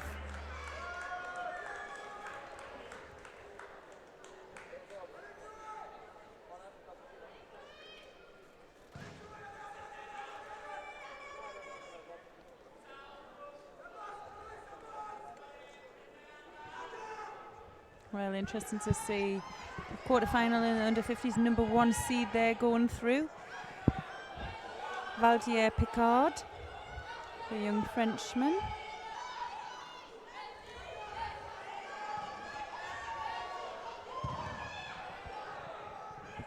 Winner on tatami 2, going to compete for the semi-finals in white from France, Romain Valadier Picard. Next quarterfinal on tatami 2, under 50 kilogram, in white from Georgia, Nika Bashiashvili. In blue from Romania, Alexandru Matai. Winner on tatami 3 in white from France, Louis Diverson. Well, no score, no penalties here. We're coming to the halfway point. Like what will, oh, there's a score there. It's gotta be a Vasari. Yeah.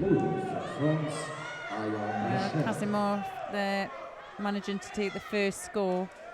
And it was a bit of a laboured attack, wasn't it? From Jurek.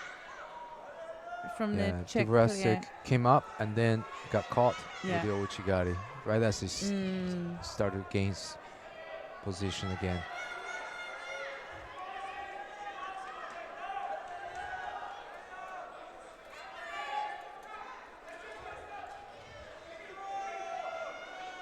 Well, it's not over. We're just halfway through, aren't we? Just Wazari between them.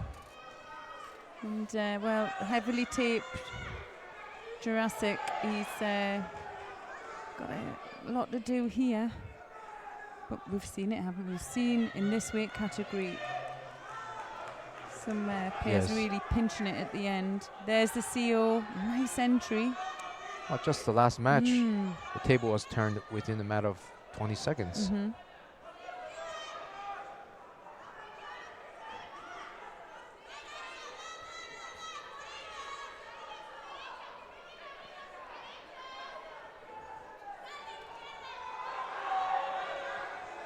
Another good attempt there. Just feel, you know, he's working and working. We're going to start seeing some penalties which can open his opponent up, but at the same time, he's getting in really well for that Sianagi, and it won't surprise me if he could catch him with it. He still has one half minutes to pull it off, level the scores.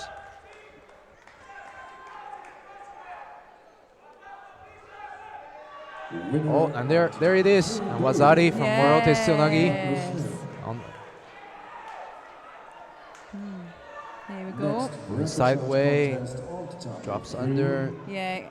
Well, he'd showed it that many times, and it was just a matter of time before it came through for him. So he equals the score out, and here we could see him. Oh, wow. That's gotta be a counter. What about that? A counter to a counter. Yeah. He just stood up from that. It was, watch this. Stands up.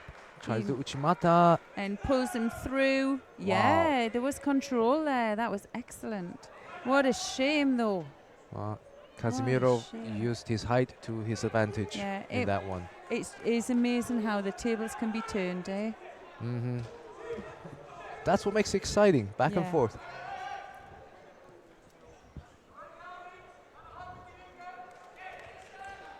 That was really exciting. In just a span of like 45 seconds, you had like 3 scores. Yeah, it was amazing. So that puts Kazimierov from the Ukraine to face Beramov of Azerbaijan in the semifinals. So we'll have the semifinals decided between Dimirov and Skomorov, and Beramov and Kazimierov. Well, we're going to run now through to the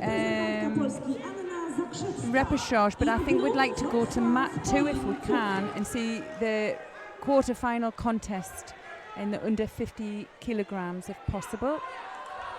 Yes, we'll do that.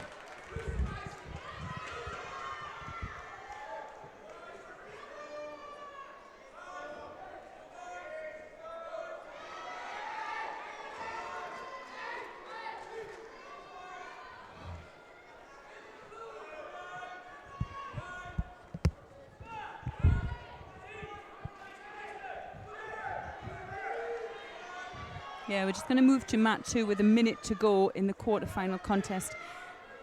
And that's between Nika Bachiashvili from Georgia facing Alex Andrew Mate from Romania.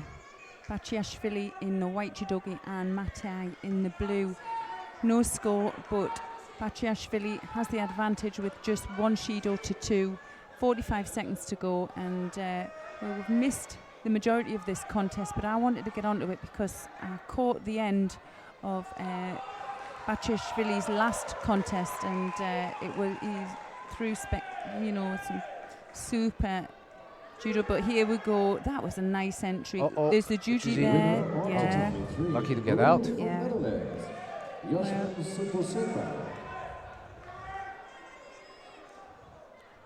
Well, Matai really does have to put the work in, and he has put the work in here. He's equalled the penalties up, so no mistakes can be made by either of these competitors. You know, it can also do something when you head on Shidos and your opponent fixes them back. It can really knock your confidence as well.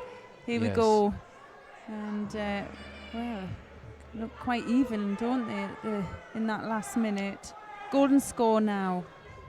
Oh, this is when it's going to really heat up. Yeah, anything can happen at this point.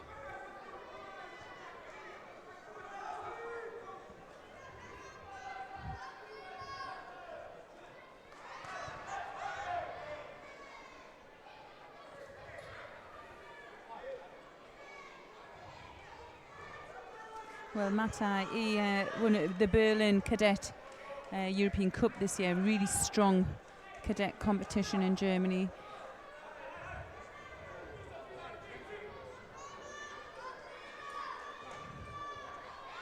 Maybe just has some better results actually from Bachiashvili. Just attacking with the double sleeves here. Sodi.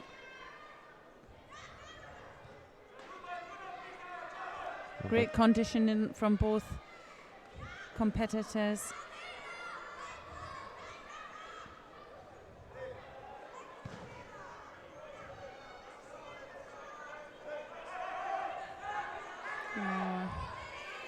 Bachiashvili had 2 bronze medals from European Cups this year.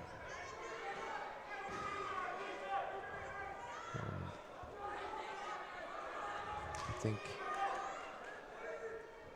being under 50 kilograms, they have to be very active and have a great conditioning. Yeah, and you can see the experience, you know, they know what they've got to do. Matai, for me, is just leading on the attacks here. Now Machi's really there, managing a couple in the row on, comes back himself. You know what I find interesting is that if you look at Georgian players, a lot of them have this like over the top grip, makikomi grip, even if they're lightweight players. You know. Well, I mean, it obviously comes from their wrestling, doesn't it? Right. Wrestling background, and maybe they all, you know, don't know myself, but maybe the majority of the judo players out in Georgia all wrestle as well. Right. So it's a real natural form that they bring into judo, and also if that's their style, they'll be doing it in the clubs from a very young age as well. That's true. Next contest on the tatami 1 category under 40 kilograms. Very, very In the close. white from Turkey, It's attack by an attack, isn't it? Oh, what we're seeing here. Antonina Dispenza. Oh. That was a couple of good attacks there from the Georgian. Now, Osaikomi, if he can pop this head out, he needs to be careful he doesn't get tied up here for the Osaikomi as well. Oh, what a great contest. I love to watch this kind of situation where both are vulnerable if they make a mistake. Well, we're just over the 2-minute mark in golden score here, so that's over 6 minutes we've been fighting this quarterfinal.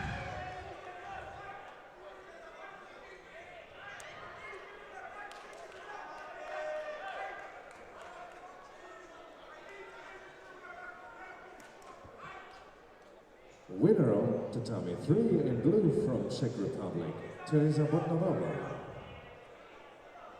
Next, repage contest under 44 kilogram in white from Belarus. Angelina Strelo. Looking for the counter attack there. Couldn't quite get it. Elbows were down. Well, this is a really tight quarterfinal between these two. We're already 2.5 minutes into the golden score. I mean, they're obviously getting tired now. It'd be great to see it finish with a score. And there we have it. Counter there. Maybe the counter. I think the referee was on top of it. Was there a counter there from the Seoinage? We'll have to see if there was a replay.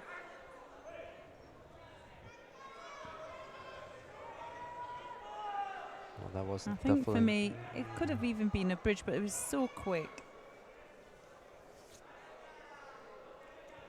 No. No score. So quick. They are like cats, these guys, Yes. aren't they? Just can't get them on the back. But he'll be wary now with his drop seal.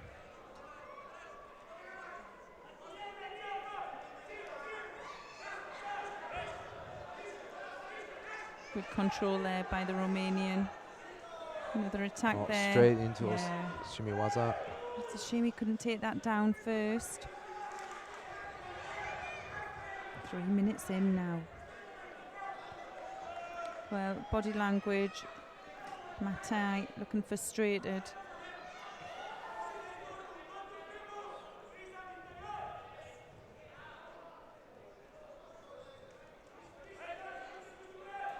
Nice Hizaguruma attempt. Oh, wow.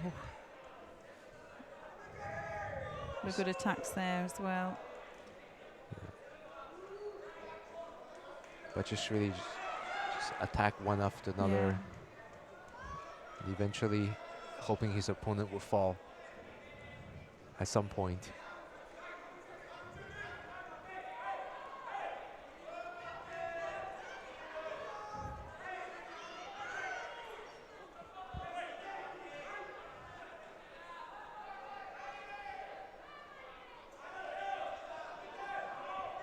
Well, he's still caught his lower part of his arm there. I thought we were going to see a roll. There's still nothing in it, is there? Well, and Mate puts up a very good defense. Yeah.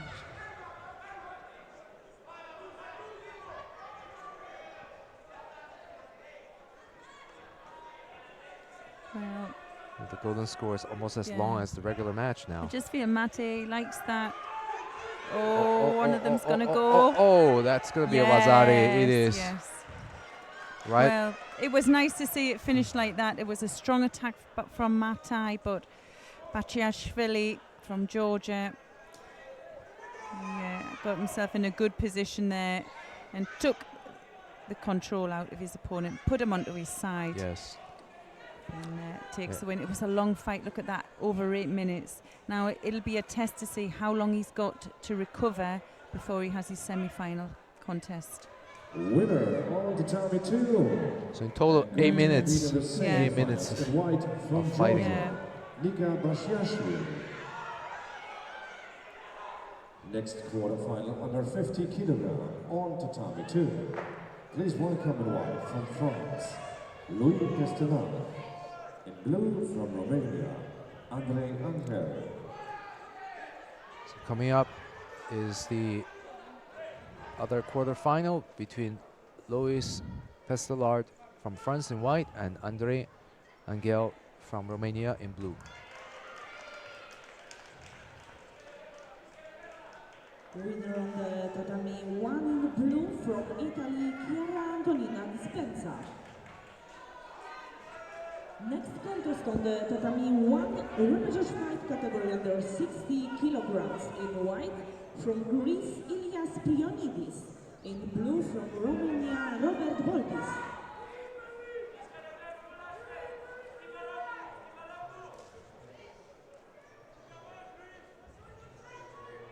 Oh, it was nice. Switch Seoinage there from the Romanian. See, we've got a right versus left here. Nice and open. can see here, Romanian has control of the space. He has that under lapel grip, and you can see he's trying to really move his opponent, and again comes in for the right-handed Seoinage from that grip. Minute in, and young Frenchman really is yet to attack.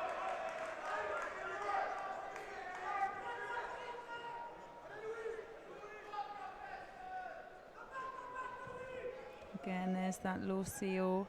Well, he takes him down. It'd be nice to see a transition from there as well, but that's 3 attacks in a row. Winner on tatami 3 in blue from France, Megan Vaughan. Now, ladies and gentlemen, They're really enforcing the judo-gi tidiness standard and now. they, as well, I think the cadets here are really getting away with what you can't get away with as a junior and a senior now. You know, if you don't tidy these up, you're getting a penalty.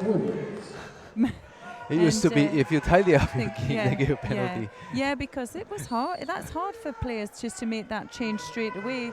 Oh, there was a nice attack there from the young Frenchman. Yeah, you as soon as you touched your judo, you got a shido before. You had to wait for permission from the referee to tidy up, and now we're expecting them to tidy up as soon as there's a mate called, really before they get back to the spot. Makes sense, but it's difficult. So I remember I was victim to the old rule. I thought the referee, it was in the final of a competition in Italy, and we were in golden score, and they still had the rule back then. If you pick up a penalty in golden score, then you're out. Ah, yeah, that was, I can remember that. And then I saw the referee pointed downwards to say, hey, adjust your gi. So I adjusted my gi, and he gave me a penalty afterward. I'm like, no. So now it's interesting to see the contrast in the rules, you know. Yeah. Well, Angel there, he's just popping in these Seoinages. To me, he doesn't look close to catching his opponent, but he just looks to be doing more than his opponent. So he's forced that Shido. Pesselard looking to get in front. Oh, nice Bashiwaza following it up with a Kochi. Almost gets countered. Yeah. You can see where he's going. He's trying to get that momentum.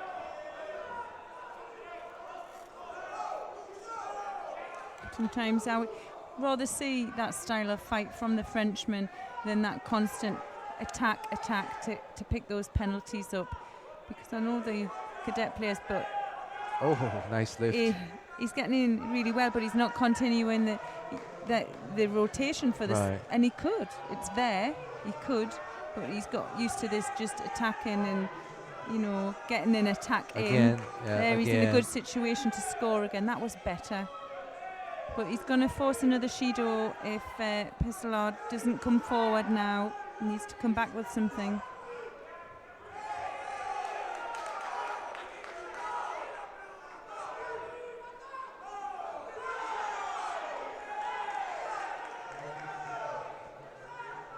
And there's a really good semi-final on mat 3 as well in the under 48 kilograms between the number 1 seed Scuto and our top favourite. Oh, look at this. Oh, Ippon. Ippon. I've got to see replay of this. Yeah.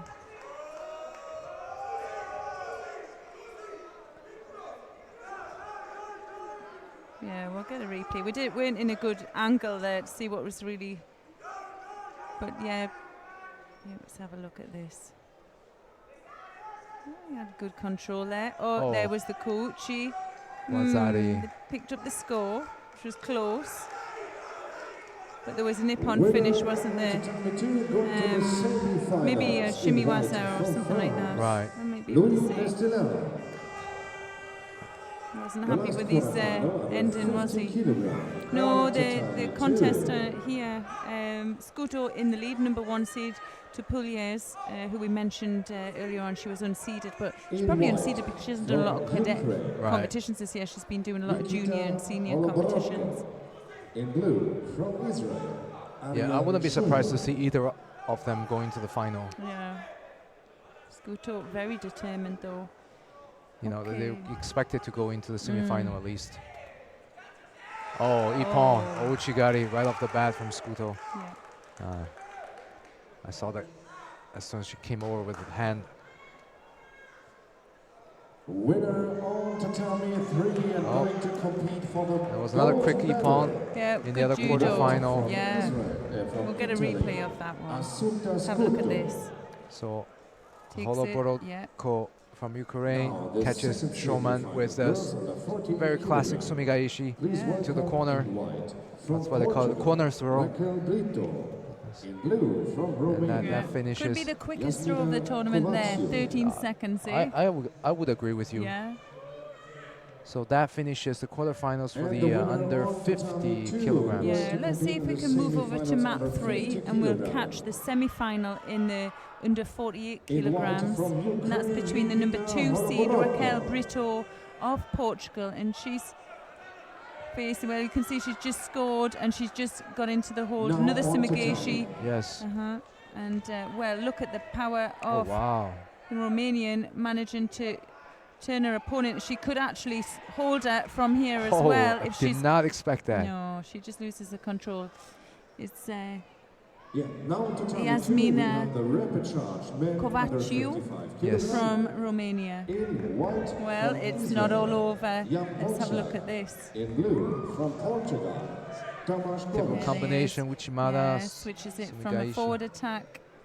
And we thought it was all over there. In And fact, I did too. yeah, But you know, it's not over until it's Yeah. over. but she's done that throw. She's going to maybe have to switch it forward, back and forward.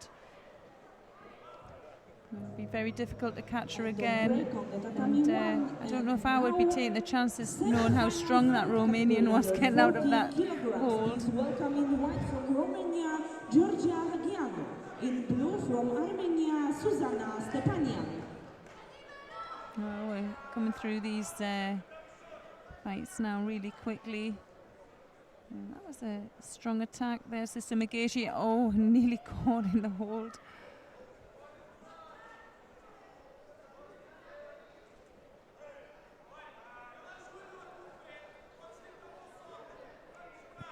Might be a good idea for Brito to change up her tactics a little bit here. Yeah, Instead of just maybe. going for the Sumigaishi. It's becoming predictable.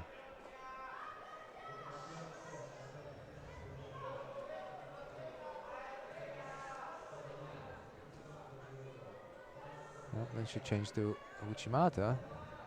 It's good to see.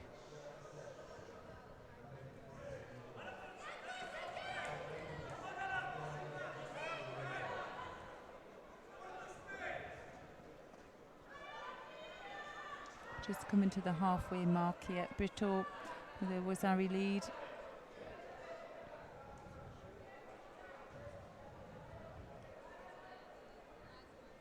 Well, again, showing the Sumigaishi. And well, there was a few other options there for her. Now looking for an opening. Good work there from Brito. If anything, she keeps her opponent down there for some seconds. Well, Faccio now has to really work hard. Just a minute and a half to go and a chance for the final here in the under 48 kilograms.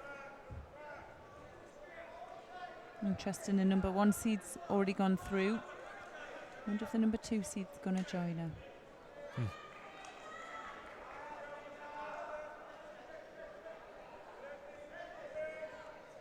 Again, with this Uchimata, Yeah, you know it's gonna Sumigaishi. switch it.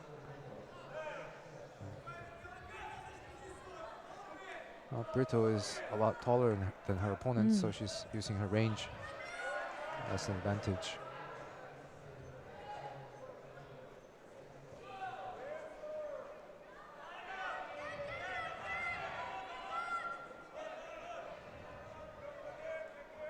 Well, she has a real controlling grip there. You can see she uses her forearm just to control the space and control the head at the same time. Just bend her opponent's posture. She doesn't have to do a lot. No. She just has to look busier than her opponent. She's coming around on the back. This could be a little bit more dangerous for her because the Romanian, you can see there, she's still using that arm, that forearm to control the space.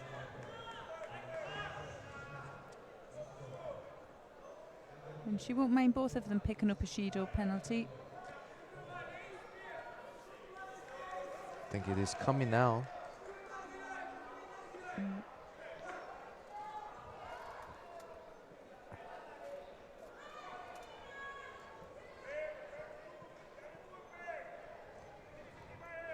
And Brito's already ahead by Wazari, so Cavaccio has all to do in the dying seconds. Oh, and almost nearly. gets Tanyatoshi.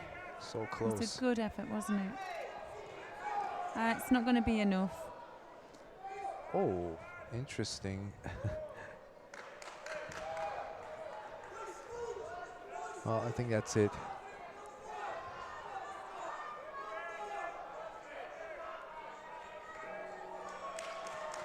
Yep, Brito goes through.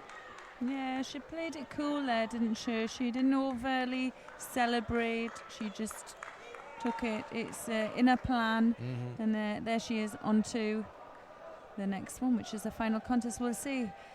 Zemina Cavaccio a little bit later on. She'd go down and fight for bronze. Oh, wow. Look at this one. This is going to be a tough one for these two. Merve Azak from Turkey is facing her teammate Hanif Ozkan. Well, Azak in the white judogi and Ozkan in the blue. Chance for a final here. Also from Turkey, Hanife Özcan.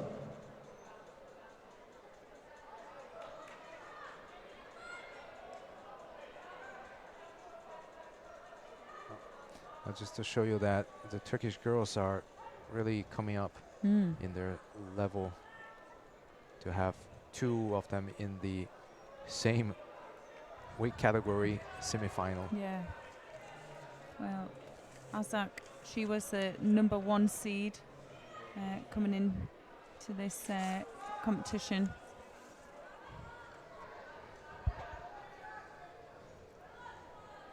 Yeah, she picked up a bronze medal here, European Championships last year, 4 times European Cup winner. A lot of experience. Winner on the tatami 1 and going to the fight for the gold is Zuzana Stepanian, Armenia. Second semi-final fight category under 40 kilograms. Tatami Uchigari straight into from Hungary, Mamira Okurede Jimmy. Yeah, looking for the shimiwaza. It looks good as well. Struggles on. Yeah, it looks good. She's let the pressure off a little bit there. This is Back not, on with the hips. it doesn't look like it's across the chin, so if she keeps No. pulling, might be able to strangle. Yeah, you just have to persevere there and just not let the pressure off. She's Oh no, Azak is unconscious. yeah. Well, it's her teammate there, isn't it? And she's obviously concerned herself, and she'll be. Thing is, when that happens, you either know or you don't. She could be a little bit confused. Was she out? You think she Yeah, was out? Yeah, she was. He called it on. Yeah, that's gonna be Yeah. a problem, because according to the rules, if you're cadet and you became unconscious from Yeah. strangle, you cannot fight anymore. No. So she has no chance for the bronze medal. Yeah, that's correct. Which is a shame. You can see why she would hold on, because she didn't want to lose the contest. But yeah, you're right. She won't be able to fight The again. second semi-final Well, under 44 kilogram all Wow, tatami that's a 3. giveaway. Yeah, and you In know, white from Russia. she showed some real perseverance with that shimiwaza, because In blue a lot from of Bulgaria, youngsters will think, oh, it's not going on, it's not going on, and they just stop. Whereas you just have to keep the pressure on and just have a little Right. bit of belief, and the referee will leave it if they think it's going to, if it's in the right position. Shame there for Azak. She. So we won't be seeing her in the bronze medal fight. That's right. Well, who have we got here? Marina Vorobeva from Russia. I think she was our #2 seed, and she's facing Anastasia Balabian from Bulgaria. So Vorobeva in the white judogi and Balaban in the blue. I was just talking to Jane Bridge earlier, and she was saying that she knows Balaban because Balaban comes to the Croatia training camp every summer. Oh. And she saw Balaban's improvement over the years. Right. Well, look at this. Both of them have 2 Shidos, and we're still in the first minute. You're right.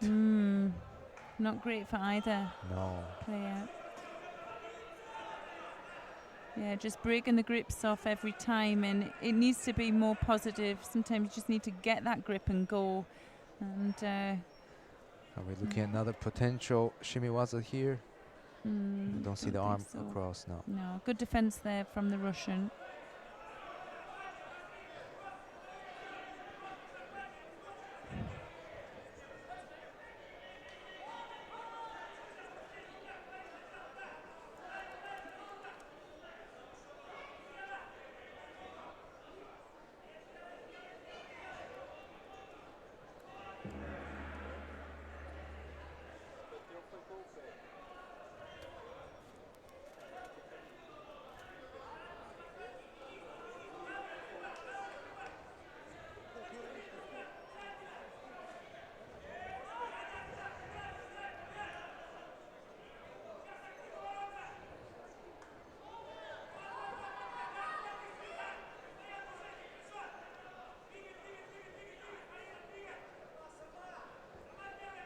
Oh, they gotta do something else and just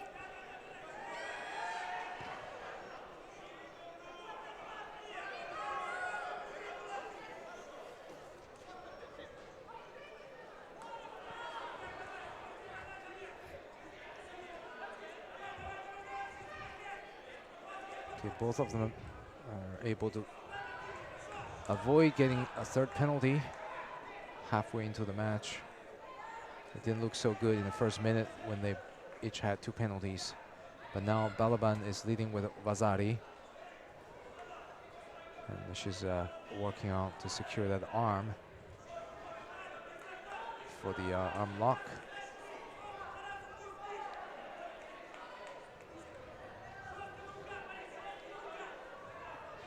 So that's the Vasari countering.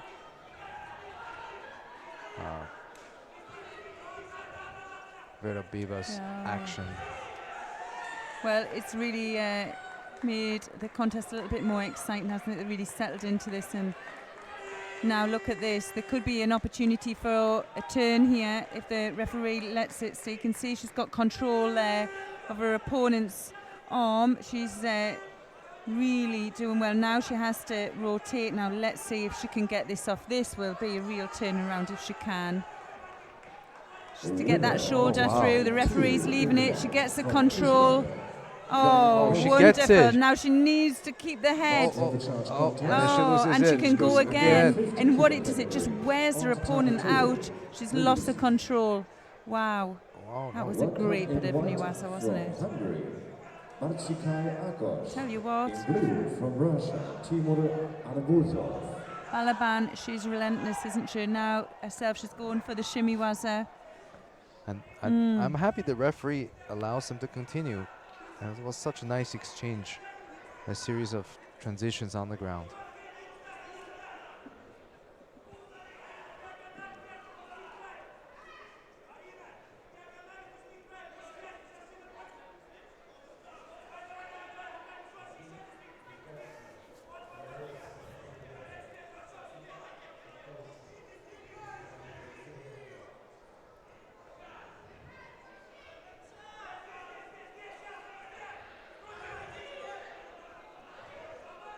Strong attempt again there.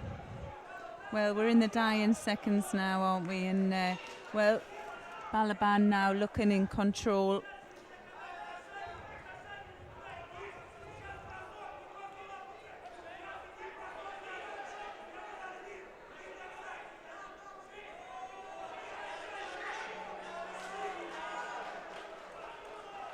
And that's it. Balaban goes through to the final. Winner of the semifinal Vera Biba will have to settle for a chance to fight for the bronze medal. Anastasia Balaban. Ladies and gentlemen, there will be another 5 minutes break on tatami 3. So we're gonna have 5 minutes break on this mat, and we're gonna shift to another mat. Look over. Let's go over to I think mat 2. And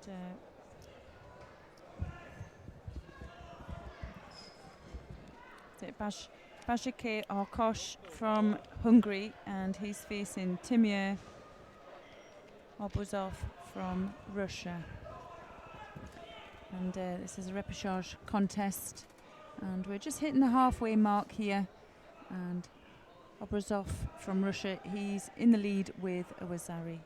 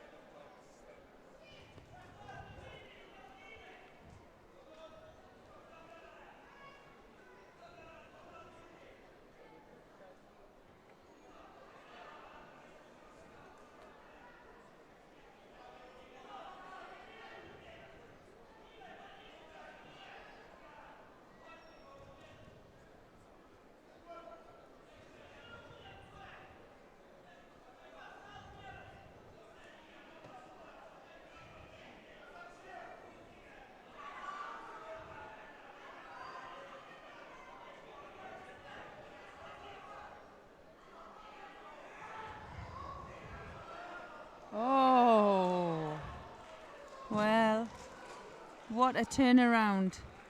Bashike from Hungary. Look at this.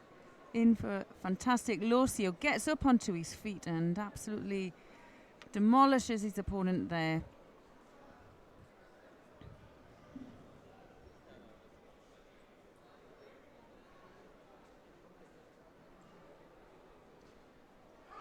Winner on tatami 2 in white from Hungary, Bashika Akos. Winner on the tatami 1 and will fight for the gold in category under 40 kilograms from Hungary, Mamira Luka. The next contest on tatami 2, repechage under 50 kilograms, in white from Armenia, Serge Hukazia. In blue from Italy, Thomas Scatolino. Next contest on the tatami 1 repechage fight category under 60 kilograms. In white from Romania, Robert Bolbis. In blue from Serbia, Mateja Stosic.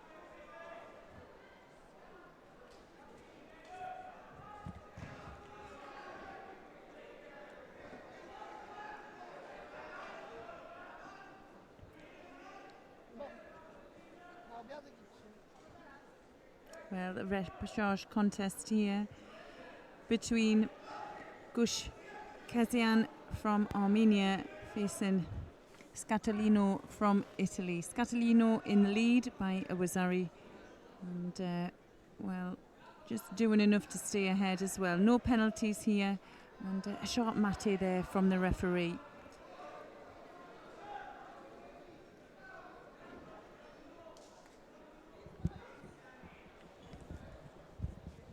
Digital friends, we continue on tatami 3 with repechage girls under 48 kilograms. In white from Israel, Zindi Weinstein. In blue from Turkey, Buketnur Karabulut.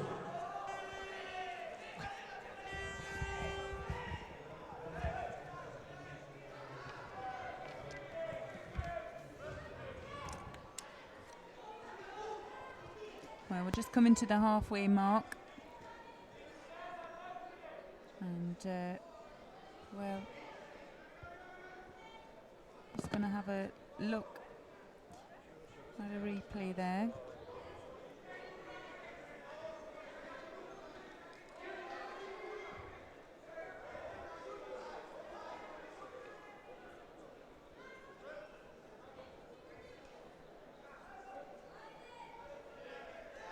Yeah, well.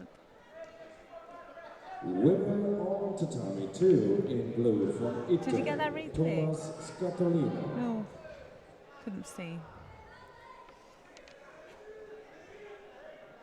Next contest is boys under 55 kilogram repechage. Please welcome in white from France, Emile Notbar.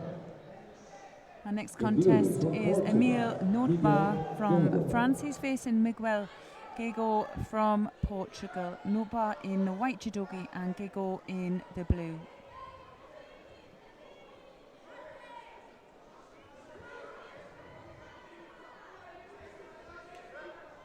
An important information, we have a change of the tatamis. The semi-finals of boys under 50 and under 55 kilo category. Well, we're in the 55 kilogram category here. Semi-finals of boys under 50 well, and under 55 kilos. They've got two contests here to get into the bronze medal contest, and let's have a look who Notbar lost to.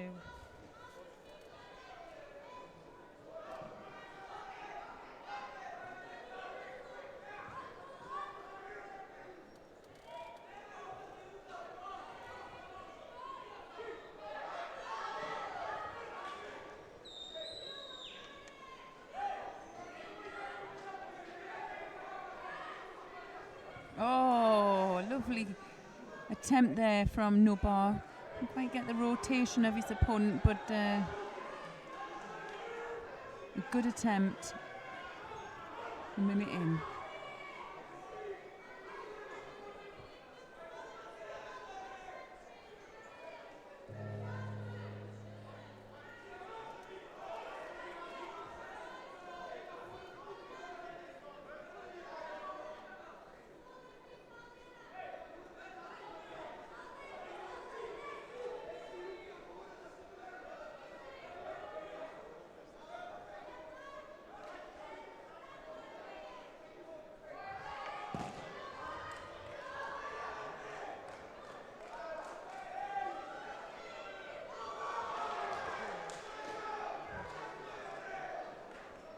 Winner on tatami 3 in blue from Turkey, Bukanur Karabulut. Next repechage contest under 48 kilogram in white from Azerbaijan, Zabina Aliyeva. In blue from France, Chloé Defiancin. Some really strong attacks there from the young Frenchman. Looking for a finish in USA. Under 60 kilograms on the tatami 1 in the white from Bulgaria, Cvetan Cvetkov. Forcing the second penalty for passivity as well. Now Gego really has to come forward. We're just going to be hitting the halfway mark here.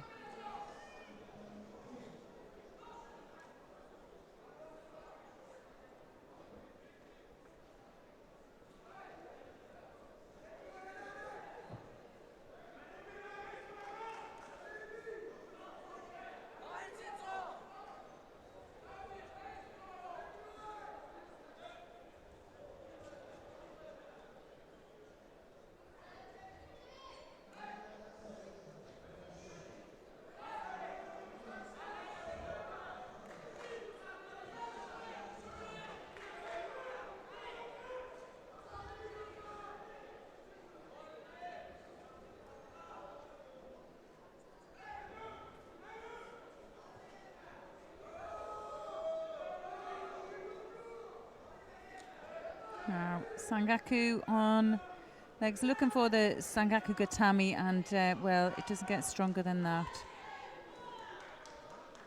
And there you go, you get the submission as well.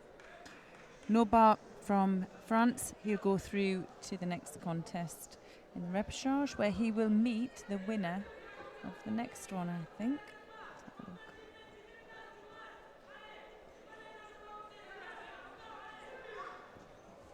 Winner on tatami 2 in white from France, Emile Notebert. Next repechage contest under 55 kilogram. In white from Hungary, Pomazy Dominik. In blue from Belarus, Yafin Witkowski. Dominik Pomazy from Hungary. He's facing Yafim Witkowski from Belarus.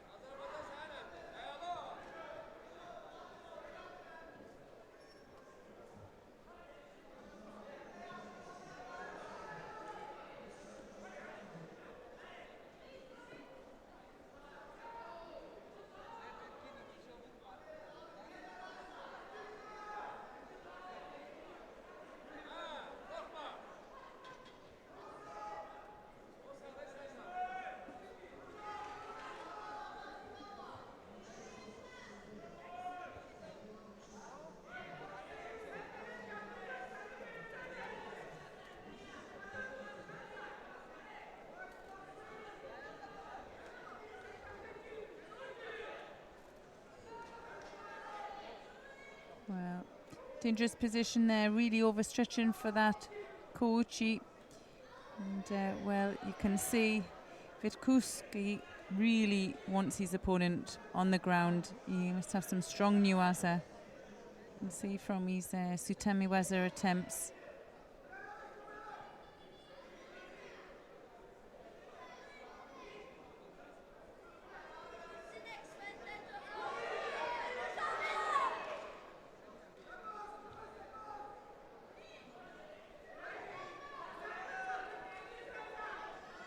And here we go on the Shimiwaza again. This time it's looking strong and he gets the submission.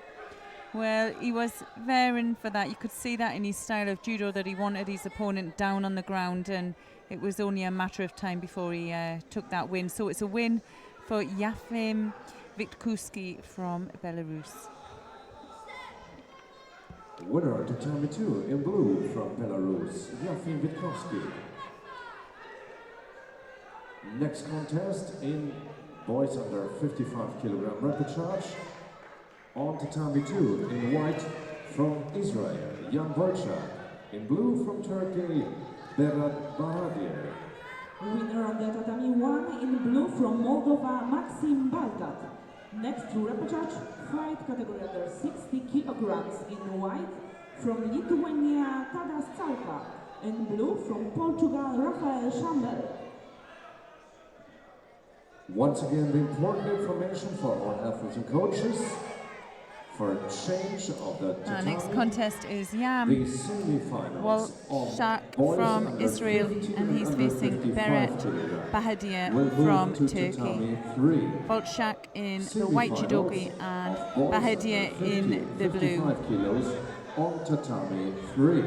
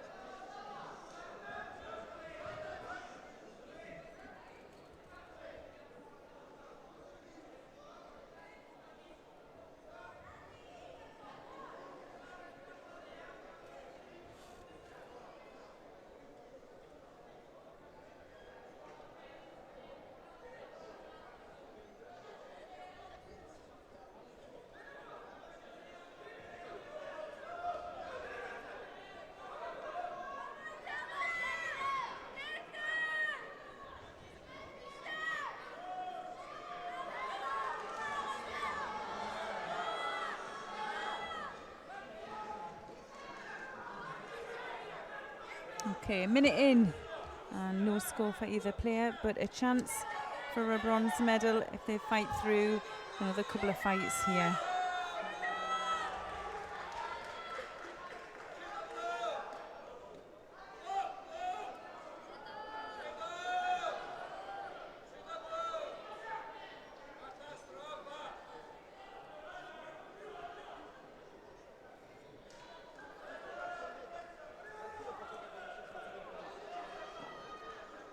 Next Badidia contest. using that lapel really to get some opening with his opponent Tatami Uchimata. 3. Well, great Repage defense under there 44 from the kilograms. young In Israeli. white from France, Manages Aya to Hussein. get out of In that blue one. from I don't know how he Netherlands, did that. Yoslin Suposema.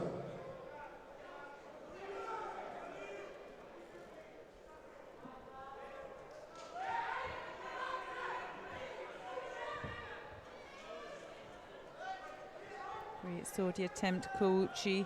Again, taking his opponent down there.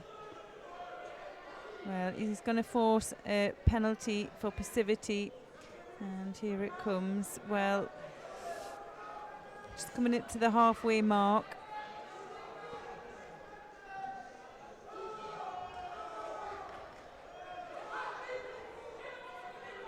Good control there from the young Turk on that lapel. Firing the attacks in. Taking his opponent down again. Now, he's not fancying these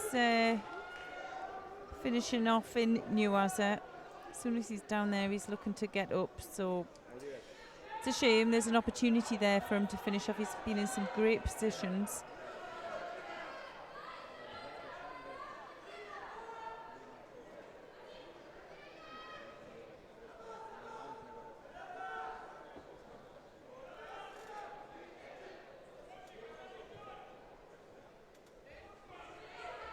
Those Sodi, and again, Warsaw like a cat landing on his front. But second penalty there for passivity. Well, he's really running out of time now as well. You can see, good attempt.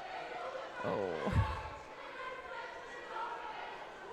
Well, that's a real first attempt there by the Israeli to come back into this. But it's a good time to do it as well.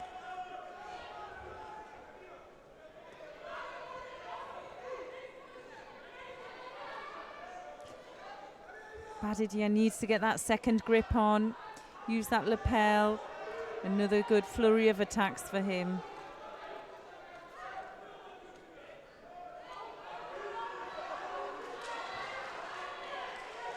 Volchak really has no answer here.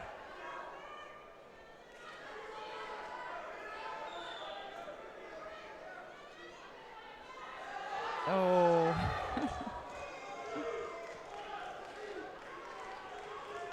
Well, the coach is asking for a score, but he couldn't see the landing from where we were.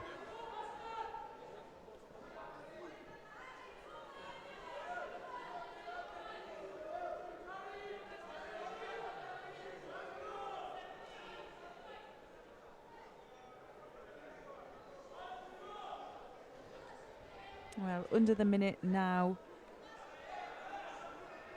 Badidia really dominated the whole of this contest. He doesn't mind working from the double sleeve there. We'll see it for the Sodi. And every attack is a really good attack. Winner on tatami 3, white from France, Aya Hussein. Next repechage contest, under 44 kilogram, in white from Czech Republic, Teresa Bogdanova. In blue from France, Megan Vaughan.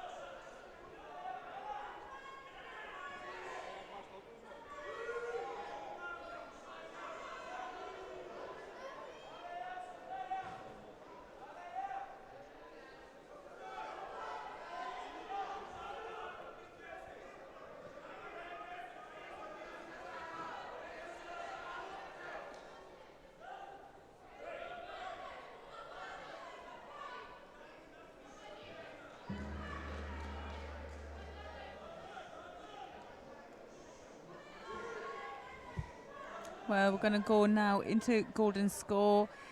Badidia with the advantage. He doesn't have any penalties and his opponent has 2. Can't afford to make a mistake. The young Israeli here. And for me, Badidia has really dominated the whole of this fight, but we really can't call it yet. There he is, strong with that lapel grip.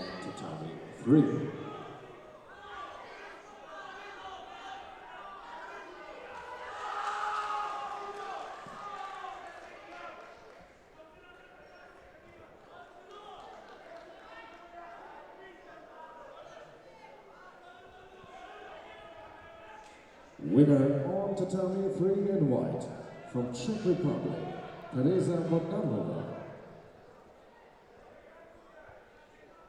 Now, the first semi-final in boys under 55 kilogram category. Please welcome in white from Italy, Vincenzo Scanderi. In blue from Azerbaijan, Kamran Sulaimanov.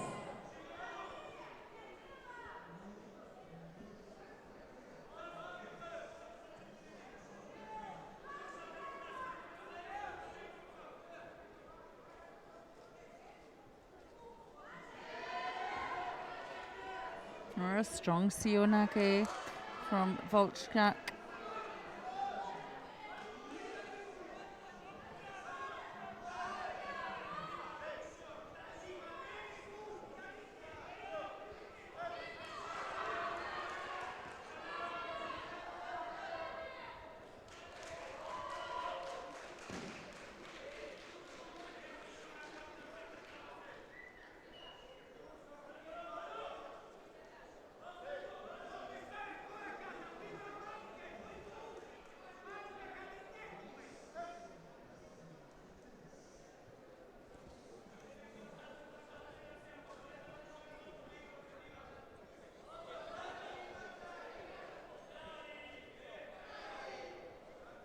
Winner on the tatami 1 in white from Lithuania. Oh, well, it was always coming the score, I think, and Beret Bahadia had really dominated the majority of that contest, and there he is, he takes the win.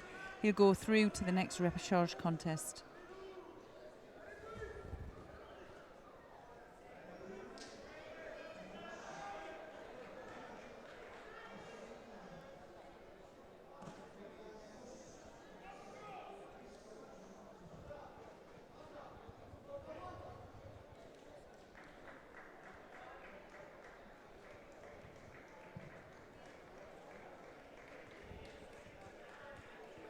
Winner on tatami 2 in blue from Turkey, Bera Bahadia. The next repechage contest under 55 kilogram on tatami 2 in white from Ukraine, Ladislav Golubov. In blue from France, Dries Masson Spilou. Our next contest is Vladislav Golubov from the Ukraine. He's facing Misson Gilabou from France. Golubov in the white judogi and Misson Gilabou is in the blue.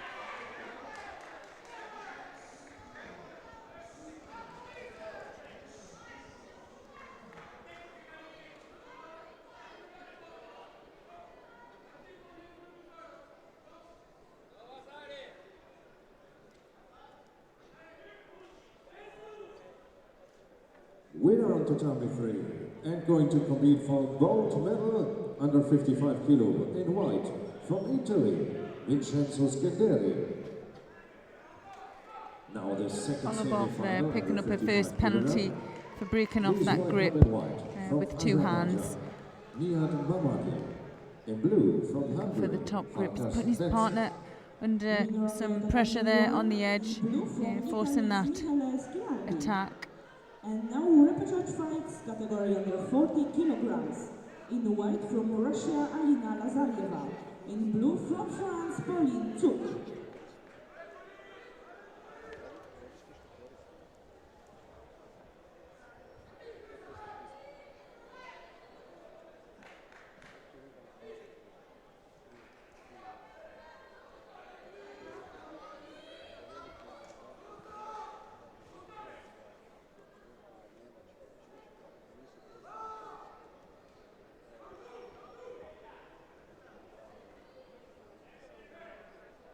Well, a good attempt there from Kolobov.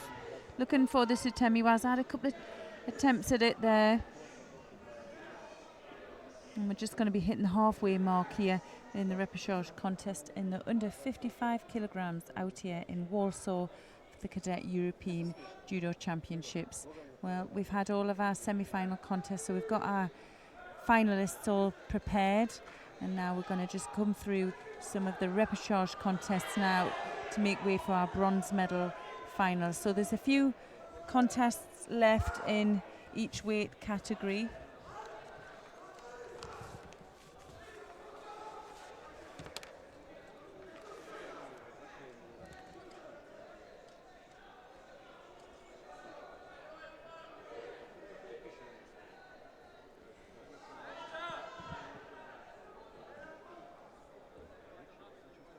For the Sangaku, just loses the legs there, needs to get that control between the shoulder and the head on one side and then under the armpit.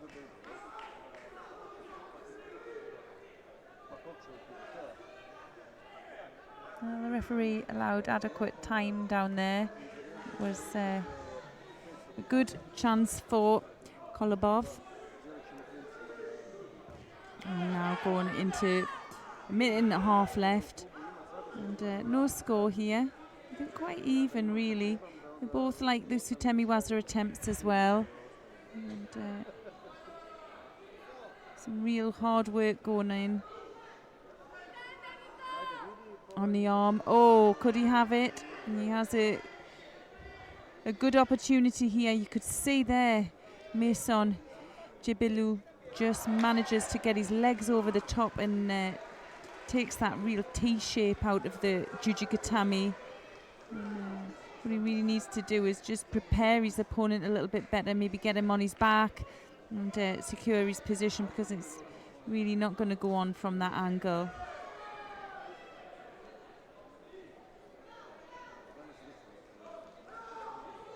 Winner of tatami 3 and going to compete for gold in blue from Hungary, Farkas Benson. Now, digital friends, the semi-finals just in composing boys himself under 50 there, kilogram category. just under a minute mark, and well, Kolobov does have the advantage. He has that sorry, doesn't have the advantage. He has that Shido against him, but really is still very open.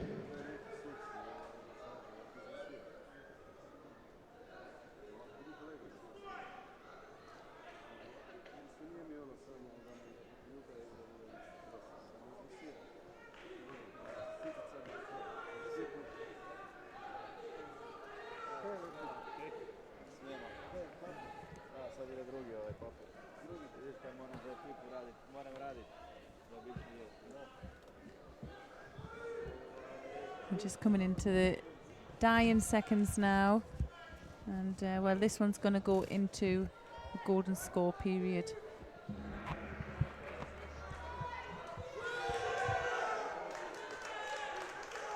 Well, we've just missed out as well. We're just waiting for this contest to finish to see if we could move over to mat 3, but we've just missed the semi-final there with the number 1 seed Valdier Picard from France absolutely throwing his opponent for Ippon. I heard there. that. Very, very impressive.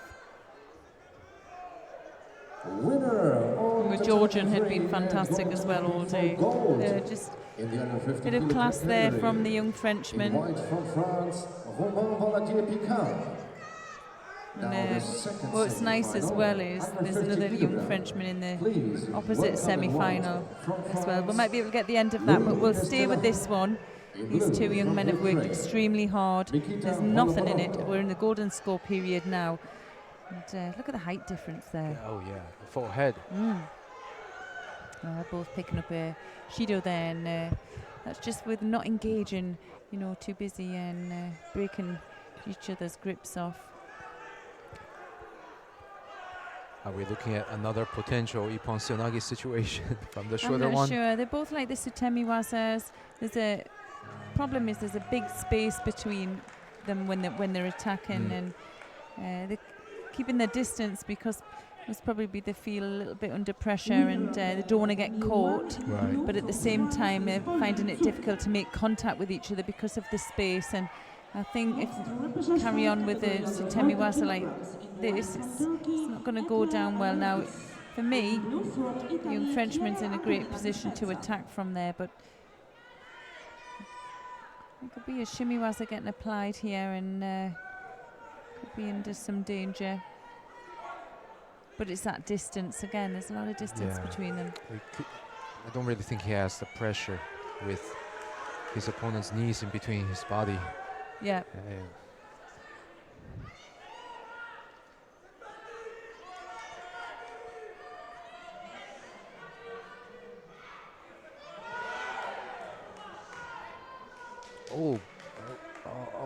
Keep driving. Well, it's the second time he's been on the arm. Oh, he gets the submission that time. Oh, the disappointment is it's overwhelming, isn't it? He worked so hard there. Nearly a minute 40 into golden score there. That was the second attempt on the arm. He managed to hold it off for some time there. Well, Manson Jibulu did initiate with that Yuko Otoshi and just didn't manage to do the rotation. Well, it hurt him there. A bit of pride as well. Well, he took it well in the end. Okay, he was going to do that. Next is the repage of boys under 50 kilogram. In white from Serbia. I think if we can we jump over to mat 3 and we'll watch the second half of this semi-final between Louis Pestelart from France and he's facing Mikaita Holobarod. I can't see it from here. Holobadoko. Yes. Yep, from the Ukraine. Oh, that's a classic Juji Gatami turnover. Yeah, and it's still going, isn't it? It's still strong. Still going. Yeah, he doesn't have control of the head so much there in the end. For a moment, it looked like he would have it. Yeah, well, it's still not over. A minute and a half left of this semi-final contest. Holoborodoka is leading by Awazari. And he has a good control of his opponent's shoulder as well. You can see that. So any real attempt he can... now this is looking good as well. What a nice transition. Now he is in a really strong position. You can see him using the shin of his leg against his opponent's head. Maybe needs a bit more pressure on there. Just loses that one. He started with attempt to do sleep wheel strangle and then switched to dom lock. Yeah. Wow. Impressive for a youngster.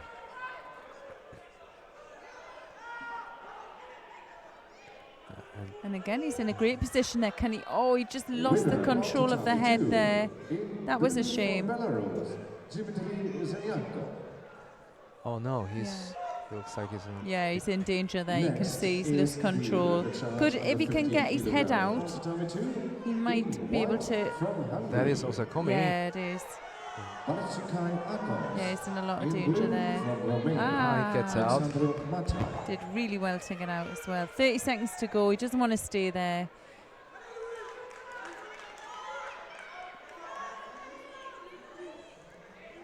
Just looks to me the Ukraine is just a little bit more physical, you know.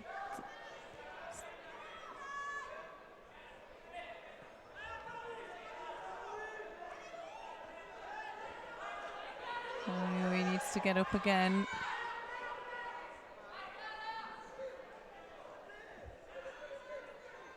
Hadaka Jimmy.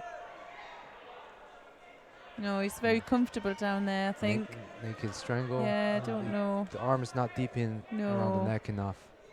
But, well, what it did do, it wasted a lot of time, didn't it? Yes, 6 seconds left. It's not going to be long enough, I don't think. Yeah, he can take that.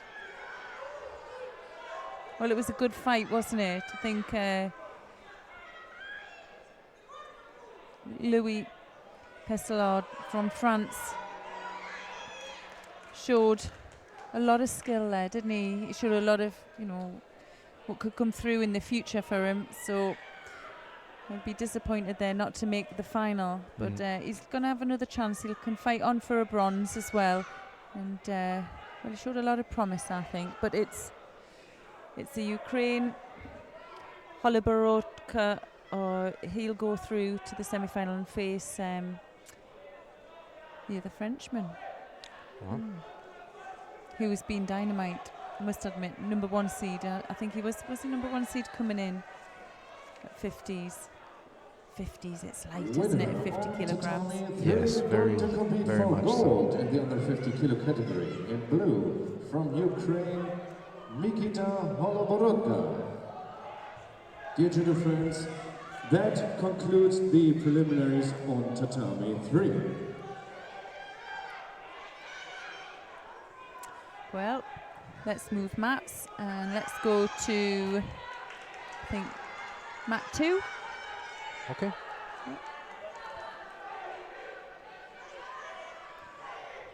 Well, we're halfway through this repechage contest. No score. We have Akos Barcike from Hungary in white and Alexandru Matei from Romania in blue. And we saw Matei earlier in a very drawn-out fight.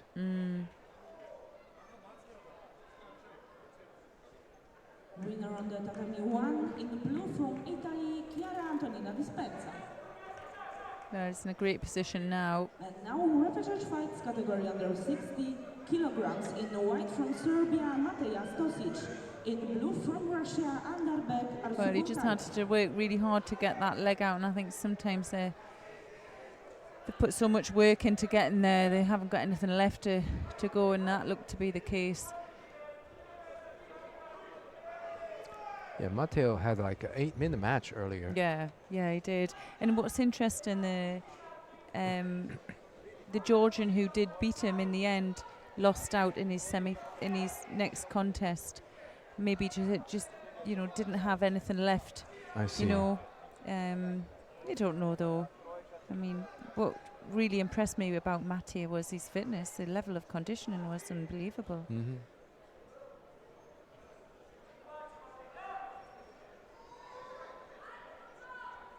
It's a quick reaction too.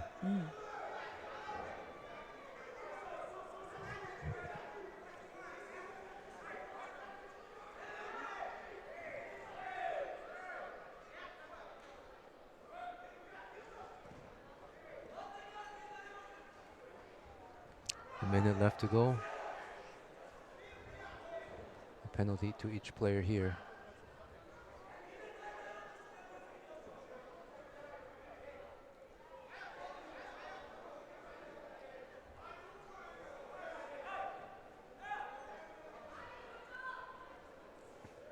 Both want a chance to fight for the bronze medal.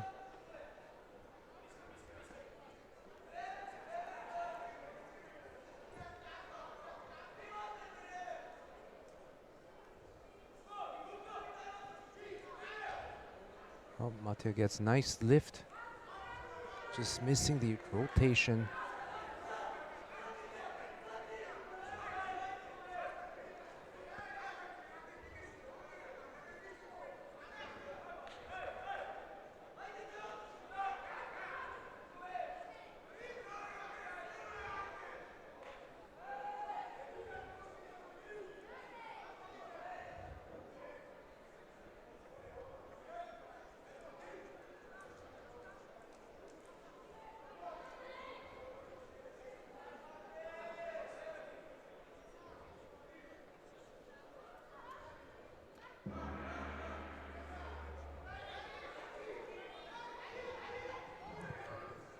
Golden score.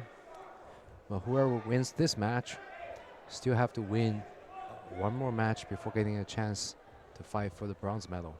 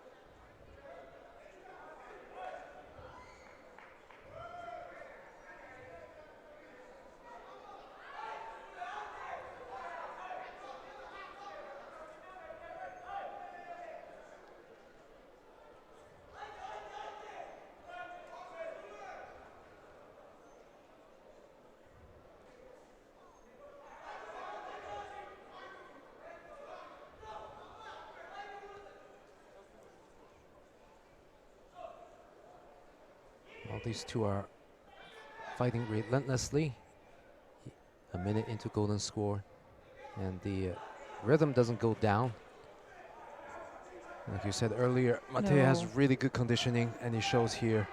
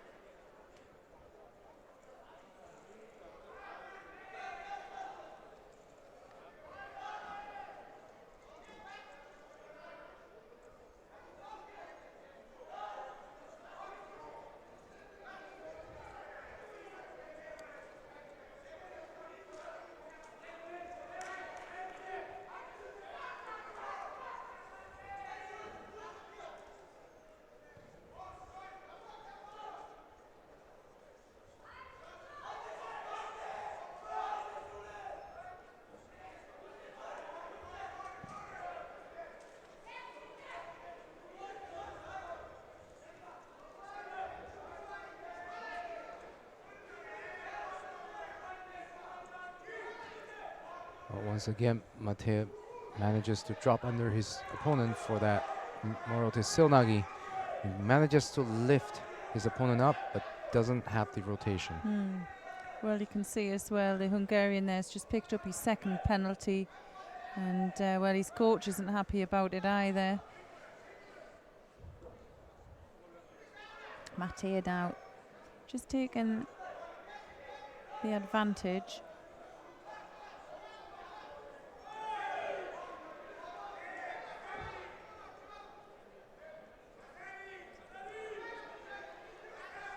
Well, it looks like the Hungarian coach is insisting a Wazari should be given. But it's really not a score.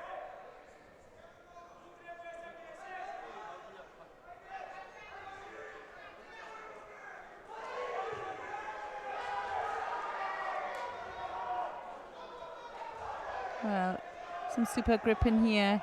Good attempt there. Just to follow it up there. And there he is on the shimiwaza.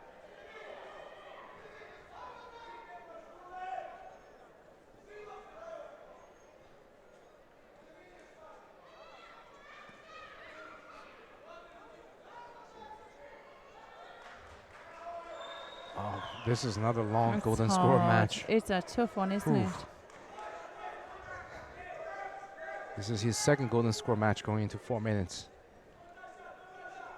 Well, his work rate's really high, isn't it, as well? It is. You can see it's just...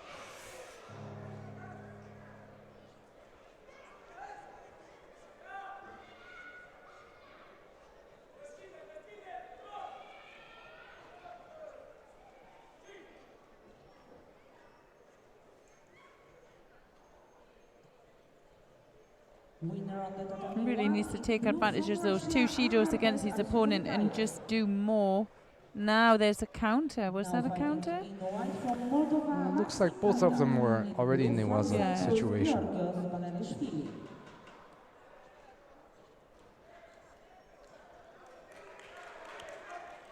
Because I think the new rule says if you're on your back already, you can't really counter for a score. And I think that applies to the situation.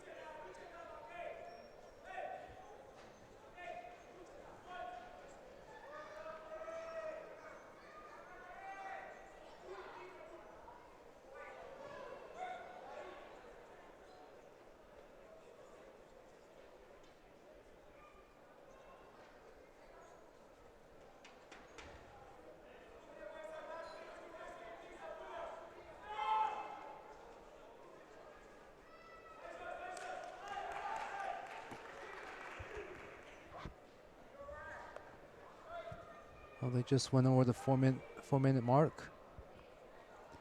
I know, another 8-minute contest. It really does take it out, and you can see, you know, we're waiting for a score. We're waiting for them to set up, and you know, to do to throw to set up like that against somebody who's obviously trying to avoid it, it's very difficult. And when you Yes. haven't got that energy, everything goes. You know, your reactions go, your power goes, your timing goes. But we've got to give it to Alexandru Mate there. It's just the sheer hard work and the engine he had that got him Yes. to that position. It And just depends as well. Does he have another contest before the yes. bronze medal? He does. So, I mean, depending on how many, I think there's only one weight, and I think there's only one weight category actually on this mat. So he could be back on the mat really quickly. Yes. Whether he can recover from that, well, time will tell. We'll see him in a short, you know. I very think he soon. only has enough time to rest 2 matches. You have this one between coming up, Thomas Scatolino and Andre Angel, and the next one following this, and then it's back to Alexandru Mate and his opponent.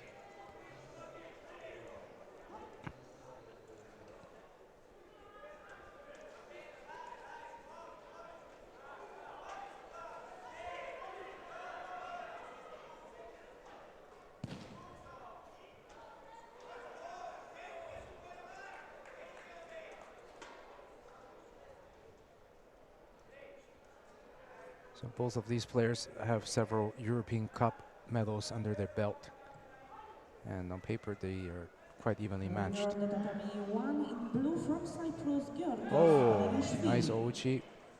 Next, repechage a fight surprise category attack. under 60 kilograms in Hugging white around from the waist. Lithuania, Tadas Salka. In blue from Russia, Rizvan Magomadov.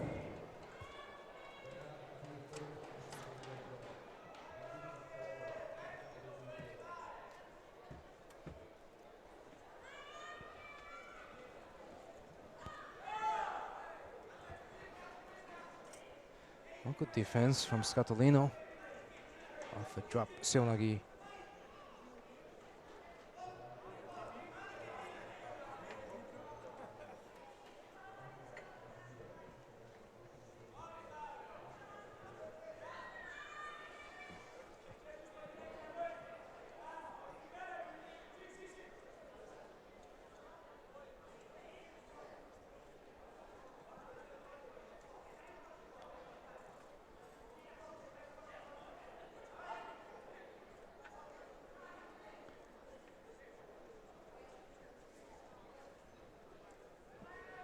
Both fighters are very tense.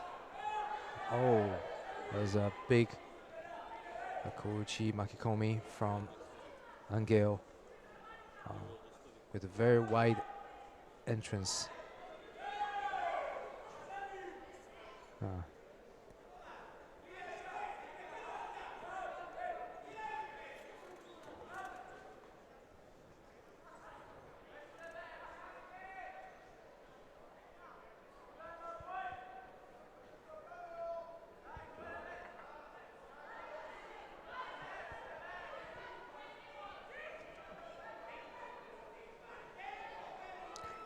Well, that was after the mate is called, so that didn't count as a score, even though it looked like a nice Kouchi Makikomi from Scatolino.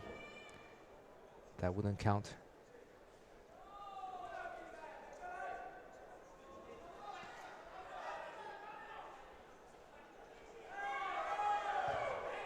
Well, it's a really nice entry from Angel. He gets remarkable lift, but Scatolino manages to turn on his head and avoid conceding a score.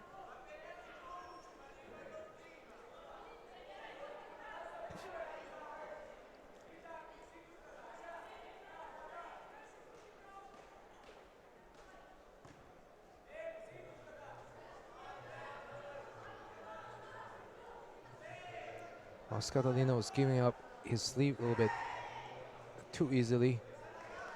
Angel manages to control Scatolino's left hand grip, left hand sleeve.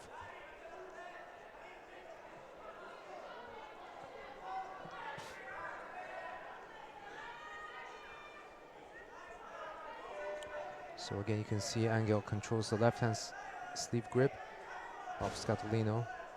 And Scatolino comes in for the Seotoshi, one after another, but doesn't have the off-balancing that he needs to load his opponent up.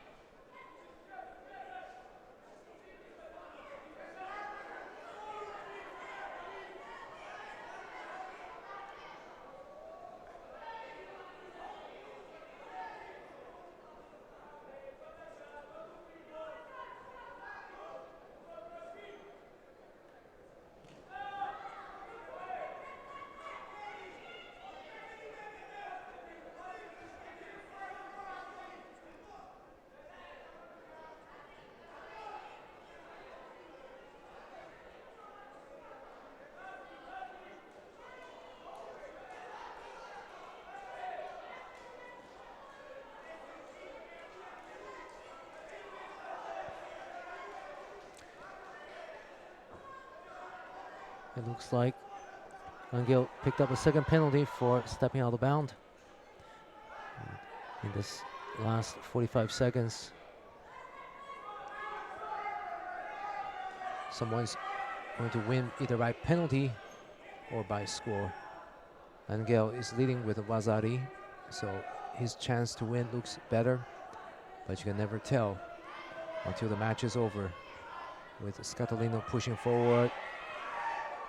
Oh, almost throwing Angel with the Sodetsuri Komigoshi.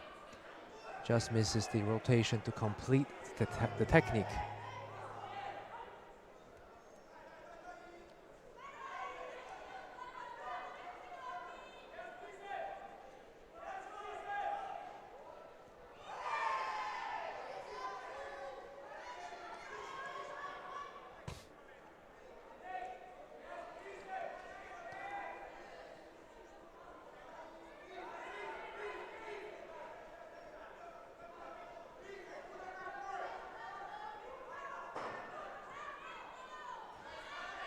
The winner of the tatami 1 in blue from Russia is Ivan Magomedov. Last repechage fight, category under 60 And that's kilograms. it. In white from Angel Italy, Andre Michele of Spiraldi. Romania In goes blue through from Czech Republic, Antonin Dvoracek. to face next match to fight for bronze medal.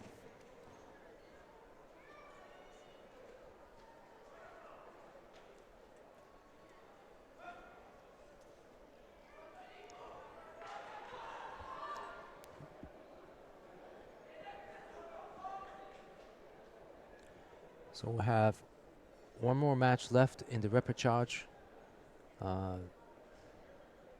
before, actually we have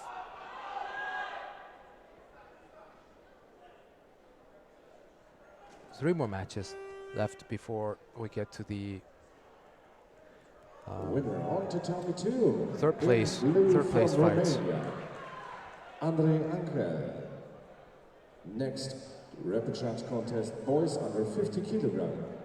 In white from Turkey, Yunus Emre Esenboga.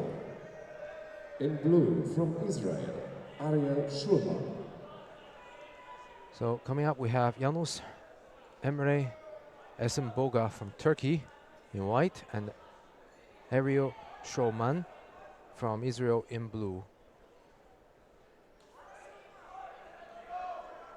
And the winner of this contest will go to face Andre Angel from Romania, who won the previous round of the repechage.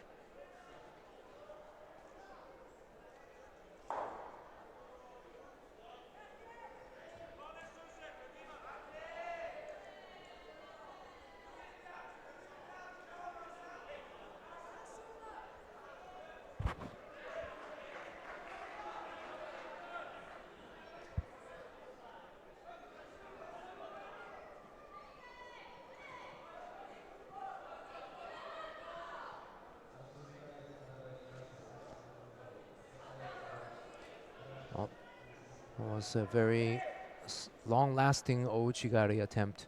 Major inner reap.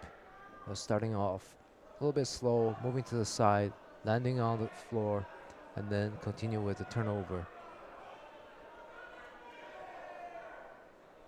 So that lands Shoman his first Vazari in the first minute.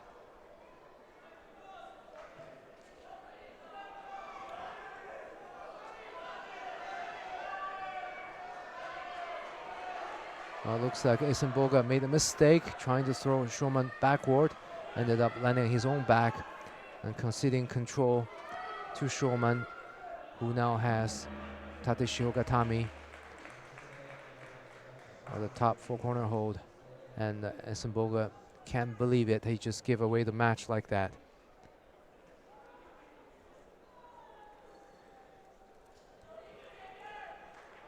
So Shoman will go fight against the Romanian. Winner on tatami 2, in blue from Israel, Ariel Schulman. On tatami 2, 5 minutes break. So we'll have a 5-minute break on this mat. And we'll move over to mat 1. In the meantime,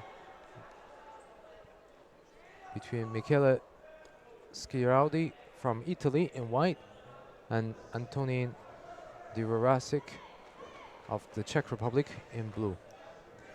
We can recognize Divorasic from the unique mask-like taping that he has around his head. And he's definitely a tough player, managing to make this far.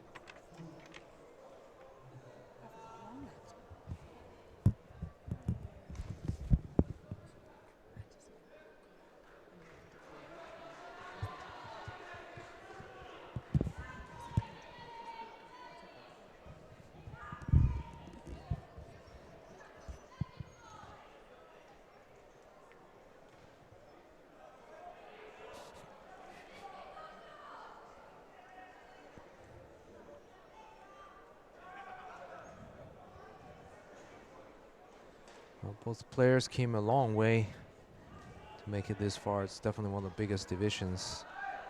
And Yeah, still have a few fights to go, so the winner of this will move on and fight Magomedov from Russia, and the winner of that will go through to fight for the bronze medal. So yeah, I mean, it's so hard, isn't it? Some of these players come and they'll have one fight and they're out. They don't get the opportunity to fight again. But if they get to fight again, it just means that their player, whoever they've lost to, has made it to the quarterfinal. So you'll always get a chance to fight on for a bronze medal, and they'll meet the loser of each semi-final as well for the bronze medal. So that's how it works here. But you know, it's so difficult, these fights. A lot of them have gone into golden score today, and it really does take it out of them. And when we get to the end of the competition, what you find is that there's less time between fights for you to recover. So we've seen it with a few of these athletes. They've had a long golden score and then they're straight back on in a matter of minutes, really, and they just don't recover from it. And here goes another golden score. Well, the nice thing about the cadet competition is that they do have double elimination, so these kids can get more matches in if they lose to a semi-finalist. Yeah. Otherwise, it will be devastating and just come here for one match, you know. Yeah. Oh, that looks like a nice entry for the strangle. Yeah, it's still there. Is that over the chin? I think it's looking good, can actually. see it from here. Yeah, it's looking good. He's, it certainly is underneath. Now he needs to use his leg. You can see the Italian has hold of the leg, but he really forced that one. That was great. Wow. Antonin how do you pronounce that Czech name now? Divorasic. Yeah, he's coming through. today. Yeah, he has. I mean, we noticed him because he had the wrap around his head at the beginning, then he came on for his next and he had this mask on. But that mask has stayed pretty strong there, hasn't it? He's just got space for his ears and his eyes. This is his fifth match. And he's going to have to fight the sixth one against Rizwan Magomedov from Russia. He has. He's got a tough next contest, but what would be nice if he does get on the podium, we'll be able to see what he looks like. Yeah, maybe. Okay. He shall never reveal his true identity. Well, we've got a treat now. Who have we got here? Okay, semi-final for the under 60 kilograms boys division between Mohamed Demiral and Andris Skamarov from Latvia. Yeah, Demiral, he put out the #1 seed in his previous contest.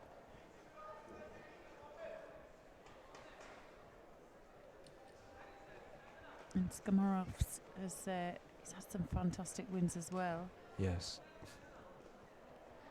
Well, it's a big division. To get a bronze medal, you need to win 7 fights. Now on to Tommy 2. The boys under 50 kilograms. It could Now be he dangerous could go here. situation. Yes. Oh, Uranagi. Yeah. And he did that before to more than one opponent. Yeah. Romania. Yeah, very confident there. Not quite the Ippon.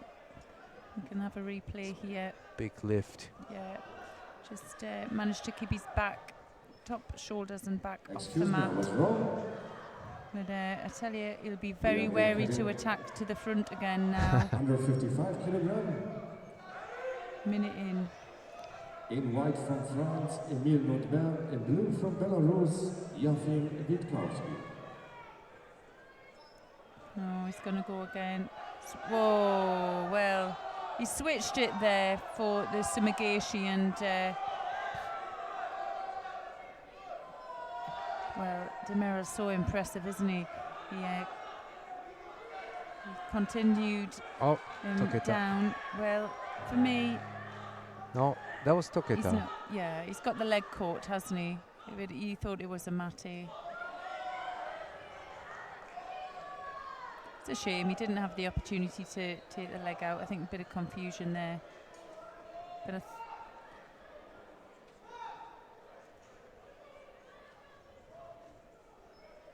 I think he's thinking that he could get the score from. In blue from Belarus. Still looking maybe for that score from the.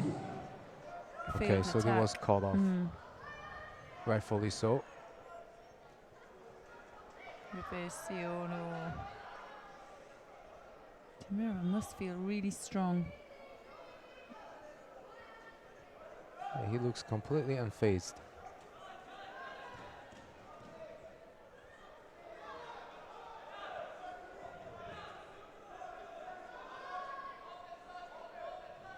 And we wish a fast recover to Emile Notbert of France. Oh, he goes Oh, again. again. Yeah, there's a good score, I would say. Was he enough on his side? Yeah, Demiral looks really comfortable with the close contact situation. 255 kilograms. In the white from Turkey. I mean, it's no surprise the guys who like the close contact are the ones who are doing the throwing, and we saw earlier on how the guys with too much space, you know, just couldn't get the scores, and they're attacking, but the attacks are a bit far away.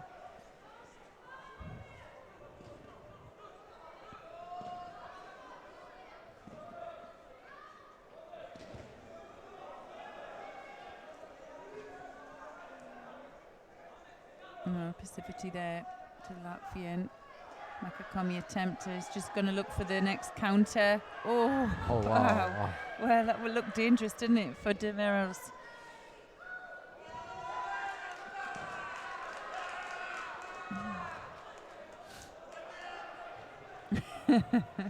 He looks relaxed, but his coach doesn't. Winner on tatami 2 in blue from Ukraine, Vladislav Kolobov. Oh, yes. That's gotta be Wazari. Well, you know what?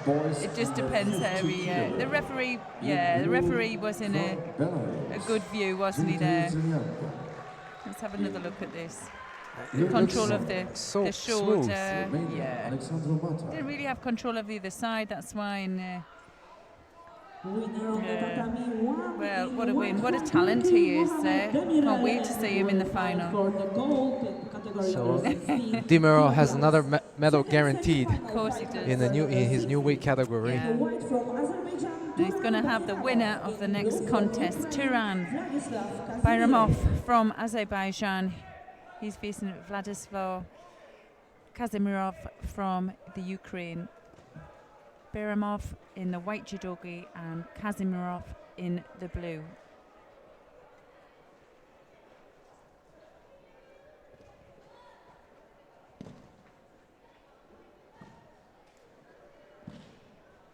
Cianagi man, isn't it? Yes.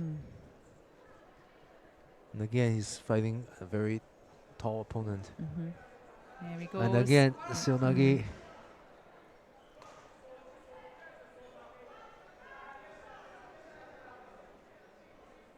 See, such a massive height difference, and although he's Cianagi K, it worked well, didn't it, against the taller opponent. Still struggling to get that, what I would say, a purchase, so you know, that real control of his opponent. I think he's missing a little bit of the hip position. Yeah, he has a nice controlling grip on the lapel there. There he goes. Oh, Ippon, that's got to be Ippon. That's clear. It's a very excellent. Better. He certainly got some purchase on that one. Let's see this again. Yes. Wowza. A good rotation. Yes. But even with this one, you can see his hips were out a little bit. Yeah. More than ideal. Yeah, and you know what? Maybe he can mobilize his body into that position, you know, to fit into his opponent's stature, really. You know, if he'd done a traditional one, it might not have met his opponent. So, yeah, can't wait to see that final. It's going to be a good one. Okay, moving back down to the repechage in the under 50 kilograms here on mat 2. We have Dmitry Zelenko from Belarus, and he's facing Alexandru Maciej from Romania. Zelenko in the white judogi and Maciej in the blue. Now this has been a quick turnaround for Maciej, hasn't it? We just watched him, that's right. in his golden score fight before, and we said, well, can he recover in time? We know he's fit, but he's had two, hasn't he? He's had two really long golden scores. I think he had maybe just about 10 minutes of rest. That's it. Which is really not enough to recover physiologically. Well, he's manoeuvring his opponent onto his back here. Just want to tie that upper quarter up there, and he's probably using the lapel of the judogi, and now he's going to work. But for me, I think it's finished a bit too soon.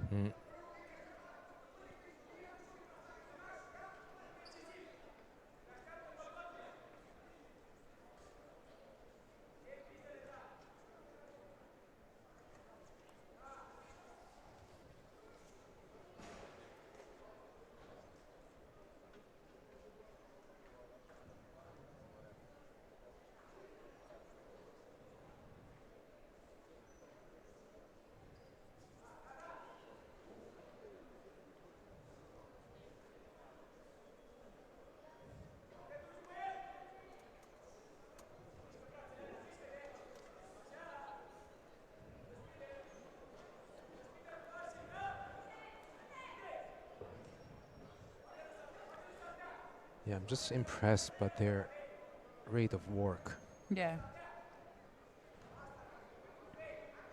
It doesn't even try to tactically stall his opponent.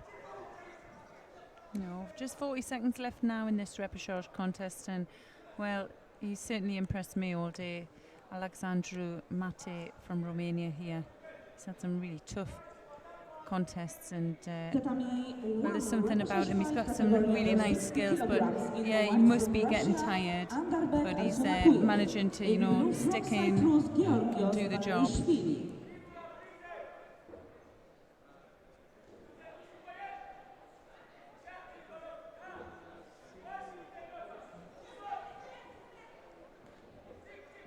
There he is on the shimmy waza. It's looking good. Can he use that leg there?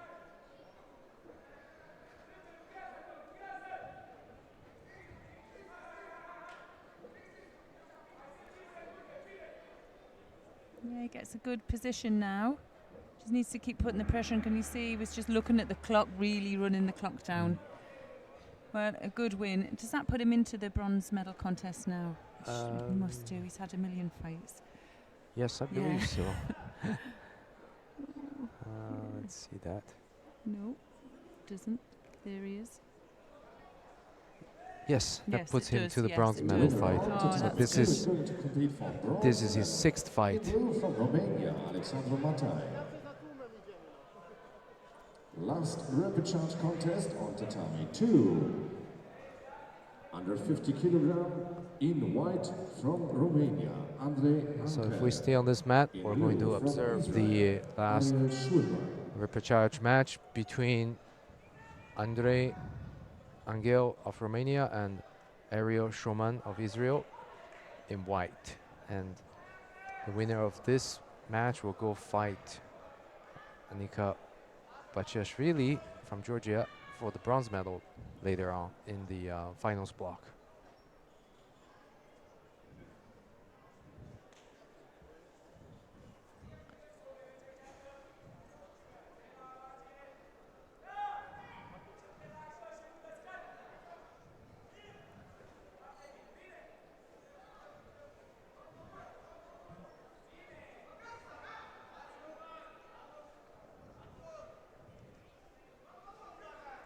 These two are so similar in stature. Oh, and Shoman gets a Wazari That from was the nice, wasn't it?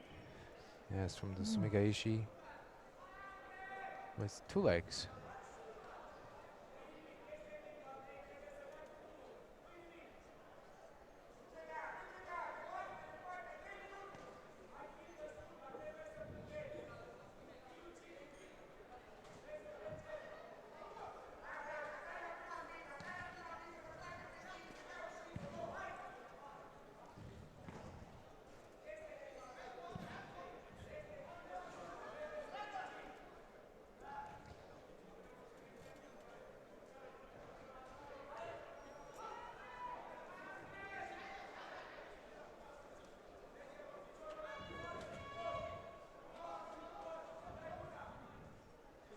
Both are taking a very defensive posture.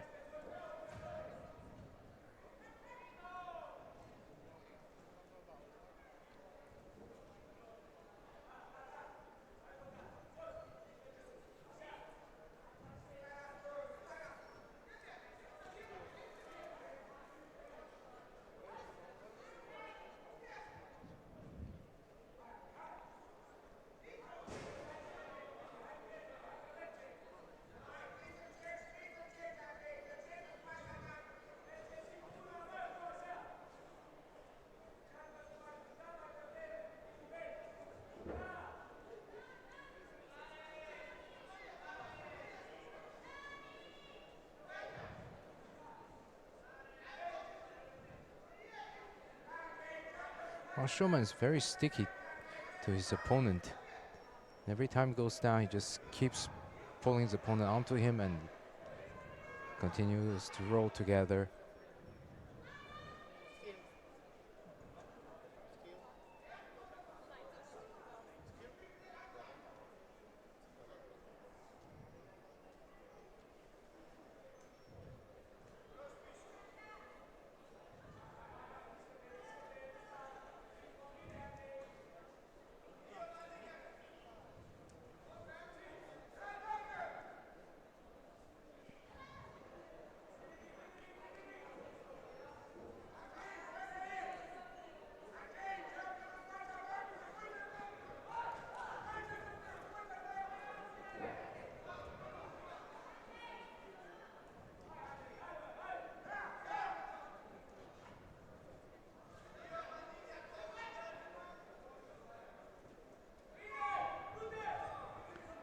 You know, Angel is really able to drop down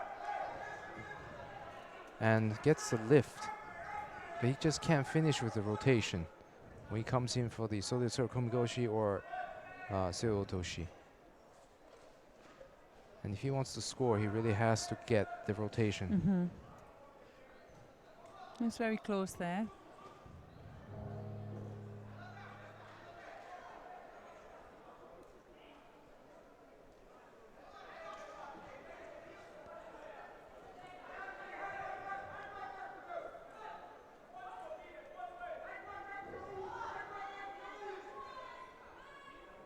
A minute to go here. Chance for a bronze medal contest here at the Cadet European Championships in Warsaw.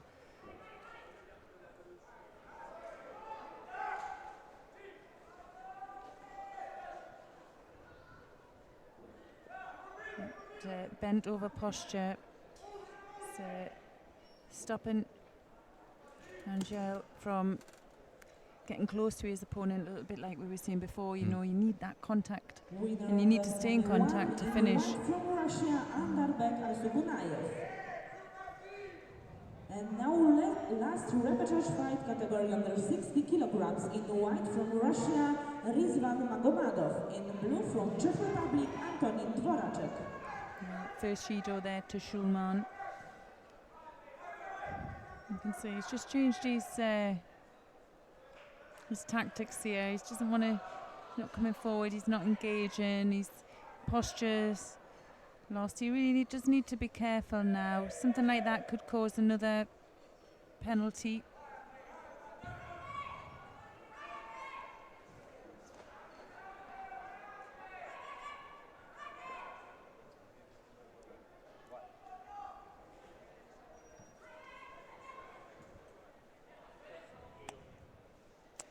It's going to be a bit too late, yeah.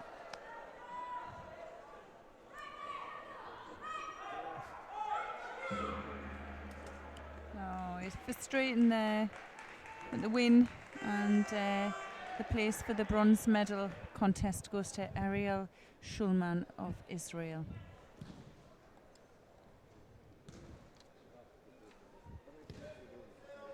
I think we're on the last contest, aren't we? Yes, we're on the last repechage on mat 1. But I think we could move over to mat 1. Let's watch the last one, because I think it's one that we were looking forward to seeing as well. Yes, the number 2 seed, the under 60 kilograms division, Rizvan Magomadov of Russia in white, and Antonin Dvoracek, who just fought on mat 1.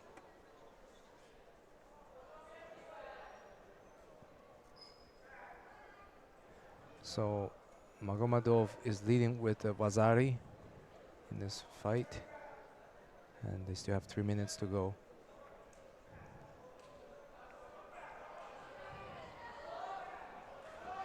Who did Magomadov lose out to then?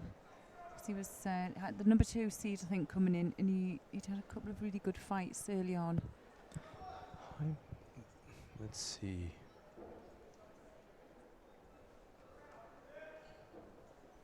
He lost to the Azeri, Turan Bayramov by Ippon Sionagi.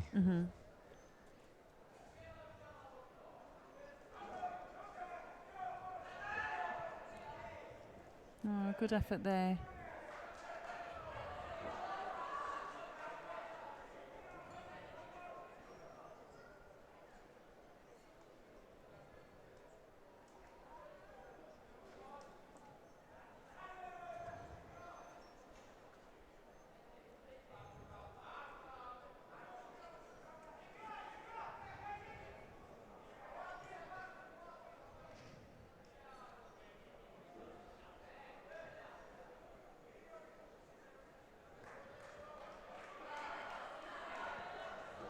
Yeah, Jurassic, he just looks tired, doesn't he, now? And we've seen him have some really long, hard-fought contests as well.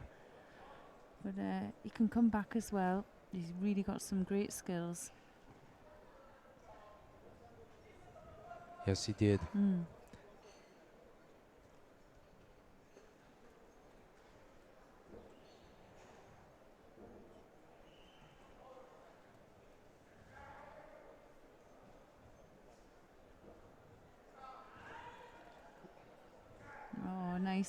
combination there.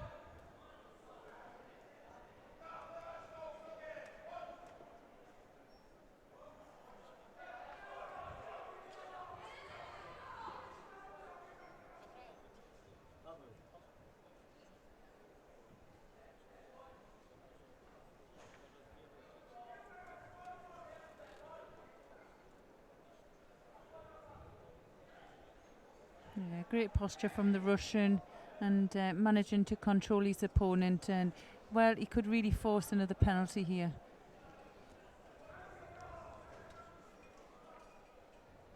Magomedov is already ahead by Vazari, Mhm. so really just needs to hold on to it. Yeah. But it looks like he's really trying to finish it with the technical score. Yeah, I think his gripping's just a lot stronger than his opponent, and he feels comfortable in that position. He doesn't have to really do a lot now, but contain his opponent, and hasn't got to change any tactics or anything like that. He looks comfortable out there. He's got that inside lapel grip, which is keeping his opponent from that distance of contact. But he's continuing to work really hard and look positive. And even in this Nuaza exchange, it looks like he's really trying to get the Nuaza. He's not just spending some time down there to waste. Look at that. It's a nice piece for Juji Gatami there. He's just going to work hard on that arm. And well, what happened was he spent a lot of time down there as well. 8 seconds to go.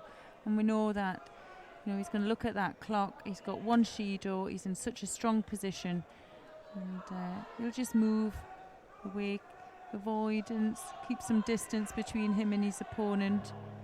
And well, he looked comfortable out there, didn't he? Well, I'm sorry for Dvoracek. Yeah. He really showed heart and spirit Mm-hmm. throughout this competition, but unfortunately, yeah. No, he didn't make the medal matches, but what he has got is just a load more of experience, and he can walk away from here. I think he's had some great fights. Six fights. 6 fights, some really strong contests, and he's 7th place here at the Cadet European Championships for him. So Magomedov goes to face Andres Skomorokov of Latvia for the 2nd bronze medal. Yeah, well, we're going to take a break now for an hour. We're going to be back on at 4:30 local time for the medal matches. So take a break, and we'll hopefully see you back here, and we'll follow the medal matches together. See you later. Yes, thank you for watching. Followed by the final block, including the medal contests and the awarding ceremonies at 4:30. Szanowni Państwo, były to ostatnie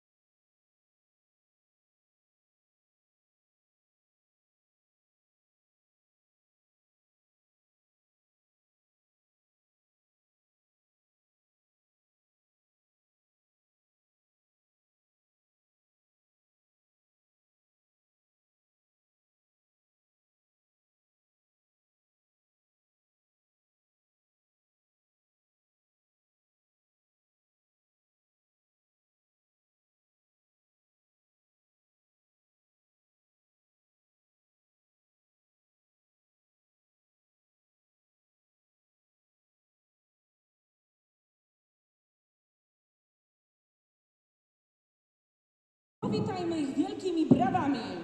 At the beginning, please enjoy a dance show. Please welcome with big applause Dance School Hand to Hand.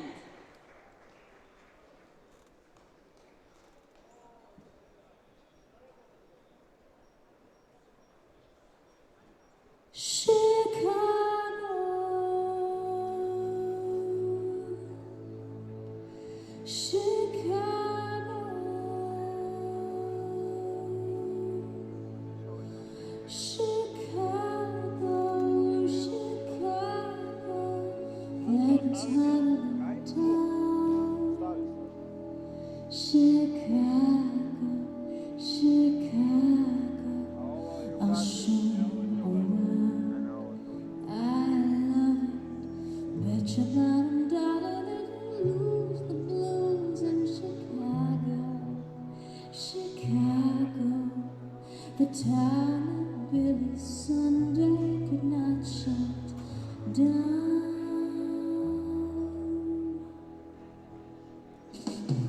On State Street, that great street, I just wanna say they do things they don't do on Broadway. Say they have the time of their life. I saw a man dance with his wife in Chicago, Chicago. Chicago, Chicago, that title in town. Chicago, Chicago, I'll show you around. I love it, bet you $1 that you lose the blues in Chicago. Chicago, the town that Billy Sunday could not shut down.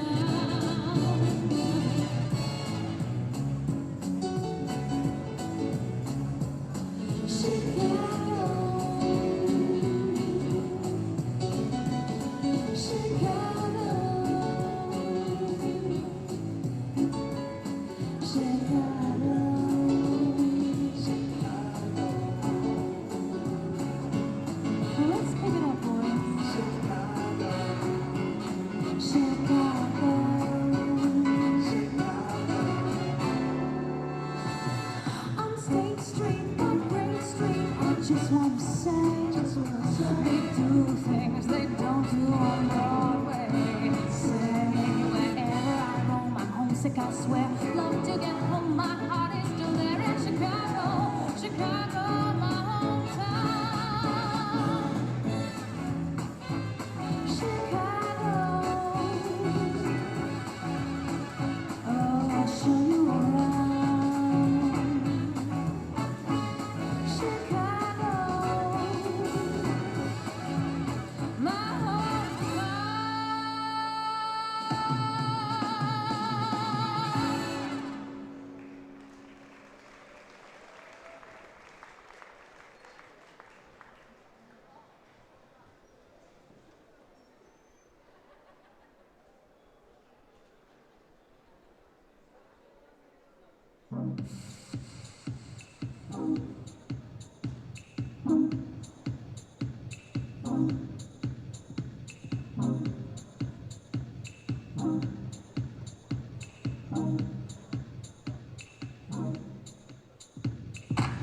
I'm finding something different. When you left, my picture changed. I was blinded, I'd not envisioned the same face in a different frame. It's alright, call my baby crying, so the summer light. It must be alright. Needed you to show me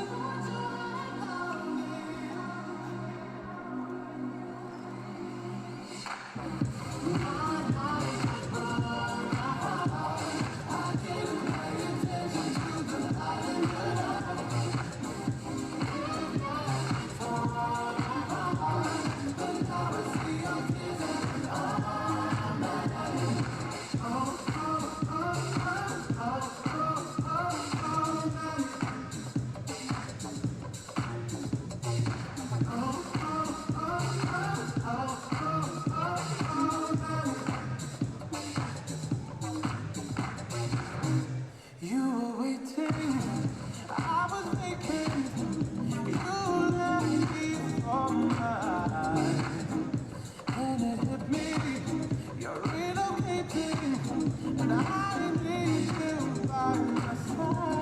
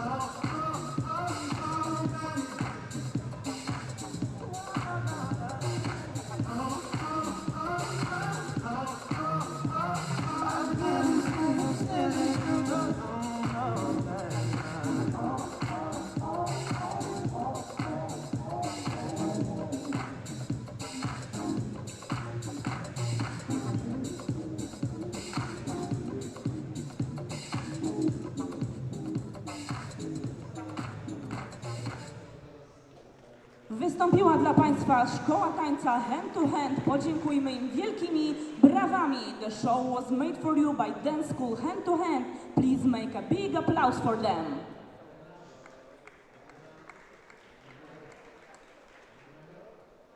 A teraz, Szanowni Państwo, powitajmy dzieci z warszawskich klubów judo, które będą niosły flagi 39 państw startujących podczas Mistrzostw Europy Kadetów Warszawa 2019. And now please welcome kids from Warsaw Judo clubs with flags of 39 countries competing in Cadet European Championships Warsaw 2019.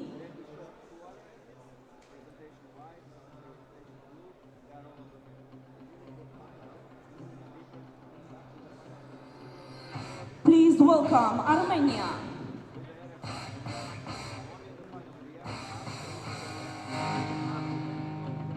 Austria,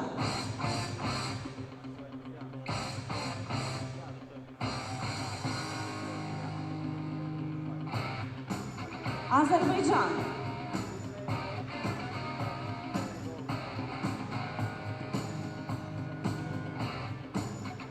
Belarus,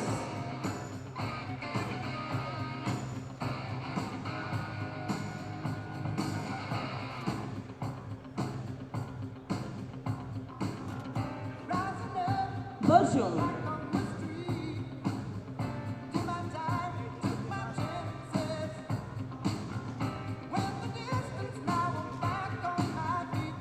Bosnia and Herzegovina,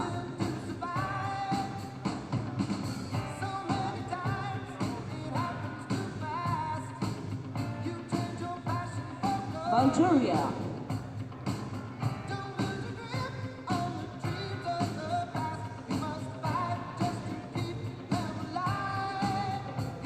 Croatia,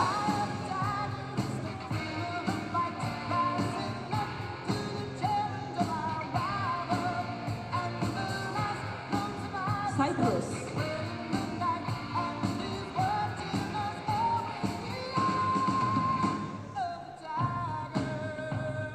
Czech Republic,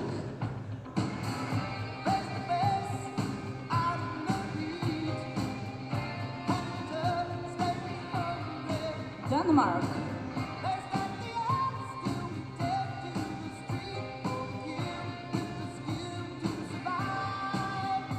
Estonia,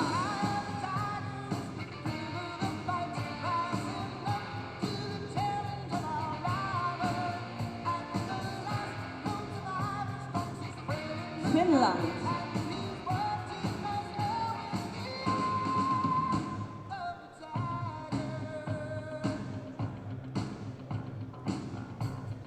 France,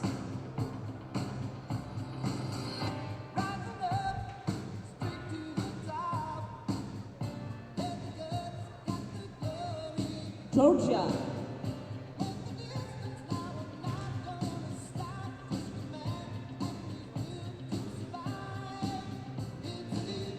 Germany,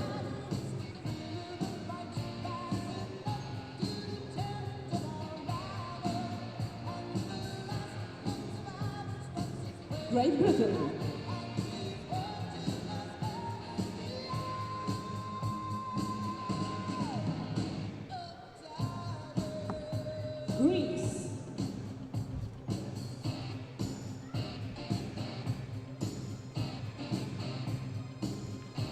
Hungary.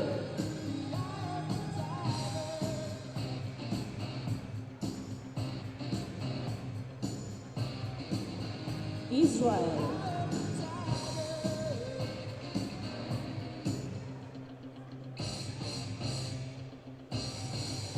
Italy.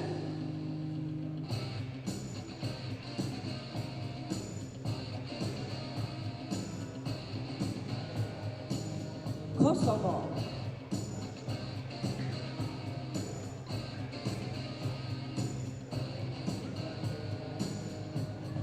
Latvia.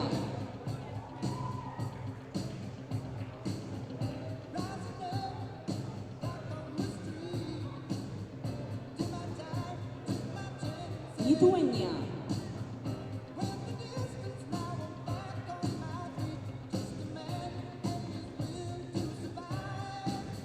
Moldova.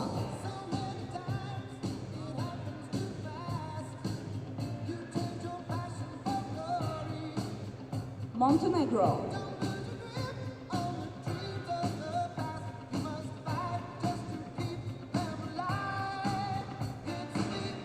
Netherlands.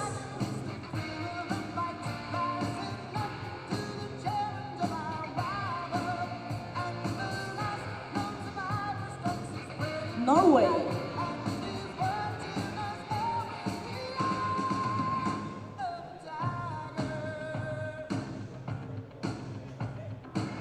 Portugal.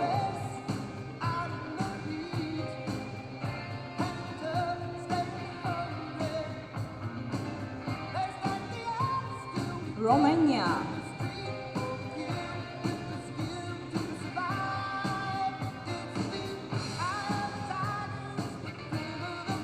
Russia.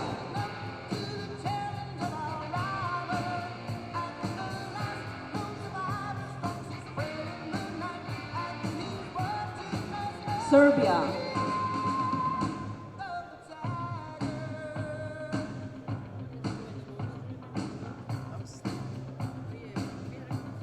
I did. That's still sleepy. I'm not gonna lie to you. Slovakia.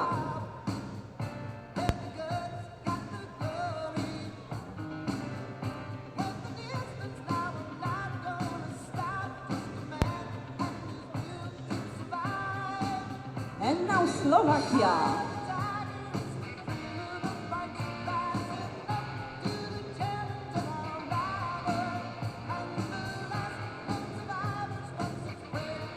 Spain.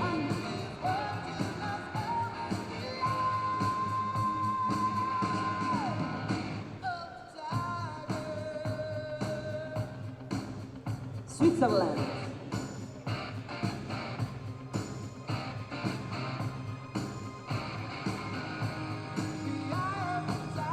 Turkey.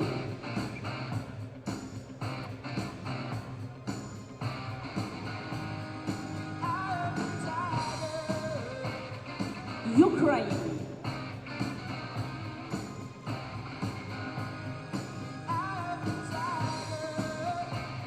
And please welcome Poland.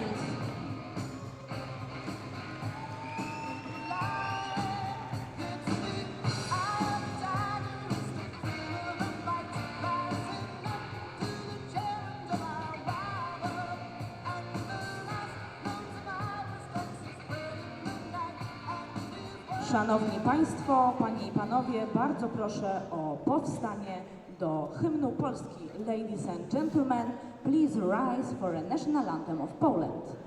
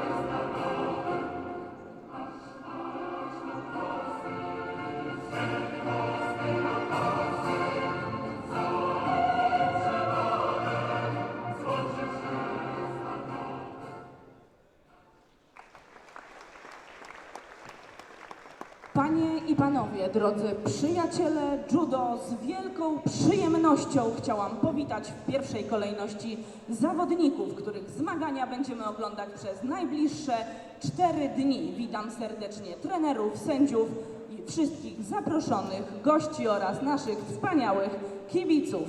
Ladies and gentlemen, dear judo lovers, welcome with big honor first of all competitors, which fights we will be watching for 4 days. Welcome all coaches, referees and all invited guests.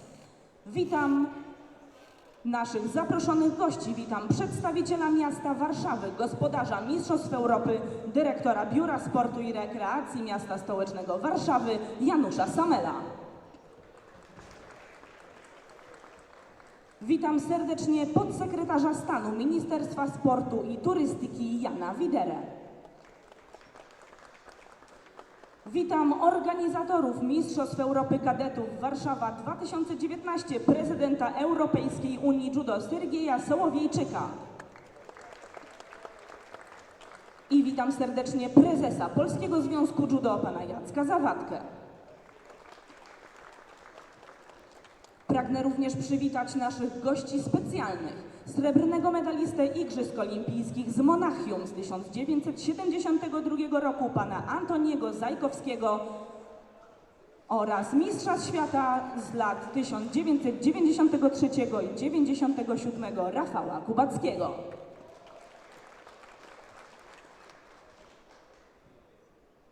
Bardzo proszę o zabranie głosu dyrektora Biura Sportu i Rekreacji Miasta Stołecznego Warszawy, pana Janusza Samela. And now please take the floor Office Director of Sport and Recreation of Warsaw, Mr. Janusz Samel.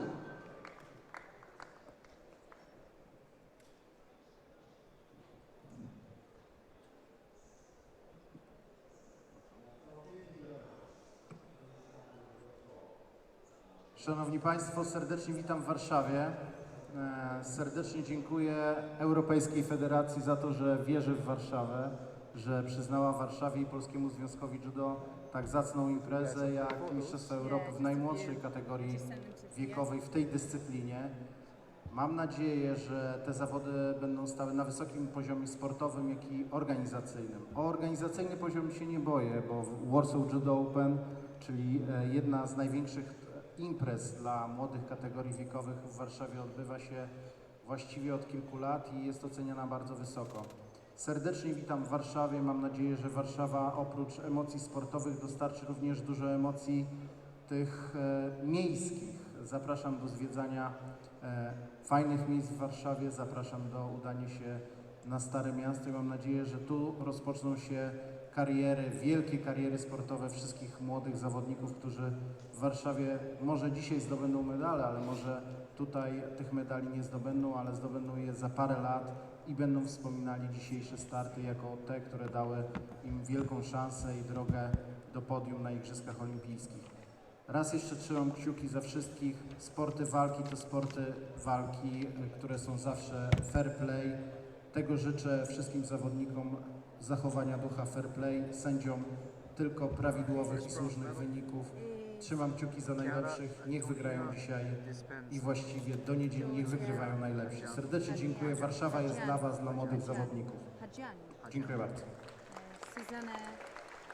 Bardzo proszę o zabranie głosu podsekretarza stanu Ministerstwa Sportu i Turystyki Jana Widerę. And now please take the floor the Undersecretary of Ministry of Sport Jan Widera.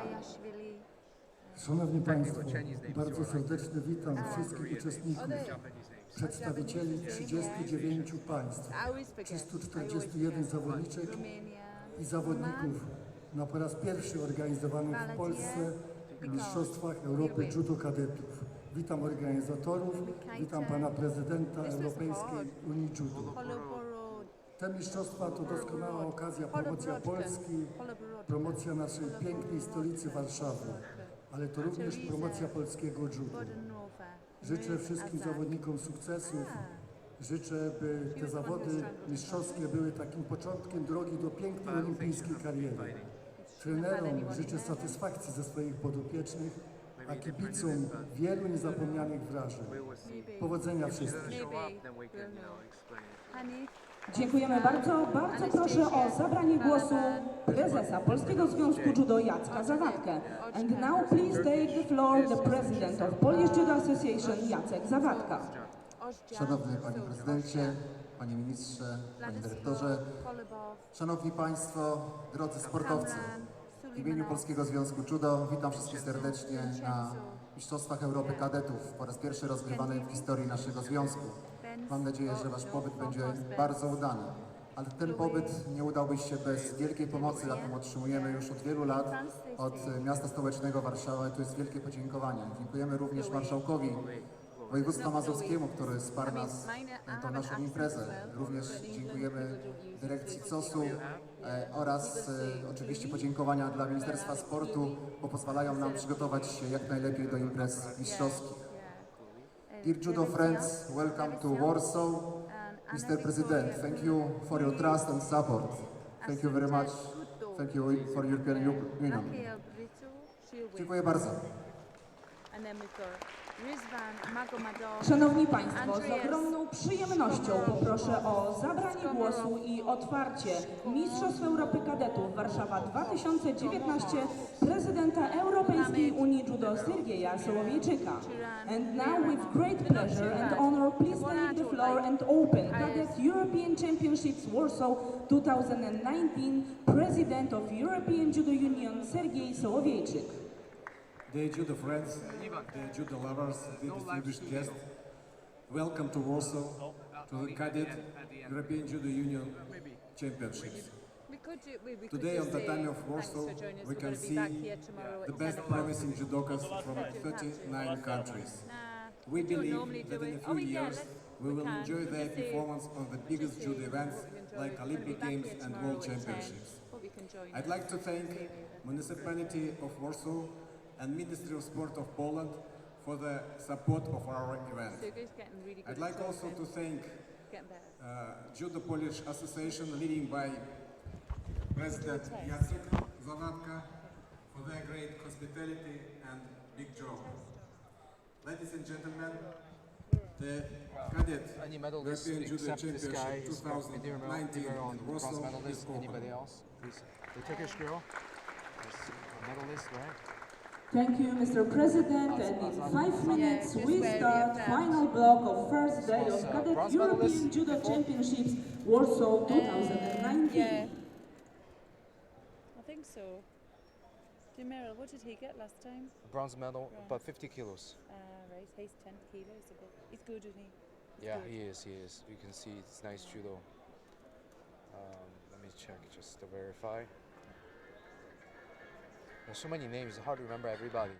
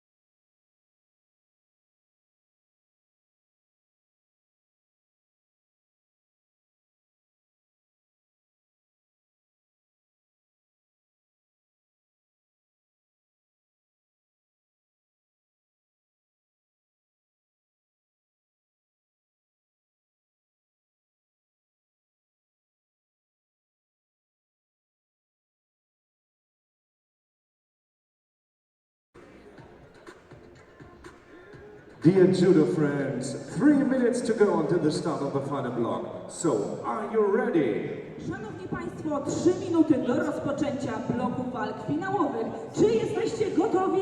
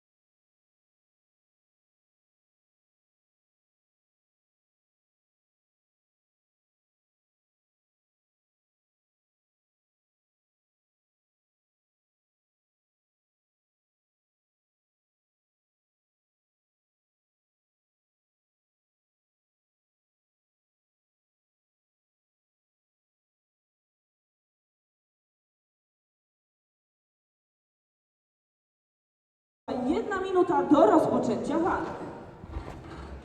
Come on!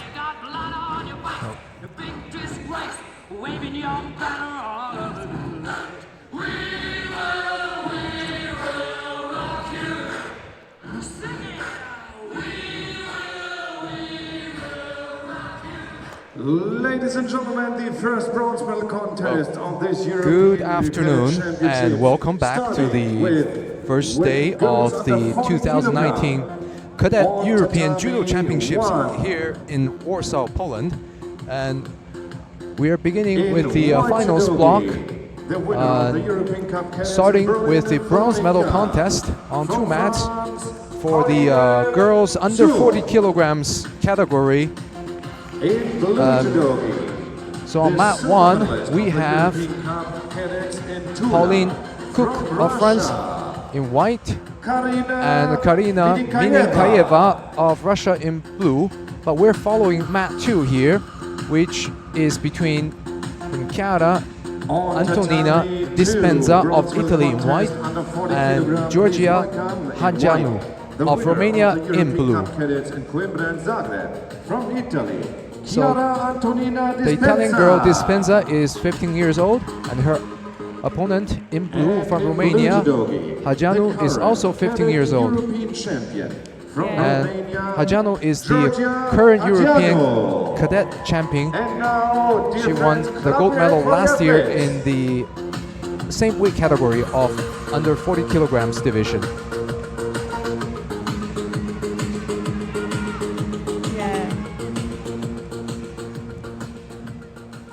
Yeah, well, the under 40 kilograms, that's our lightest weight category here.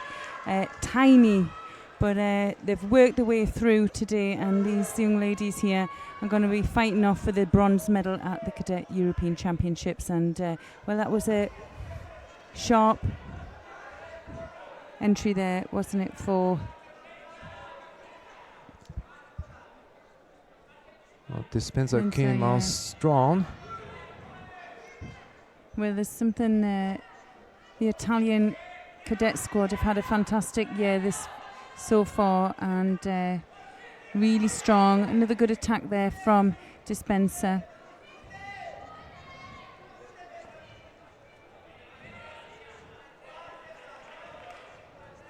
Well, they have 2 girls in the finals block just today. The other one being Assunta Scuto. Yeah, she's in 48, isn't she?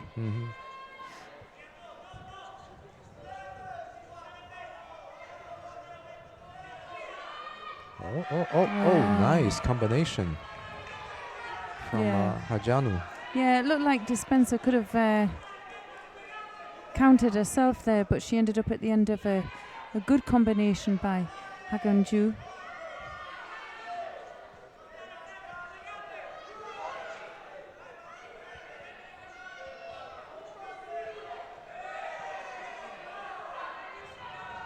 It's early days though, a lot can happen, and we've seen that throughout today with these young cadets.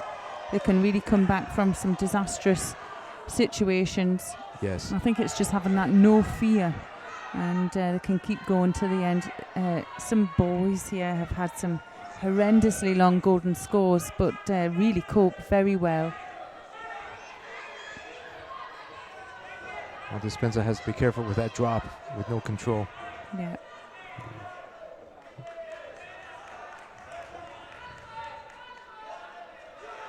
Well, the tension is always high in the final. Both are nervously testing out each other.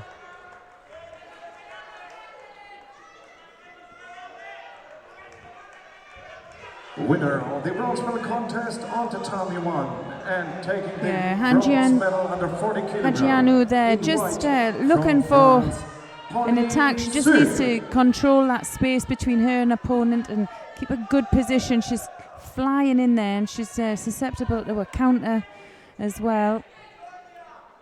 We're halfway through. Hajianu is just ahead by Awazari. And well, one Shido on the board as well. And on the other mat, the first bronze medal just went to Pauline Cook from France. So now we have this bronze medal match to finish.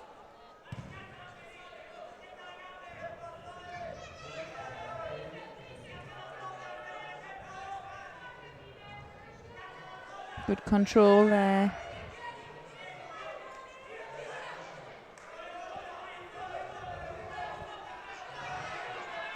Now Dispenser, she just needs to keep this pressure on her opponent and just keep going for it. Don't overly think it. Just keep putting the pressure on and going for it. See, she's really good when she gets that control of the head. Now she's forced a false attack, which for me could be another Shido.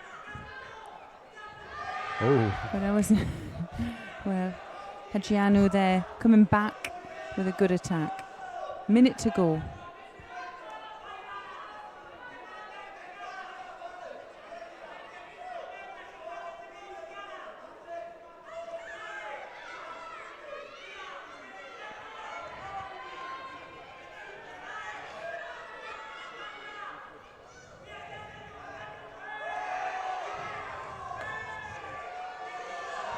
Well, looks like Dispenser is dominating with the grip in the last minute here. I just think she got out grip there. There wasn't anything untoward there, nothing that deserved any penalties.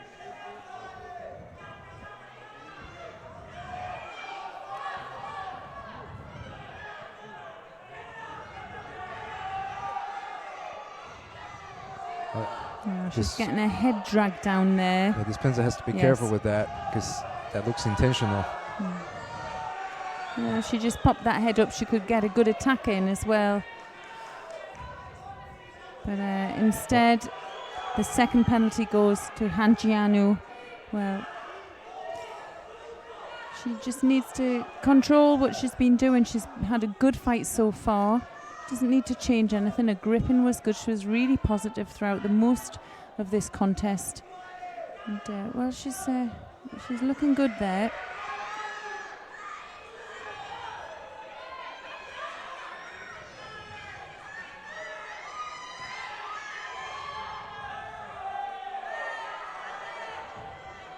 Well, It looks like bit of Hanjanu a- is going to keep her Vazari lead here. With just a few seconds left. Yeah. And she does. Yeah, it was a good effort there by both, but Hanjianu was the one who got the score on the board, and that's all that counts, isn't it? She did really well. Yeah, she had it early on in the match, and she kept it. Which sometimes it's hard. I know as an athlete, sometimes you score early and it's not the opponent that you want, but you know you've got a full fight ahead of you to really control that, and that's hard when the pressure's on. In girls under 40 kilo category, in blue. So the second bronze medal goes to Georgia Hanjanu of Romania. So with the two bronze medal, fights decided, or going to the final for the gold and silver medal. Yeah, and we can see them here nervously waiting on, eager to get onto the mat and get the job done.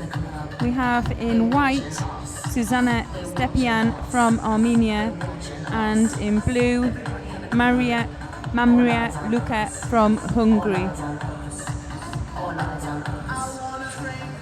can see there with the coaches behind them.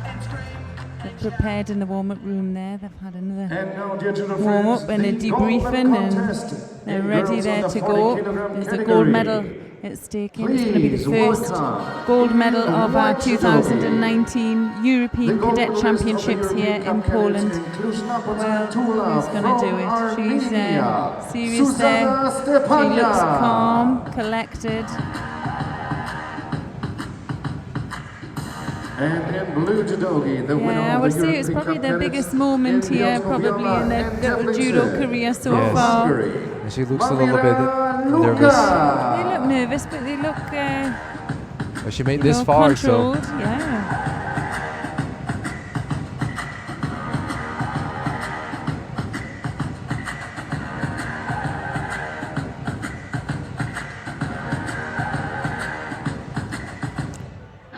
Here we go. Sepanyan in the white judogi and Mamria in the blue.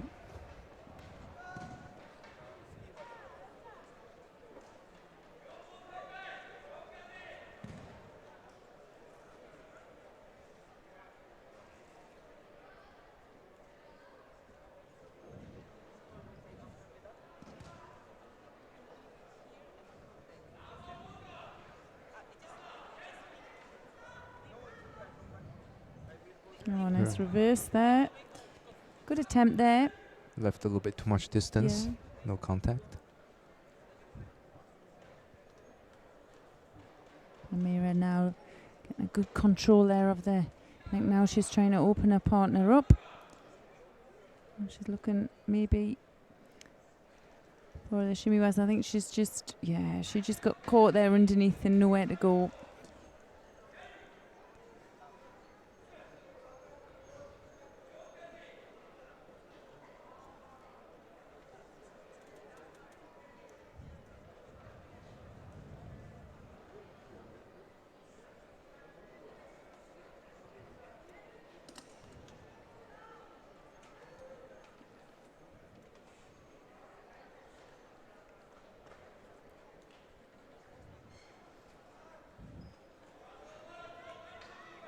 A big effort there from Stepanyan. She didn't really have the continuation for the score.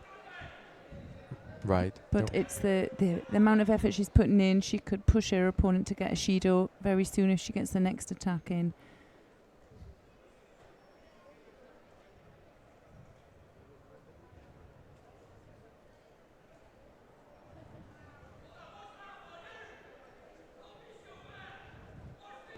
Uh-oh. Looks like Mamira is working on the shimiwaza, but now she just lost it.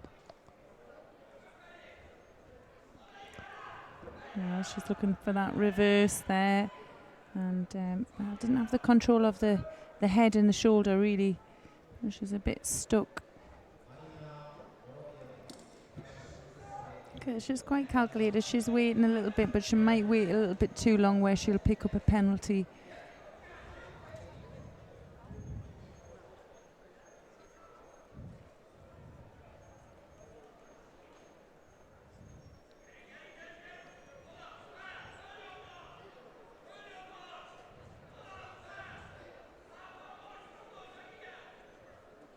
And again, well, she takes her down again. And she's not in a perfect position. She hasn't got the space to get in. You can see that Mamira is pulling her head in really close. And anybody who does a seonagi, they need space to set the throw up. And she's not getting enough space, but she's still really trying hard to get something in. So she's doing a lot of the dragging down, but Yeah. not enough the movement Yeah. to create the space. Well, what it does, it puts her opponent under a little bit of pressure. We have a minute to go, and Mamira there with the Judo, and again pushing through for the attack. And it's not the best, but it's the best she can do in the situation that she's in.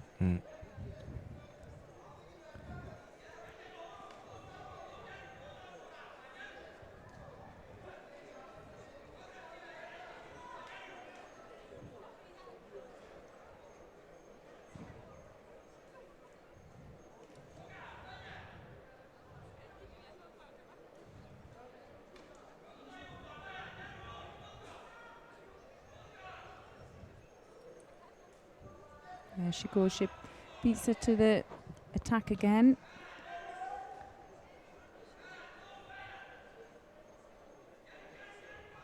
There's the reverse. Can she get the score this time?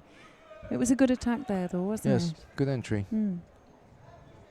Her opponent's very, very static, so it's really hard for her in that situation to create the space and create the movement for these attacks. It's a little bit more kazushi, a little bit of more breaking of balance to get them. But, you know, she is putting the work in here. Now, Mamira, she doesn't have any more chances. She has 2 Judos against her now. She has to come forward. Well, it's a tough old final here. We're going to go into the golden score period. So first to score will take the win. But if Mamira picks up a 3rd penalty, the win will go to Stepanyan. Well,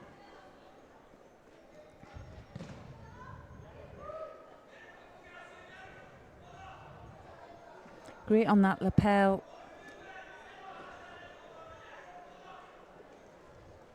And drop into the right side again. And again, coming way too far.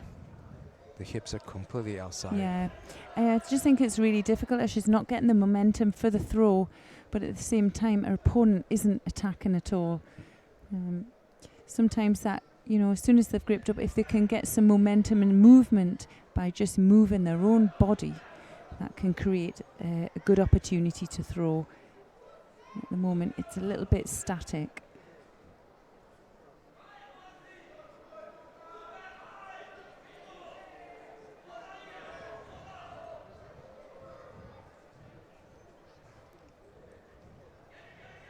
Yeah, I have a feeling this match is going to end up decided by penalties.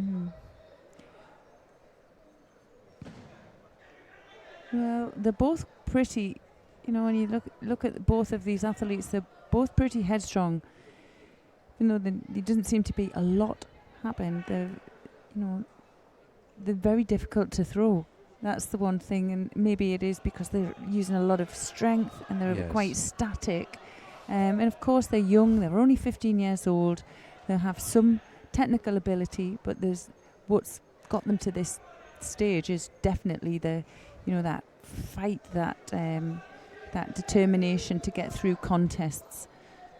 They'll develop so much in the next few years. You'll probably watch them in a couple of years and see, you know, completely different competitors out there. Well, Stepanyan there picking up her first penalty. Is it for passivity? I'm not sure. I think so.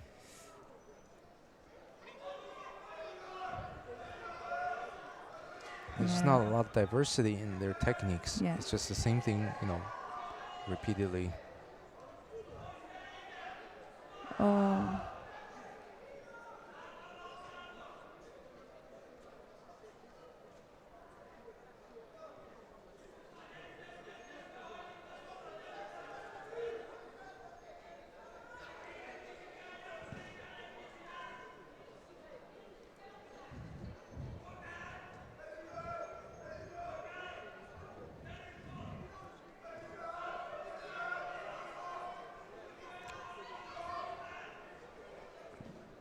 You can see Mamira is quite strong.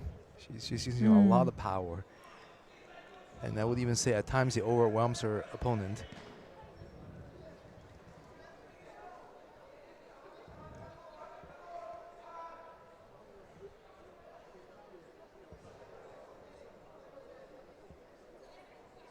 Two minutes into golden score, so they've done 6 minutes now, and well, there isn't a great deal between either of these players.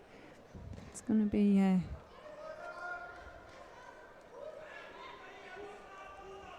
and I think as well Mamira is slightly getting a little bit better in time. There's the low Sianagi. That was probably a better attempt.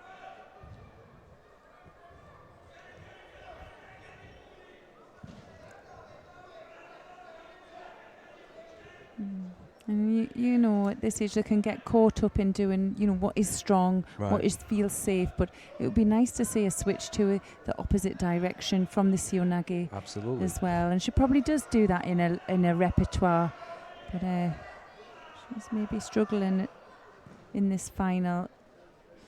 Or even create a little bit half circle movement before she drops in, or up and down movement.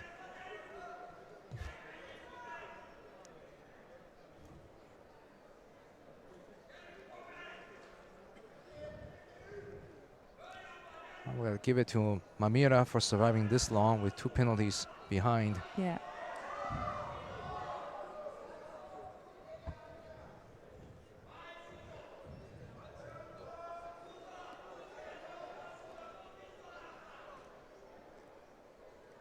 Well, you can see there the coach has had his final warning there, so he's out and he has to sit into the tribune. She won't get any more mat side coaching from him. So she's going to maybe she will do something different now. Yeah, I don't know. She might just think, right, I'm going to have to go for this. Both very determined young ladies here. Well,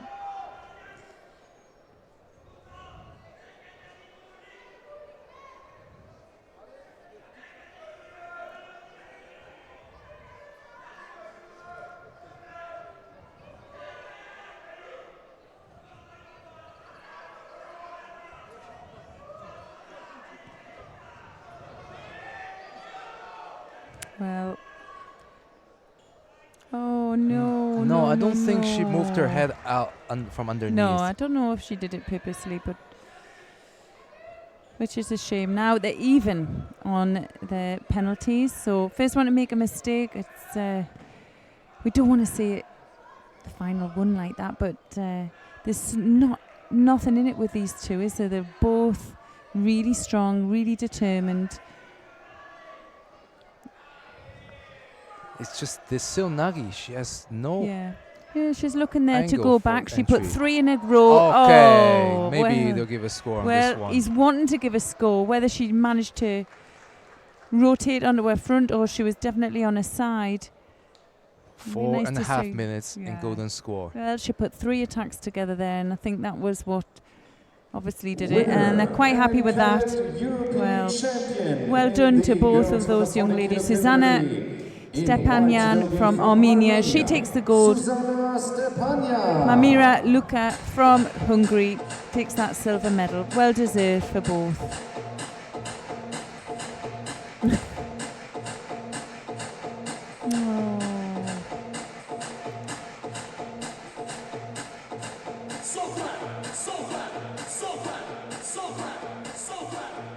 See here some highlights of this final on the screen. That concludes the minus 40 kilograms girls division. Now we have the boys under 50 kilograms weight category coming up.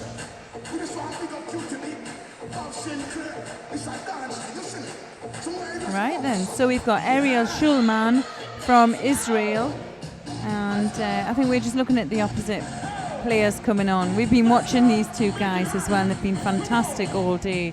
I think we're going to be following Mat 2, and that will be between Ariel Schulman of Israel, and he's facing Nika Bachiashvili from Georgia. Tatami 1 bronze medal fight. Please welcome in white. Mat 1, if you want to winner follow of the other European bronze Cup medal Cadets fight, Berlin is between from Alexandru Romania, Matei Alexandru Matei. from Romania in white and Luis Pestelard in blue Please from welcome France. bronze Yeah, they're the guys we medalist, have got on the European screen, and they've Cadets both Florida from been France, fantastic Louis Pestelard. all day. Yes. And well, they're off there with their coaches, and here's our guys for the bronze medal. And now, I don't know if we had an opportunity, did we see Schulman, but we definitely watched Nika Bachiashvili. He was fantastic in his first few opening contests, so it's great to see him here fighting for a bronze medal. Yeah, Schulman has showed he has very good Newaza transition and prefers to fight on the ground whenever possible. So we'll be looking forward to more of that. On European Cup this year, Nika Bachiashvili. And now, clap your hands for the athletes.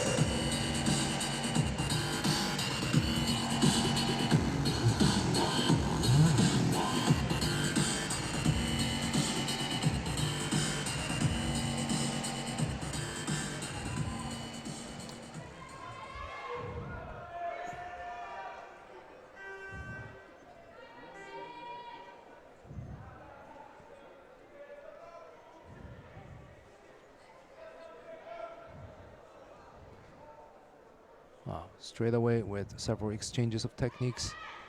Schulman almost gets caught with a Kouchigari earlier, and now you can see he's working on Sodi Guruma Jimmy, sleep wheel strangle from the side, and this is where he prefers to work in Newaza. And the Georgian Bachiashvili is fighting hard to get out. Yeah, he's struggling there, isn't he? Yes. Yeah, the hand's gone. Yeah, he's gone. He's gone there, I think. Yeah. No, No, he he's hasn't. not. No, he held not. on. He did well there, didn't he? Wow. Just needs to take his time here. Yeah, you were right about Schulman. He, very good. But Bachiashvili, he can actually throw some fantastic this morning in his early rounds.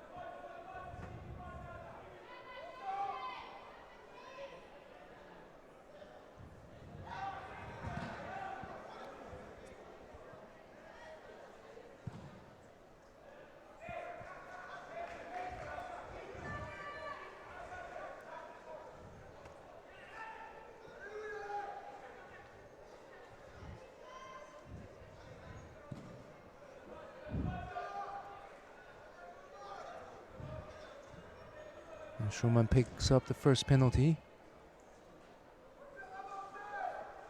And it goes Vazari to Bachiashvili. Yeah. With that Osoto Makikomi.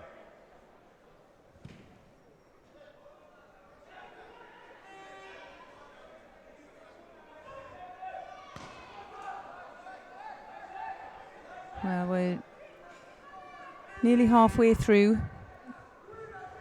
Bachiashvili doing well there. Recover from that shimiwaza and now in the score, really relaxed.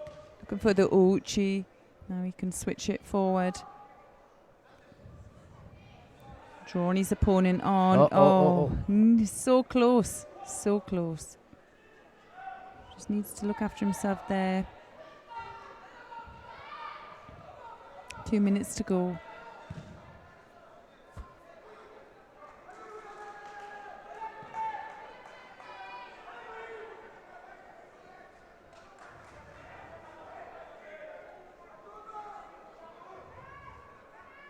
Well, he has to go straight away because he... Oh, that's an ippon. That's fantastic. Schulman just walked onto that. Yeah, I did. Big Osoto Makikomi. See there. Just adjusted his grip as his opponent came in. He just used that. Look at that. Fantastic. So the first bronze medal there goes to Nika Bachiashvili from Georgia. Winner of the first bronze medal in boys under Now let's 50 move to kilogram mat category. 1, to the In other blue bronze medal from fight Georgia, between Alexandru Mika Mate of Romania Bashashvili. in white and Louis Pestelart of France in blue. And Pestelart is down with 1 penalty, and there are no score on the board. Well, we've already seen Alexandru Mate from Romania do 2 really long golden scores, and Yes. you just have to think what that effect has on the players coming into these later contests. But it's a nice attack there from Mate. Doesn't look like those 2 long matches slowed him down a bit, judging from his performance in this match.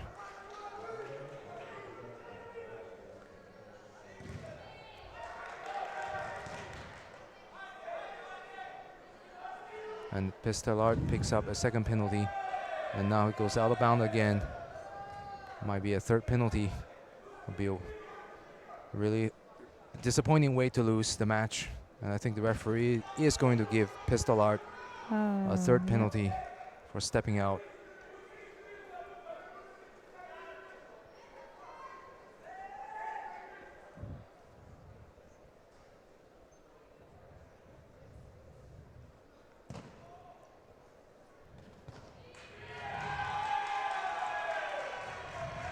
Well, Pestelart doesn't agree with that final penalty, and but that stays. And Alexandru Mate goes through with a bronze medal in his pocket. Romania, Alexandru Mate.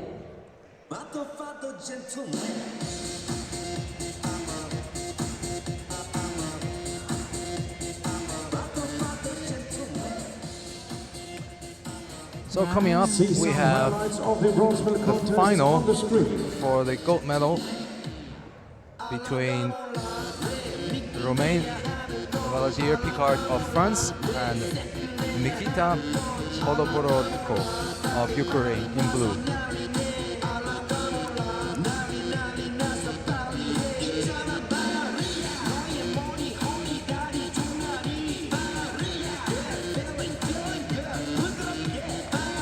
Well, he's been great, hasn't he? The young Frenchman here, Valdier Picard.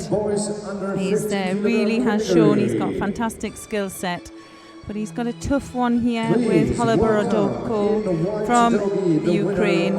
He's also come through some really tough matches. From France, Romain Valadier Picard. Well, just to get to this stage, it takes a lot of hard work and determination. But, well, they're here, and there's only one thing they come here for now, and that's the gold medal.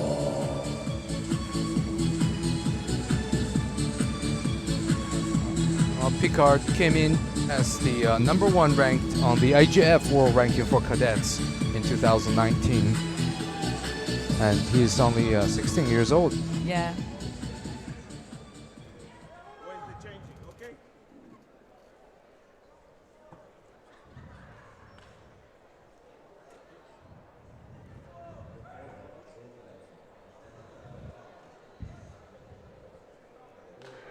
He just looks really relaxed and uses his opponent's movement as well as his own initiating to throw. And he's quick. He's really quick. There he is, looking for the Sutemi Waza.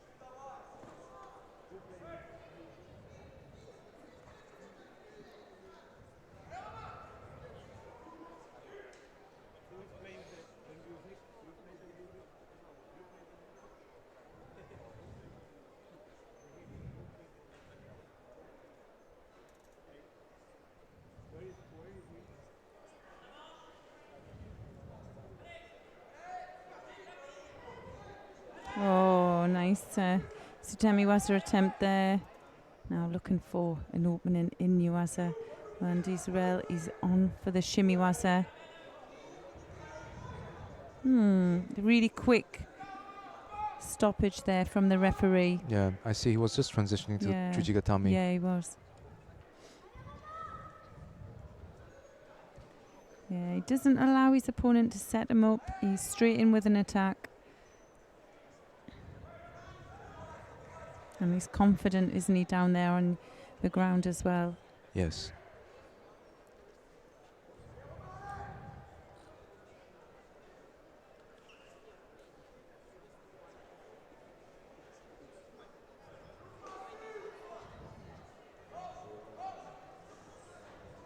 He certainly likes his Sutemi wazas. Yeah. Well, unfortunately, that one is classed as a false attack.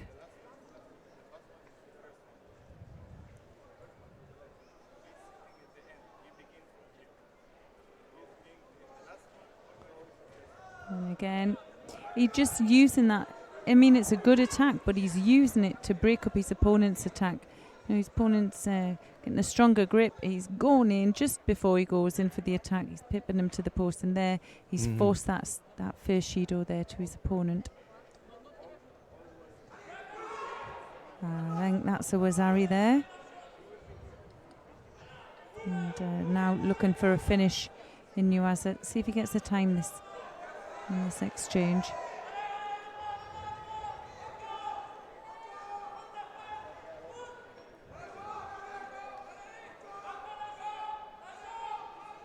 Yeah, he's not stopping. He's looking there. He's got some movement, just some more pressure on the head.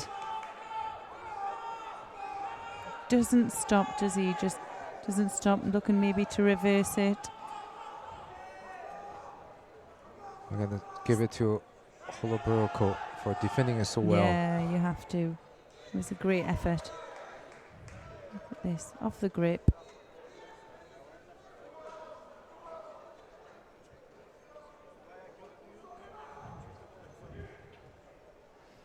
Well, just under the 1.5 minutes to go. Valdier Picard from France is leading.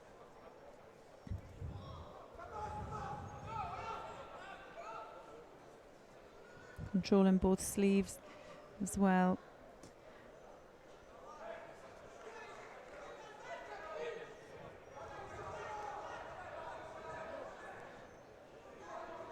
Just a little over a minute left on the clock here. And can Picard keep his lead here? Oh, another nice drop technique, changing of direction really quick. Yeah. Going again for the Jujigatami here. He just doesn't stop, does he? He doesn't stop in attacking. There's no room for any defense. His defense is an attack, and there he is. He's got the arm strong there.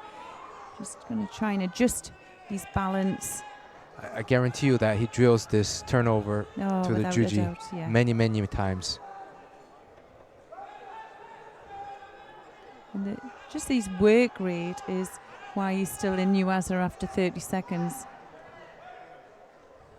But Holoburoko also has a really good defense. Yeah, he does. He just hasn't had an opportunity to get an attack in, has he? There he is with his second penalty. He probably can't believe it because, you know, he has his own engine on him.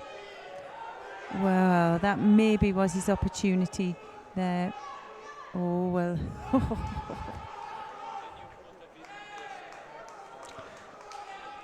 I think also, you know, Picard gives a very unusual reaction because whenever Holoburoko comes with a deep over the back grip, Picard just drops in for Sumigaishi or Tomonagi. Yeah. And that's not what most people do. No.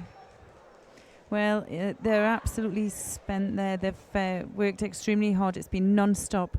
But it's, in the end, it's Roman Valadier Picard who takes the first gold medal here in the under 50 kilogram category at the Cadet European Judo Championships. And a well-deserved silver medal to Mikita Holoborova from Ukraine. Yes.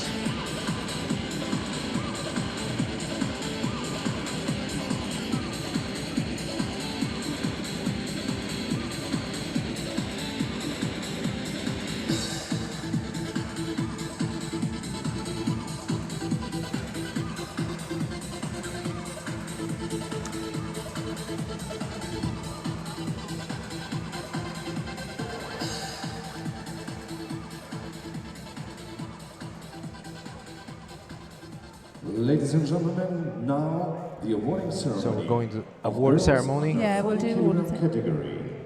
Szanowni Państwo, przed nami Okay, so the ceremonia first awarding dekoracji ceremony here dziewcząt is kategorii do 40 for the under 40 kilogram category.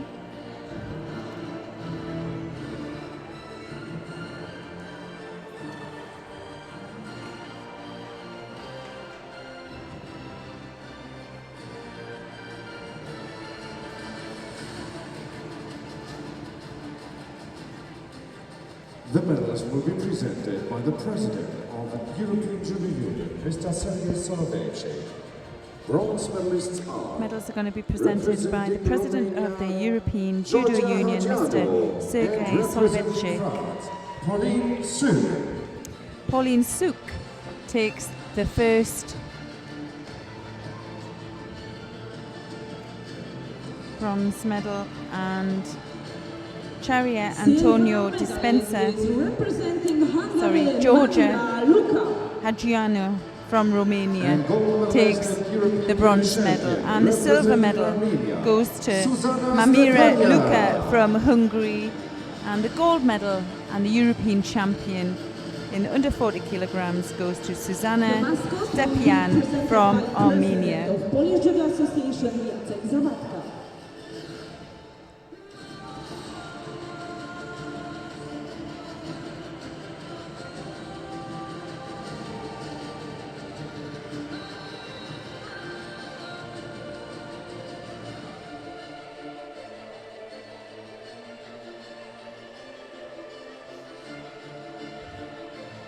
Ladies and gentlemen, now all please stand for the national anthem of Armenia.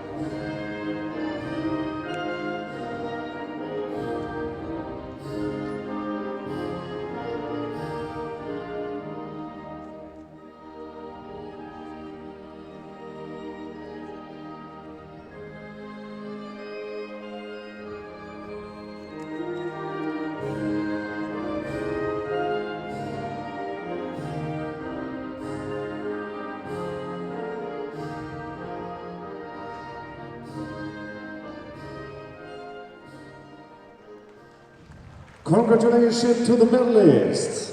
We now invite our VIPs for the family picture. Well, those are some really big medals compared to their body size. Yeah. They could just be normal size. I gotta get a closer look later on. Yeah, they have a little souvenir as well, Teddy. Ladies and gentlemen, your applause for the medalists, please.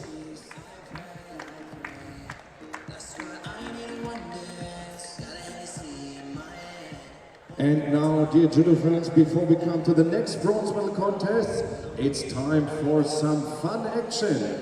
We are going to play some bongo. Well, I got a closer look of those medals, and they are big. Just play the bongo can. Here we go.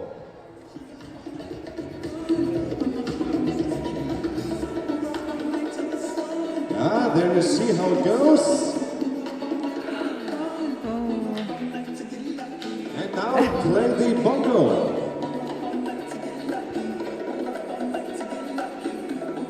Yeah, go for it. Yes, come on, play the bongo. Very good. Pokażcie, jak gracie na bębenkach, jak zobaczycie się na ekranie. Nie bójcie się i zabawcie się z nami. Come on, play it. Yeah, very good.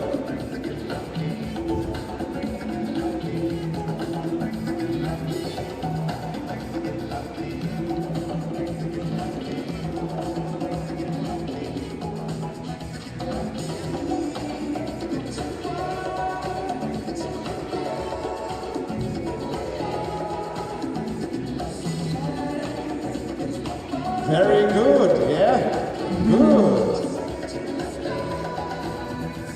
Come on, guys, play the bongo. Yeah, very good. And girls, come on, Romania, play some bongo. Is it Italy? Yeah, go for it, come on. Play the bongo can. Thank you very much for having this fun with us. But now it's time for the next bronze medal contest in girls under 44 kilogram category. Tatami 1, bronze medal. Here we go. Okay, we're going to move on now to the under 44 kilogram category, and we're going to be following mat 2, and the contest is between Teresa Bodnarova from Czech Republic, and she's facing Merve Azak from Turkey. Tatami 1, please welcome in white winner of European Cup Cadets Berlin. I can't see her actually, so she might not be. I think we might actually follow mat 1. Because there's another Turkish girl fighting for the other bronze medal. Yeah. Hanif Ozcan from Turkey. She's facing Anastasia Balaban from Bulgaria. Ozcan in the white judogi and Balaban in the blue. Now we're a bit premature there because I think on mat 2, not sure if Teresa Bodnarova will have an opponent because her opponent lost her last match, and in fact she's coming alone on the mat. She will be. So we'll follow mat 1. Yeah, because if you remember earlier, Azak was strangled to unconsciousness. Yes, and at this level they can't come back into the competition. So, well, it's a pity for her. First bronze medalist in the under 44 kilo category. In white from Czech Republic, Teresa Bodnarova. Good first start here from Lucien from France. Now looking for an opening in Nuaza. She's secured the shoulder. She's going to look to step her opponent. Doesn't quite get the leverage there on that one. Nice low CO. Just reversed it as well.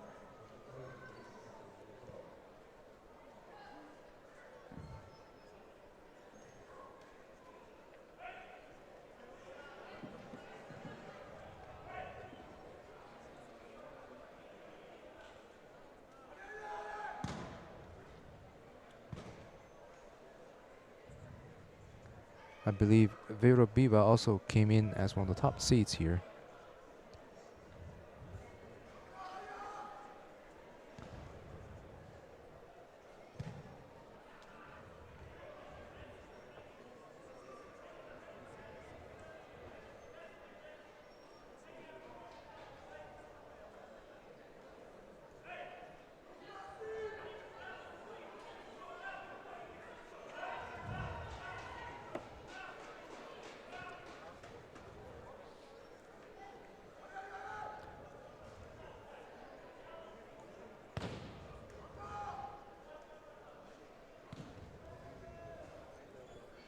Well,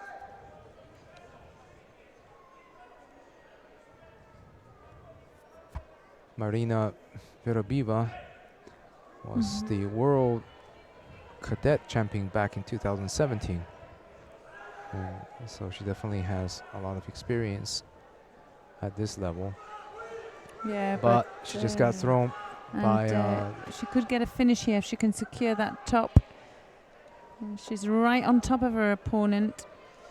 So, well, she lost that one there, but, well, it takes her ahead and we're at the halfway mark.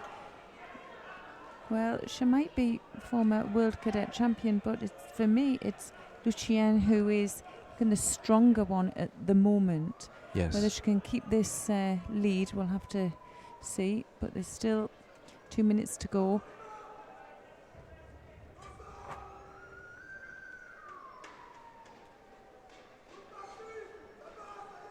Well, it's non-stop, isn't it, by the young French athlete?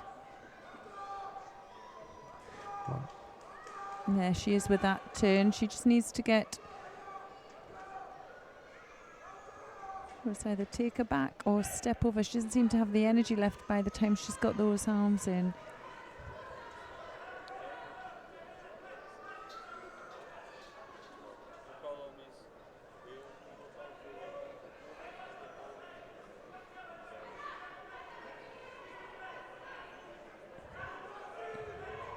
Well, first penalty there for a false attack. Yeah, Vera doesn't seem to be able to execute many techniques effectively. No. Just a possible shimiwaza attempt here, slightly on the chin. You know, here's another issue I see a lot of, especially younger players do, is that when the lapel is across the chin, they don't protect it. They assume the referee's just gonna see it. Yeah, there's that as well. But I think that you can see it from both ways. If they're not protecting it and they say it's like, it's not giving me an issue, can you get us up, please? But at the same time, there's been a lot of shimiwaza attempts that have landed like that, and it happens at all levels. Nice Tayotoshi attempt there as well. Yeah. But what you find is just that simple adjustment of the jakadasi going down, you know, down and up, can help. But you do sometimes feel like you're really in a rush as well to try and get the finish on. Well, Aya Lucien here from France is managing to really control this bronze medal contest. She's been well ahead on attacks. She's managed to get a score on the board, and she's really controlling her opponent well. You can see there she's using the sleeve grip there to stop her opponent coming in. And in fact, Vera Bova is not able to come in at all. No, she's been miles away in this contest, and well, it was well deserved there for the young French athlete. Aya Lucien takes the first bronze medal here in the under 44 kilogram category. Well, and this is the last European Championships at the cadet level for Vera Bova, as she's 17 years old now. So the two bronze medals are now decided, and we're going to see the final of the under 44 kilograms girls division. Let's see some highlights of these bronze medal contests on the screen.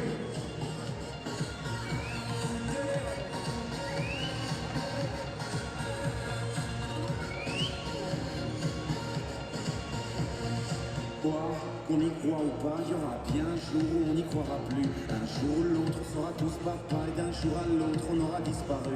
Serons-nous détestables? But now, dear well, we can see these young ladies there waiting patiently. There's a lot of nerves there. You can see them just trying to keep themselves composed and relaxed. In white judogi. And the three-times bronze medalist on the finalists here is Hani Ozcan from Turkey, and she's facing Anastasia Balaban from Bulgaria. Ozcan in the white judogi, and Balaban will be in blue. There's Balaban there, just composing herself, waiting for her name to be called out, and she's along there. Well, she doesn't have a coach with her, so whether a coach was sent out to be seated, and if he was, well, he won't be allowed back in it. Or haven't seen a fight. Have you seen a fight today? Not. I saw maybe one or two fights, but I don't know what happened to her coach. Yeah. Well, she looks very determined. I'm sure she can do a really good job without a coach in a seat.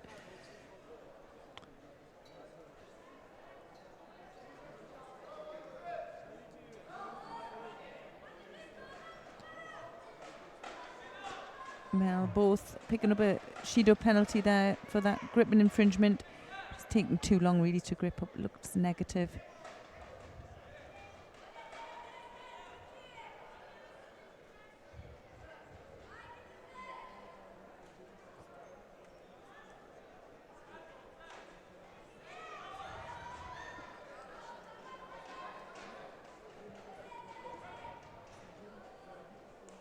I think it also depends on the player. Some players really need to have the coach present to do well, and others they're more independent.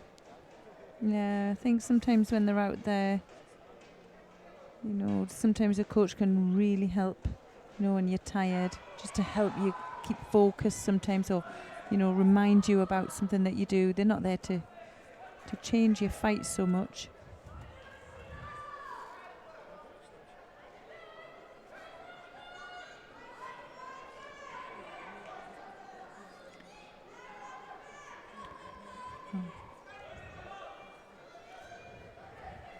Okay, I just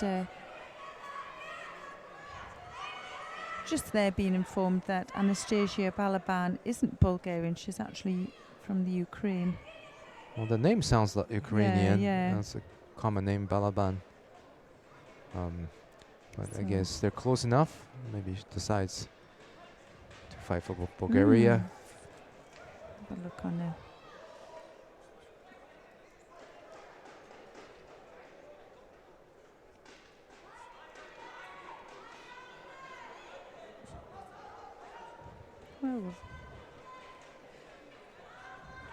Well. She practically threw herself. She actually practically did throw herself. Whether it was a nip or not, I really need to see that.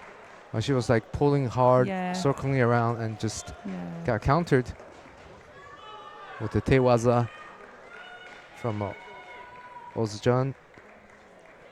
Yeah, it's just a real natural instinct there, was a natural movement from Ozjan. From Turkey, Hanif Ozjan there picking up the gold medal. Here we see, there she is, delighted with her. We'll definitely have to see the replay of that movement. It doesn't happen every day. Oh, she looks happy.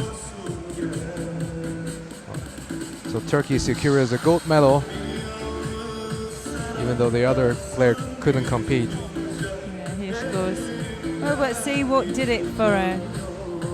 You see, plenty of space. Her opponent comes in. She makes that strong, and well, she really threw herself on that one, and I don't know. Oh, it was good, really good avoidance from Ozjan. Yes, her name is Otoshi Gaishi. I think if she may have had a coach in a chair, coach might have tried to get that one looked at.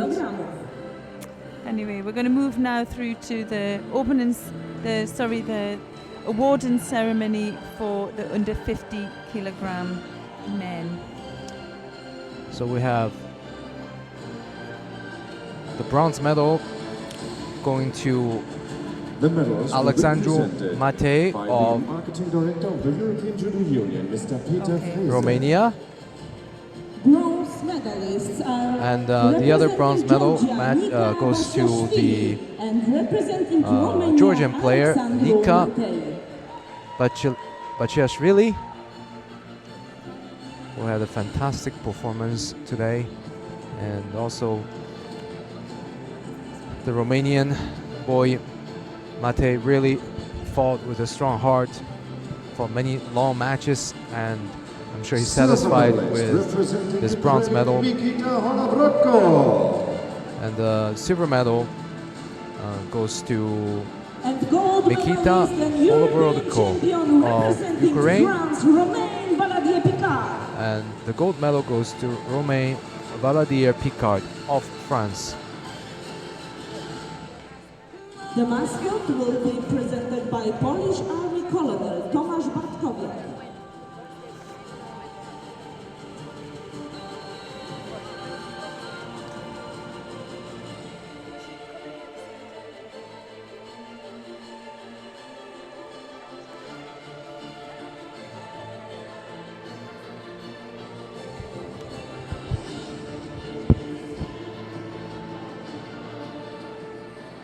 Ladies and gentlemen, now please stand for the national anthem of France.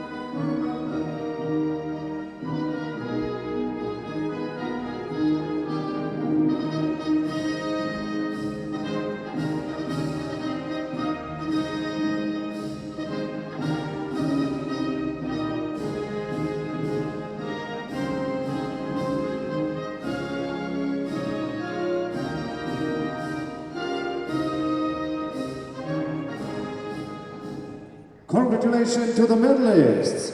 We now invite the officials to come together for the family picture, please.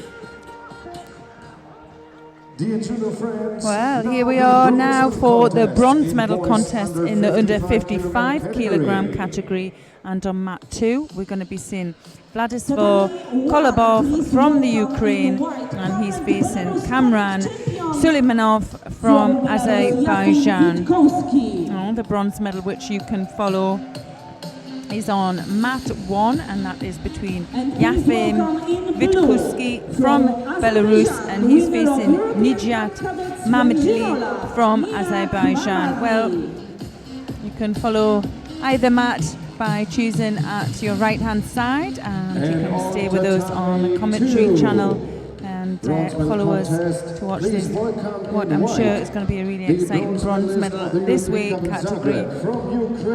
Has been really strong today. I think they started with 28 competitors. The winner of the European Cup in Teplice from Azerbaijan, Kamran Suleimanov.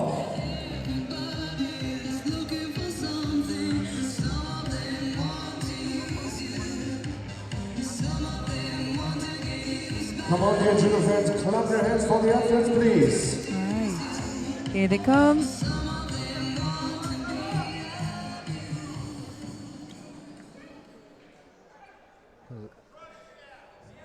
Kolobov is 16 years old, and he's in white. Suleimanov from Azerbaijan is in blue.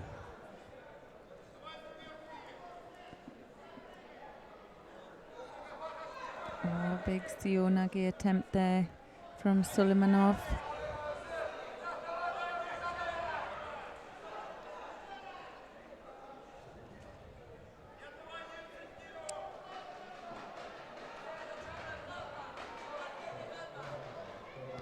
Suleimanov is also 16 years old, so same age these two players are.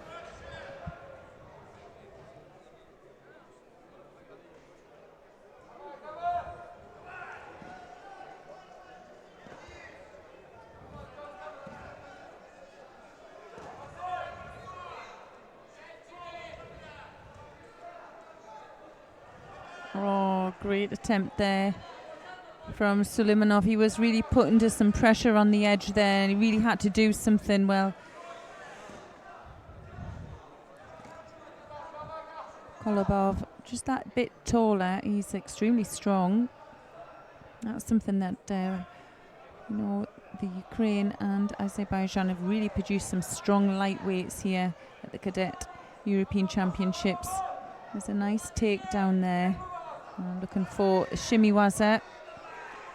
And well, the referee has a good view from where she is, so it must be good. And he's trying to keep his opponent down on the floor.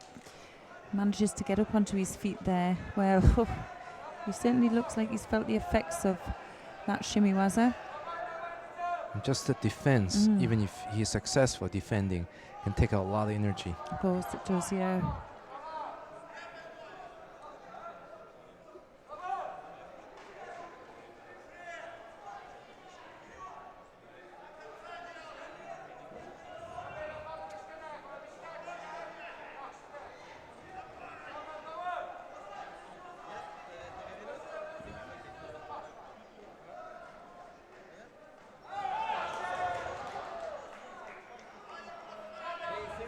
Well, Suleiman just getting his sleeve caught there, and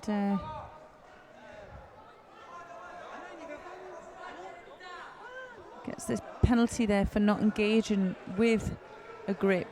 It's quite difficult when someone's holding your sleeve down like that. That's true. Has to work out a way of not complaining about it, but using it, to throw from. He can use that strong grip of his opponents. If he gets use of some kazushi there, he can get his opponent moving with it, even though he's just his opponent who has the grip.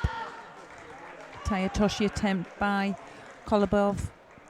Well, and on the other mat, the first bronze medal in this category just went to Nijat Mamadali, who beat his opponent by Ippon.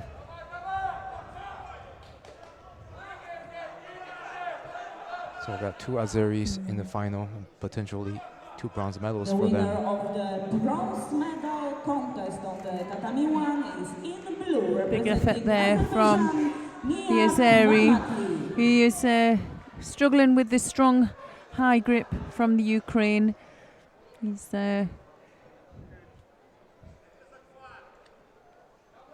it's nice to see he's positive in his defenses. What looks to be a really, awkward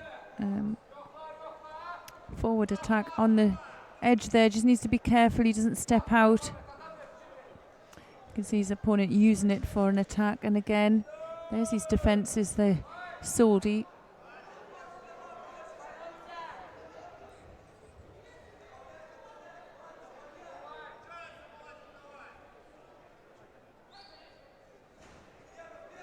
Well, what a hard-fought contest here. We're into the last 30 seconds now. Only a Shido between them. That strong sleeve grip again from the Ukraine. While he's worrying about taking the sleeve off, Suleimanov is looking for an attack.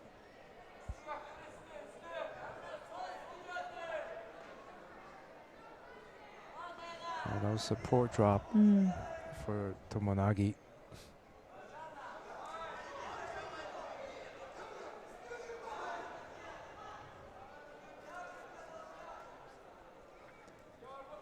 And in fact, the referee called it.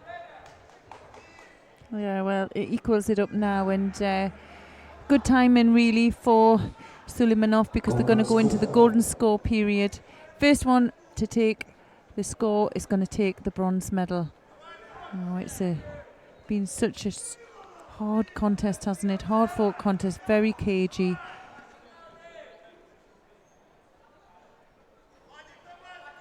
Looking for the Sodi. Oh, he gets it that time. Well, he persevered and persevered all the way through that contest, and well, it was worth it in the end. Let's have another look at this. Came completely across. A strong double sleeve there. Just really drove through, used his whole body, and his opponent just slipped off the opposite side there.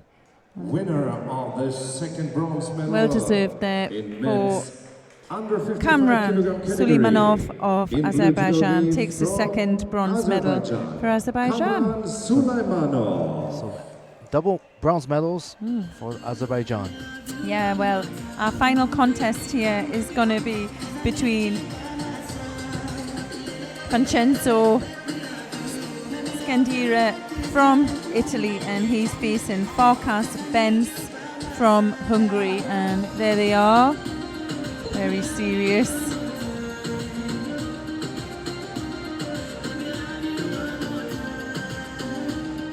Well, there's a lot of hard work goes in to getting these athletes prepared to this level of competition. Absolutely. And they've had worked really hard up to this for selections, and they've had to in a lot of European Cups, a lot of training camps, and then prior to this competition itself, they'll have been in on training camps and, working really, really hard, and well, and that's what you get. Here they go. In white judogi, the silver medalist of the European Cup Vincenzo Scandiri. Vincenzo Scandiri from Italy. He's going to make his way down, and there's Farkas Benz from Hungary. From Hungary, Farkas Benz.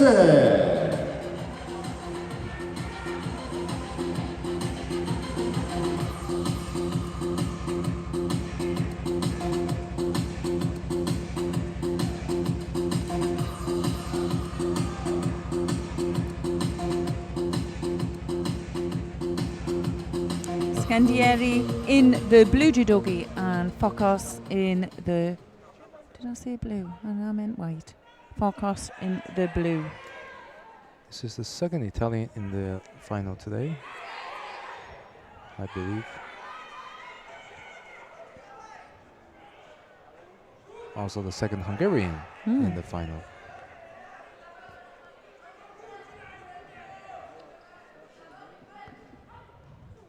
It looks like Scandieri just hurt his fingers a little bit doing that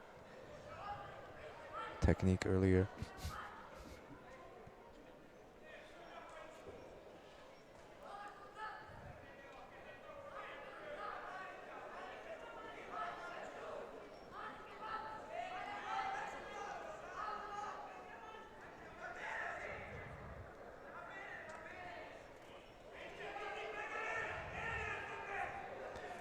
Yeah, he looks to be struggling a little bit, whether he's...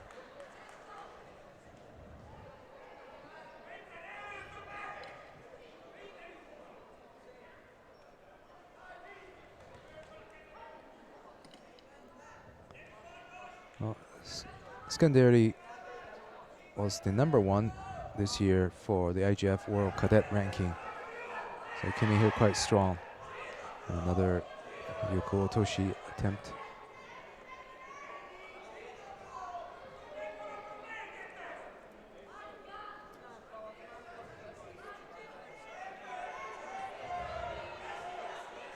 Yeah, you can see when he's in danger there, he just breaks his posture. He doesn't allow his opponent anywhere near him, and well, may pick up a penalty here, yeah, for holding out. And I don't know, I just have a feeling he's really struggling there with maybe a finger or something that can really just, you know, you've got the grip, you need those hands. There's a low attempt there.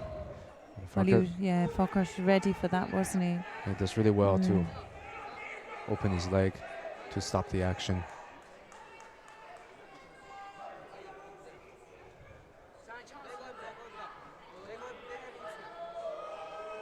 Well, Scandieri is really insisting with that Yuko Otoshi throughout the match so far.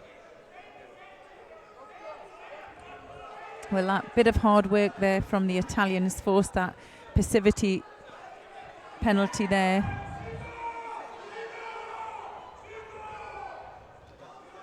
And he's dropping left and right.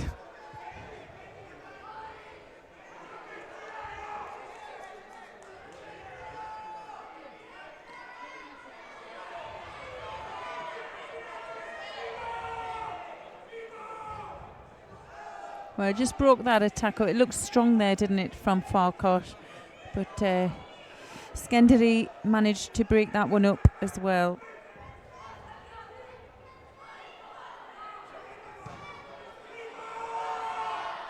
Well, again, the thing is, you know, it's an attack. His opponent, well, for me, I thought that was a strong attack. Personally, his opponent had to move. He had to avoid it. He took him down. And again, there, he takes his opponent down. Not the strongest of attacks, but the effort is there. And for me, that was enough. I think it's a shame he's down there with 2 penalties.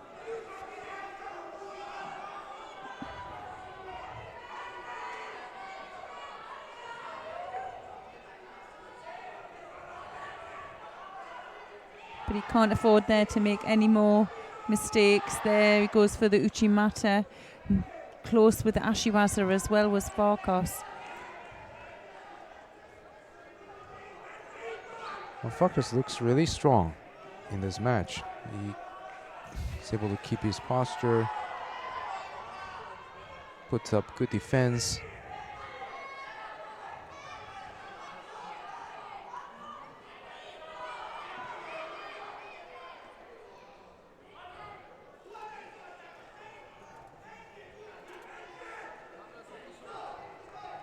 Yeah, he's definitely come back into the contest, hasn't he?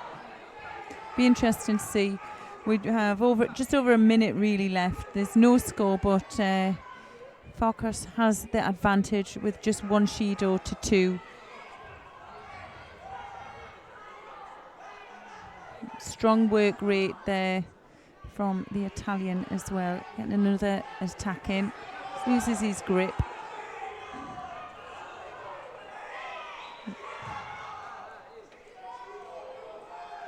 And again, working really hard. You know, tactical fighter here. He's just trying to get the first attacks in, maybe to force a Shido to equal the score.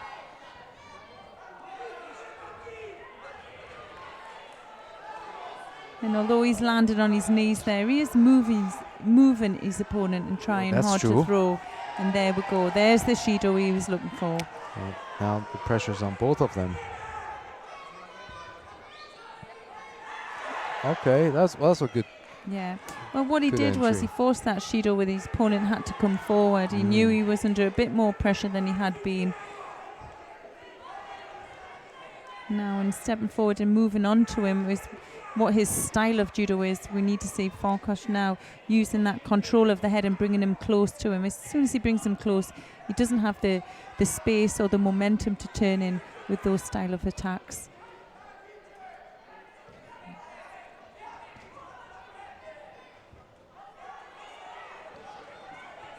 There we see again another good attack. Finally gets the lift. Even if he didn't score, that was a good lift. Yeah. First onto his feet, he's looking confident. From, you know, he did have a bash, didn't he, to his hand very early on, I think in the first exchange. Now, can he keep ahead?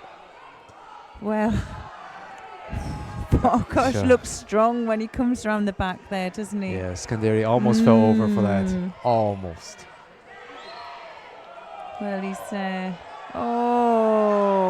was there enough momentum? Was it continuous enough? I don't think so. There was a break for almost a second and a half. It was a good attack though, wasn't it? That was a strong attack.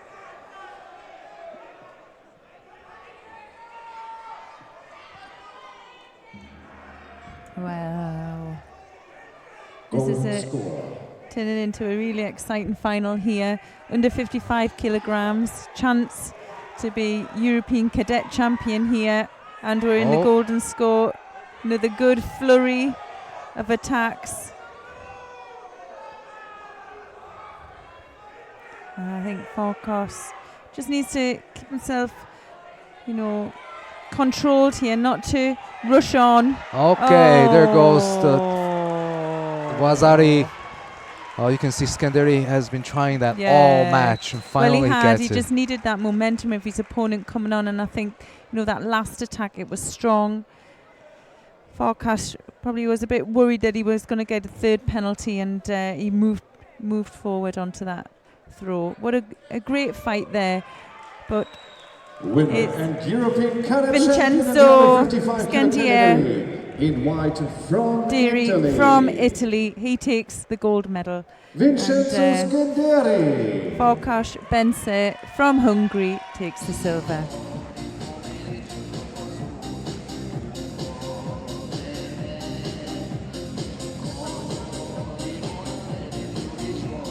Well, that's the first.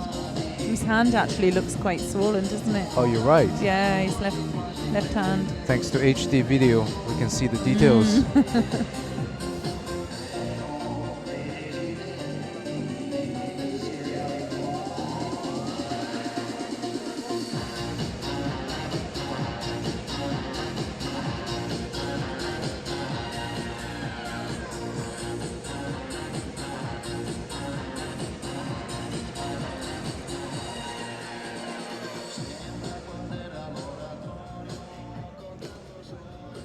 Ladies and gentlemen, the awarding ceremony for girls under 44 kilogram category. We're going to have the awarding ceremony for the girls under 44 kilograms.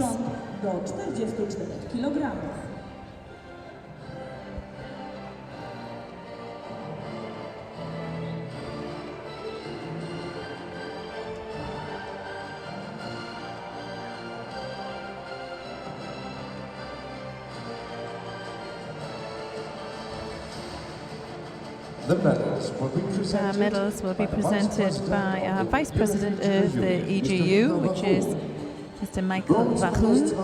For Czech Republic, Teresa Badnova. First bronze And medal for goes to France, Teresa Aya Bodranova Luce. from the Czech Republic.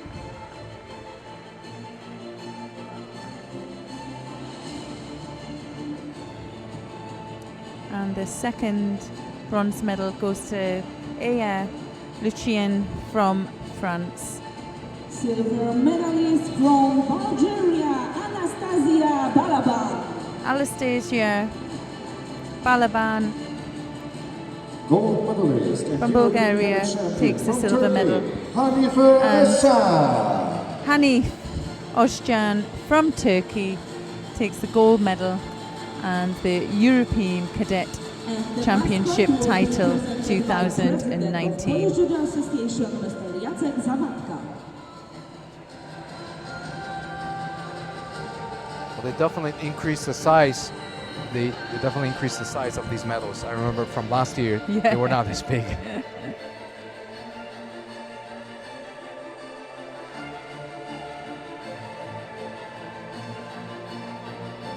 Ladies and gentlemen, now please stand for national anthem of Turkey.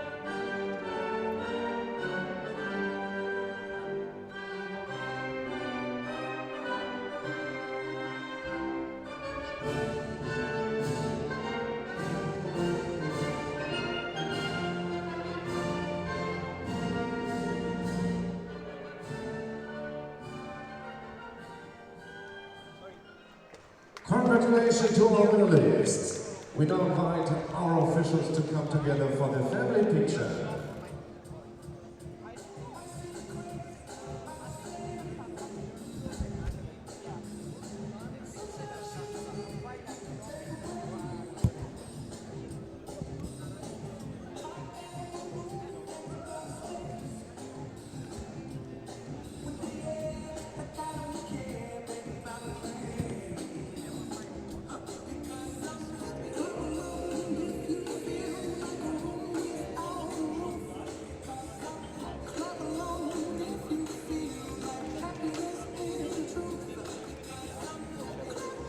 And now, dear judo friends, before we come to the next bronze medal contest, it's time again for some fun action. So now, we will have the ray cabinets. Now you see on the screen, it's the easiest job for you. You do it 100 times, so whenever you see yourself on the screen, stand up and ray.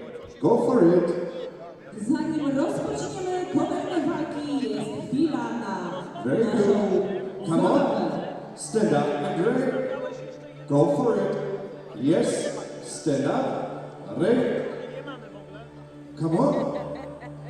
Very good. Yes. And guys, go for it. Don't play on your mobile. Ray.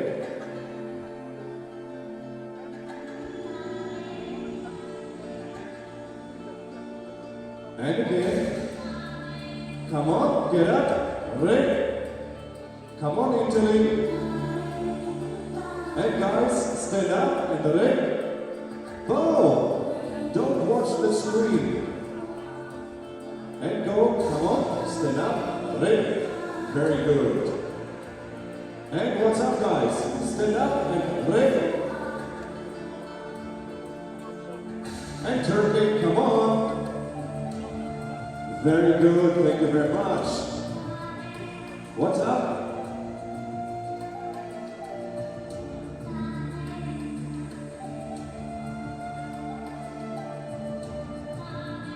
And come on, some last race. Very good.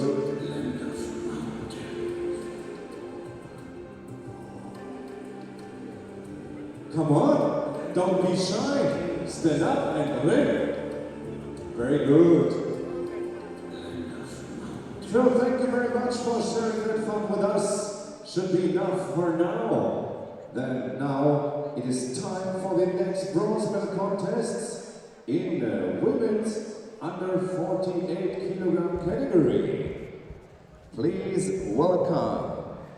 Well, coming up, we have the girls under 48 kilograms bronze medal fights on 2 mats. And on mat 1, we have Buket Nur Karabulut of Turkey in white and Yasmina Kovaciu of Romania in blue. On mat 2, we have Chloe Deversain from France in white and Victoria Anna Puliec from Croatia in blue. From Turkey, Buket Nur Karabulut. And please welcome in blue, Silver European Cup cadets Chloe Napoca from Romania, Yasmina Kovaciu. For the bronze medal contest on tatami 2, please welcome in white the 2-time national cadet champion from France, Chloé Deversain. And in blue judogi, the 2018 European Cadet Championship silver medalist and 2017 Cadet European Champion from Croatia, Anna Victoria Puliec. Okay, we're going to be following mat 2 here and a fight between Chloe Deversain from France and she's facing Anna Victoria Puliec from Croatia. Deversain in the white judogi and Puliec in the blue.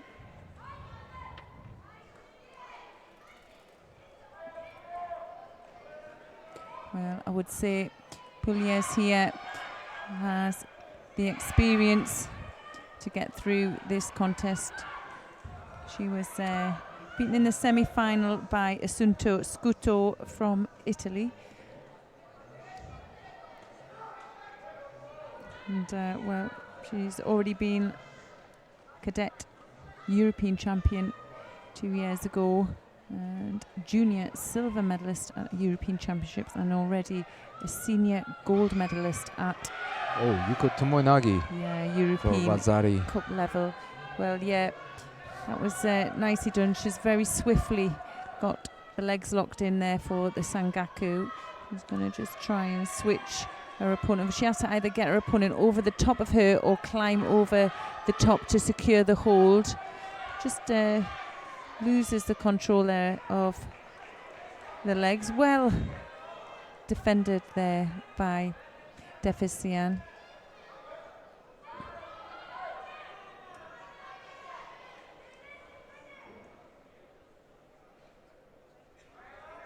I'm still getting used to the fact that the players can take time during the pause to adjust their judogis. Yeah.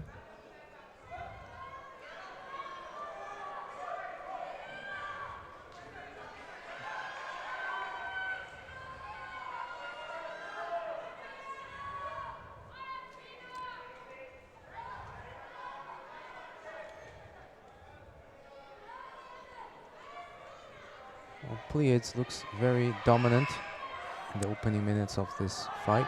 Yeah, she's using that first grip on, feeding a strong arm through and then attacking off that grip when she sends it over the back.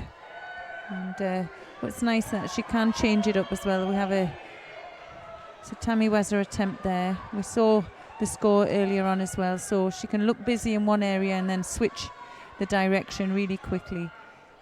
It kind of takes her opponent off guard.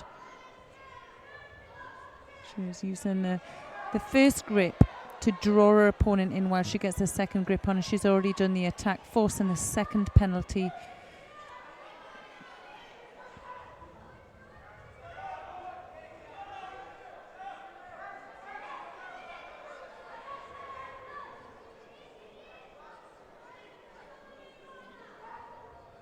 can see the experience here is just shining through.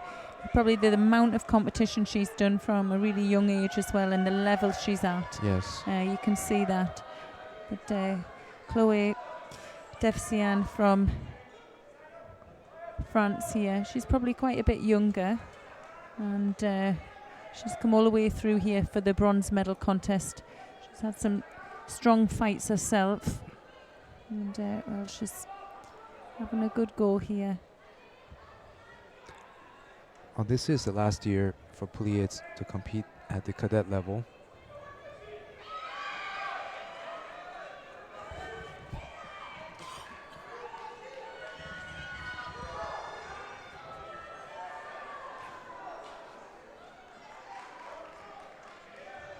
She's moving forward here, just struggling really with the grip, and it's a little bit too strong. But yeah, not sure how old she is, but she looks a little bit younger, doesn't she?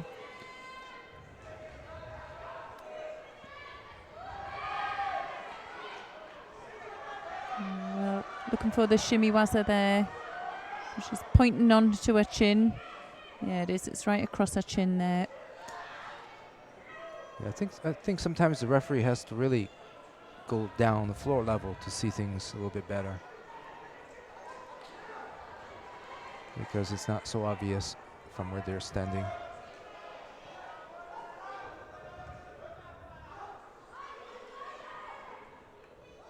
Oh, another Yuko Tomonagi. Yeah, nicely done there by Pouliot.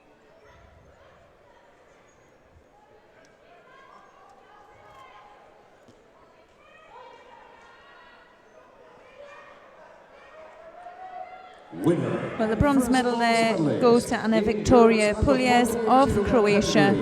In blue from Croatia, Anna Victoria Pouliot. Now we're back on mat 1 for the other bronze medal contest between Bukit Nur Karabulut of Turkey in white and Yasmina Kovacho in blue from Romania. And there are a little bit less than 20 seconds, 19 seconds left. And neither player has a score on board. Kovacho has 1 penalty, so unless something happens in the next 20 seconds, they're heading to golden score.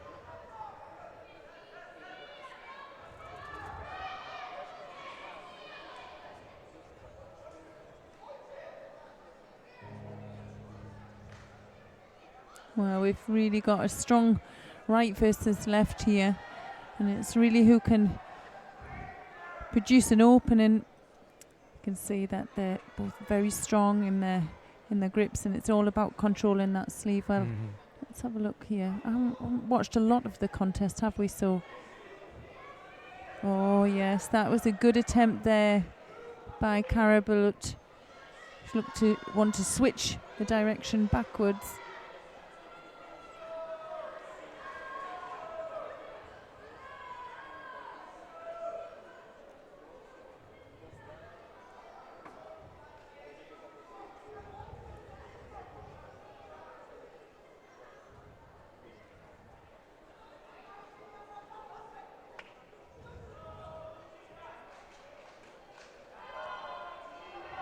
According to the rules, the girls have to put the hair in a bun above the Yeah, head. they have to have it.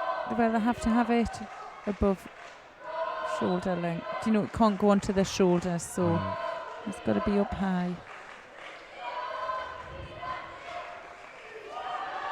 Oh.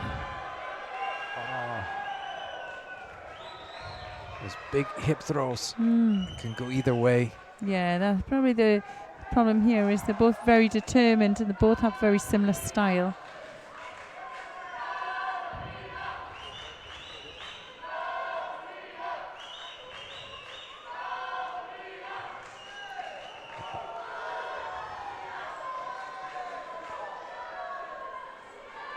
was a big entry with a hip. She's really forced a second penalty there, that one for passivity. So Cavaccio, she needs to come forward now. She needs to make sure she's getting enough attacks. We're in the golden score period, and if she picks up one more, well, it's going to be all over. Oh, no. But a score will always override it. Well, we couldn't see the landing, could we? No, not from our angle. The referee had a good view where he was, so she must have been on a side there. Oh, she's devastated. Can't believe it. It's just like... No, she was looking so strong there with the two Shidos. The last ounce of energy. Yeah, that's Judo.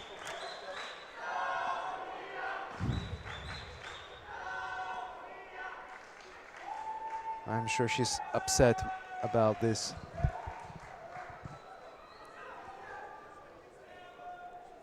Yeah, she's be full of emotion there, and she's probably really upset with herself.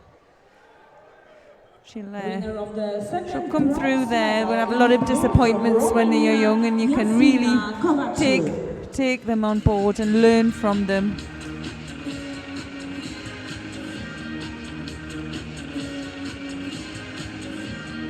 Right, this is the one we've been waiting for. Number 1 and number 2 seed. Yeah. Assunta Scuto from Italy. She's in the white judogi there, and she's facing Raquel Brito from Portugal there in the blue. I wonder if you can find how many times they've fought each other, head-to-heads. If they keep track of the record, perhaps. I know Scuto quite well. She trains in Naples with Gianni Maddaloni for many years. And now I think she is going into the police team very soon. As she's 17 years old now. Dear judo friends, the gold medal contest in girls under 48 kilogram category. Please welcome in white judogi from Italy, last year's European Championship silver medalist and 5 times Cadet European Cup champion. From Italy, Assunta Scuto. Well, I think this is the first time they have fought in the EJU or IJF level. Really? Yes. Yeah, they maybe fought each other on some training camps and things like that, but I don't know which way this is going to go yet. Both of them have been junior European Continental Cup winners, so I mean that's impressive by itself for their age. Maybe on paper, Assunta Scuto has it. Well, she did win the silver medal last year in the European Championships for Cadet. Well, she's came out strong. Yeah, strong start there from the Italian. But I'm sure Brito will come back and give us some back. Scuto also won the Italian Junior National Championships this year.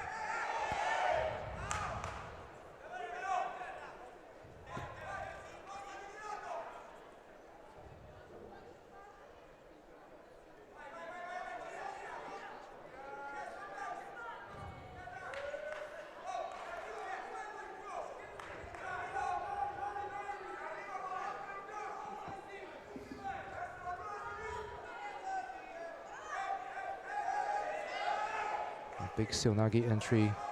Yeah. She's just not giving her opponent a chance, you know, just to settle on a grip, to get her own attack in. She's just non-stop really, moving, trying to change her angle, but, well, there's an opportunity there for Brito. Gets her first attack in.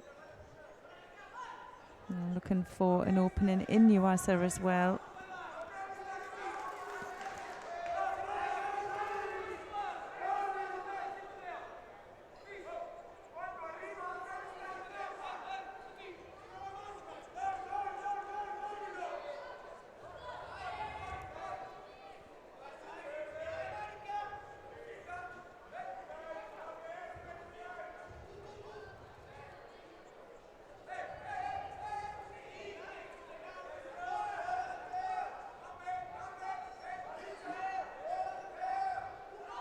Well, Scuto has put a lot of work in so far. Brito here, still composed.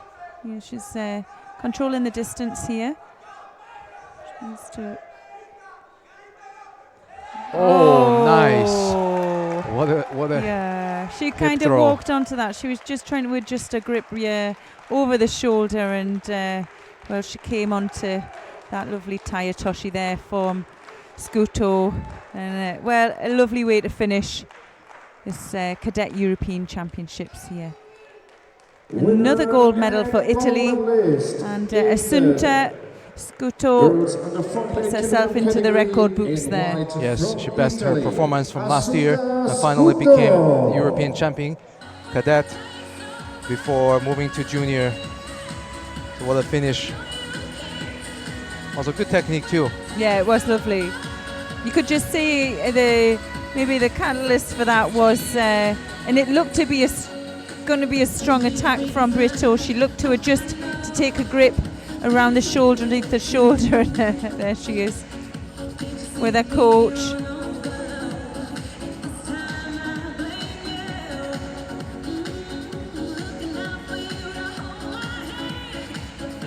Well, that's Antonio Ciano, Yeah. coach for the Financial Police now. And that's where Assunta Scuto will be going very soon. As soon as she turns 18, Yeah. they'll take her as a policewoman. She'll be doing judo. Yeah, full time. Yes.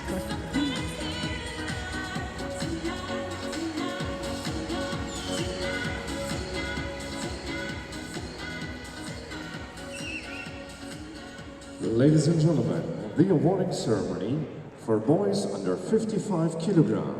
Szanowni Państwo, przed nami ceremonia dekoracji chłopców do 55 kg.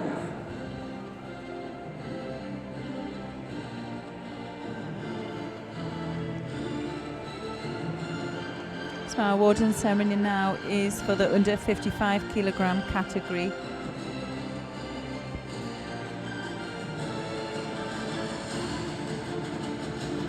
Well, we have the bronze medal.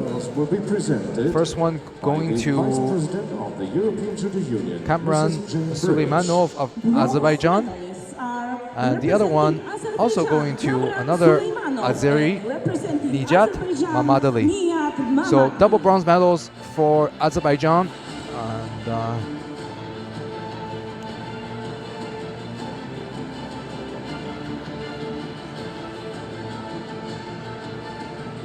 and presenting the medal is former world champion, the first women's world champion, Jane Bridge from the Great Britain. And for second place, we have Farkas Benz from Hungary and Vincenzo Scanderi from Italy, the gold medalist. The mascot will be presented by Vice President of Polish Judo Association, Juliusz Kowalczyk.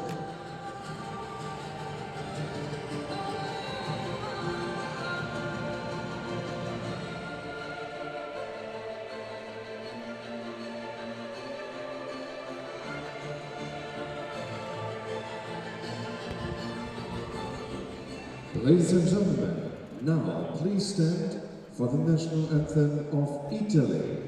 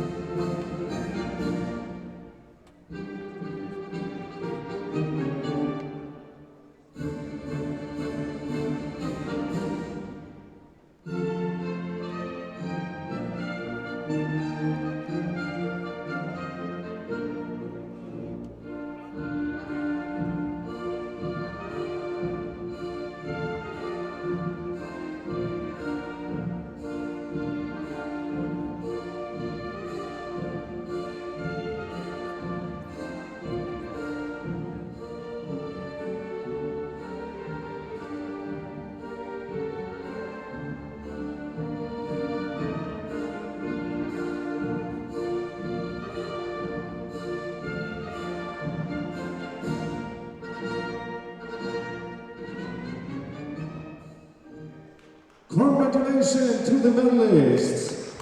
We now invite our officials to come together for the family picture.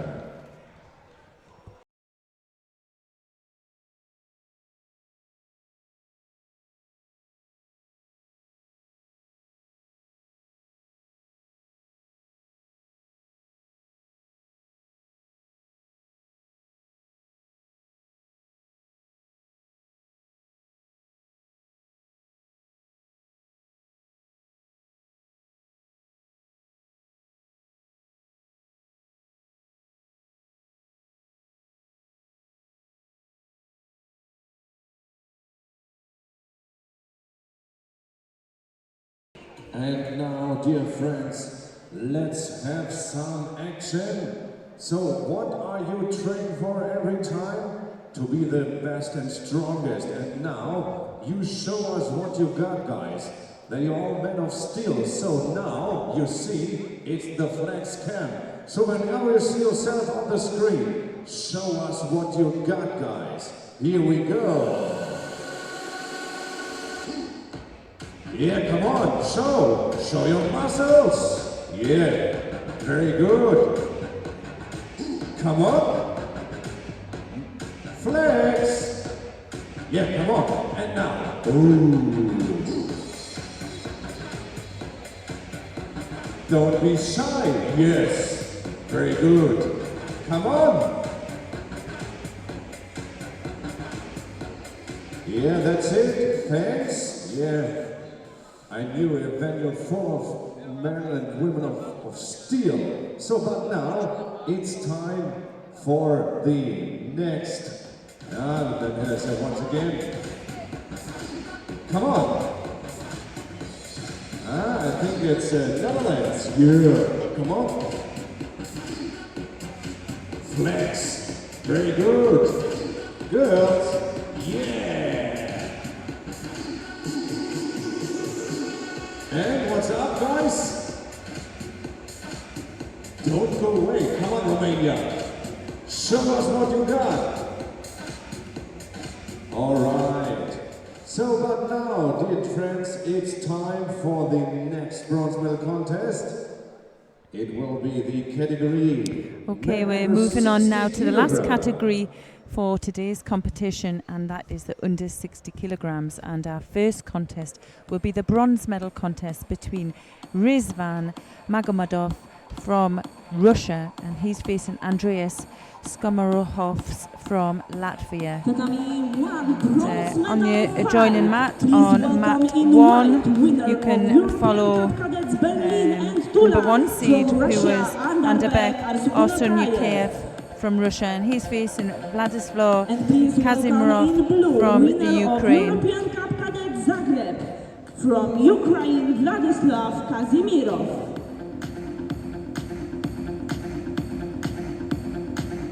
Bronze medal contest. Here they are, waiting to come on. Please welcome in white judo, the winner of the European Cups in Bielsko-Biala and Folonika. From Russia, Rizvan Magomedov. And in blue judogi from Latvia, the winner of the European Cup in Coimbra, Andres Komarovs. And now, clap your hands.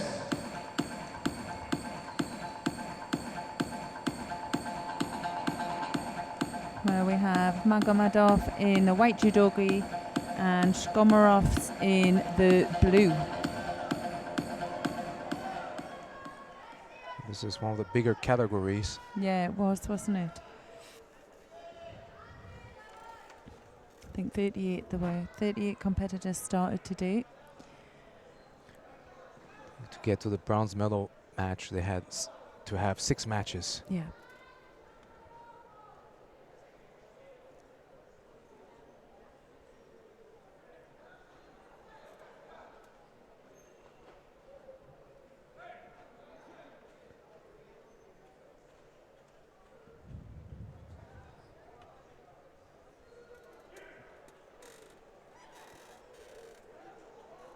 Magomedov came in as a number 2 seed, if I remember correctly. at this tournament. Yes, he did. Yeah, he was on the lower half of the draw. His teammate was number 1 seed. He lost out in the semi, but he's fighting on the other map for bronze. So there's a chance for Russia with 2 medals here. Has to be strong on the arm there. Just managed to get up onto his feet.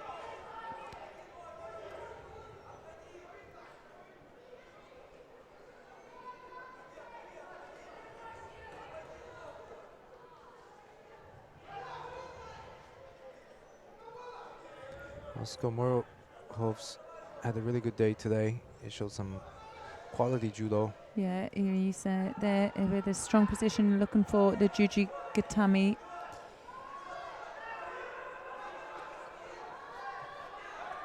Oh, it was very close there.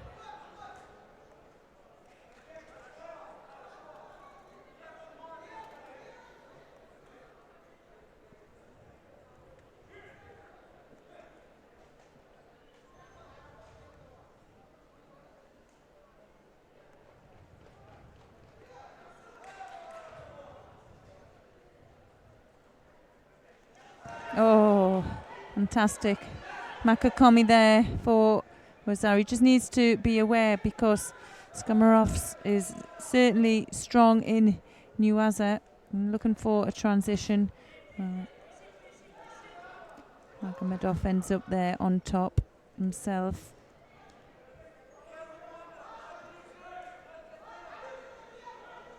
Well, just halfway through.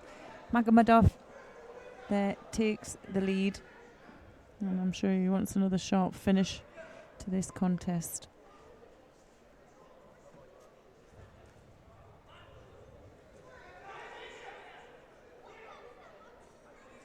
He's feared that lapel threw himself onto the arm there. Now the table has been turned. It's Magomedov's turn. Yeah, well, he has it out. Oh, it looks like really stretched out. Can Skomorov escape? Yeah, he does. I mean, impressive. Yeah, really impressive. And I think for me, if you have good attack in Nuaza, you usually have quite good defense as well. He had good awareness, didn't he? There. Oh, just managed. He used his arm there, didn't he? Just to keep himself on his front.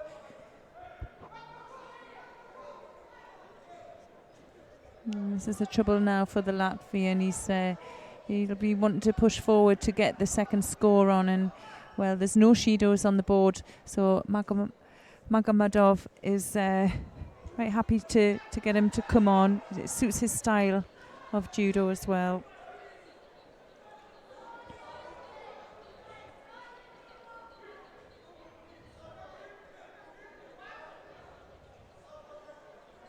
Oh, and there we see the second Wasari. That was nice. Yeah, it was nice. Switch sides. Grip and go. Well, it'd be nice to see the replay. Winner and first bronze medalist. Oh, we replay that in our mind, and you can do it online if you're watching this by yourself. Yeah, it was a nice. Okay. Yeah, I think we're going to move over to the adjoining mat, which will be fantastic for us because we'd. Oh, look. Oh, that's. Now, was that a counter we just saw? We saw. I'm not sure. So this is the bronze medal fight between the number 1 seed, Arsenukayev of Russia in white, and Kazmirov of Ukraine in blue. Kazmirov is very tall, and so is his opponent. Yeah. Well, it's obviously been a good contest. There's only a Shido each, and we're well into the last minute here.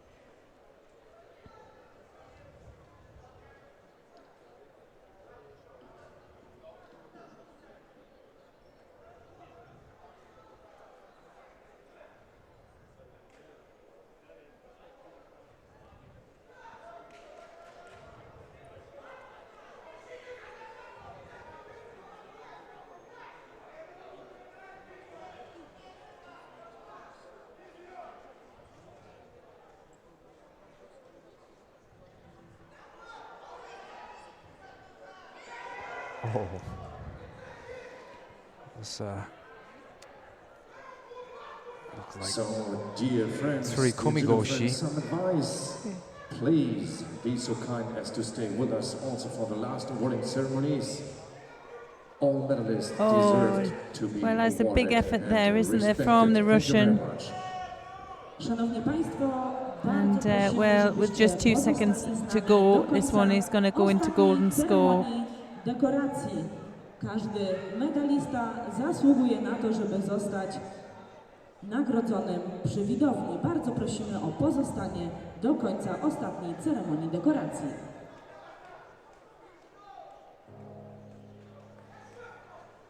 It's going to be another golden score match. Golden score.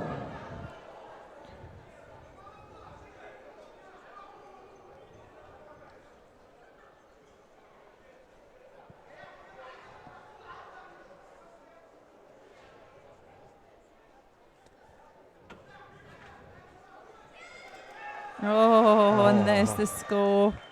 Well, it's just a shame to see one of them lose out, really, isn't it? The amount of work they've put in today, and quite evenly matched in that contest. But it's Anderbak Arsen UK from Russia who takes the bronze medal there. Winner of the second So bronze Russia medal takes is in 2 white bronze medals. from Russia, Anderbek Number 1 and number 2 seed in this category. Both walk away with a medal each. Yeah. It's probably not the medal they came here for, but the medal's no, a medal. No, and I think just at this age, it's getting through those medal matches as well as great experience, isn't it, for them? And well, from a really strong judo nation, it's important for them, isn't it? Right. They have 6 fights, didn't they? About 6 fights today to get to there. So those fights accumulate, and they're really important to get the experience actually in competition as well. Well, we're here now, and well, we've had really now the gold medal contest in boys 2 under 60 different category. Here are players the here. finalists. We've got Please a really welcome strong Mohamed Demirel from Turkey, and he's facing Turan Biramanov from Azerbaijan.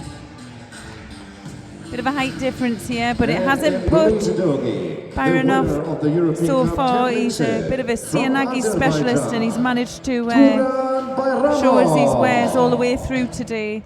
Yes, he has given us some impressive ippons from his Seonagi. No one's been able to touch Demirel though from Turkey. No. And was he European champion?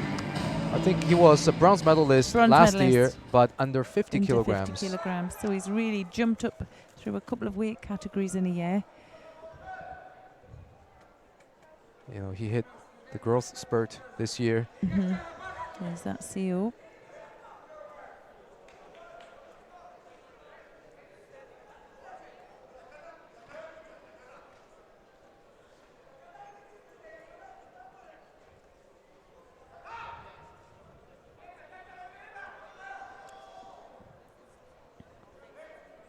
He had a good entry there, but Demirel was also very strong with his posture and his defense.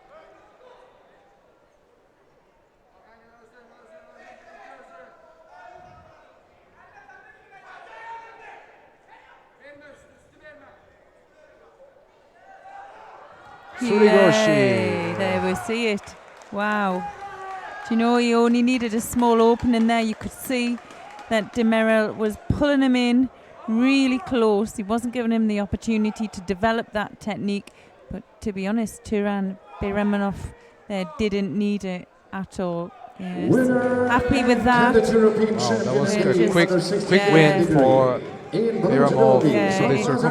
Yeah, he wasn't there to be underestimated, and let's face it, that's the only technique we've seen him do today, but it didn't matter. It was fantastic, and it did the trick. There he is.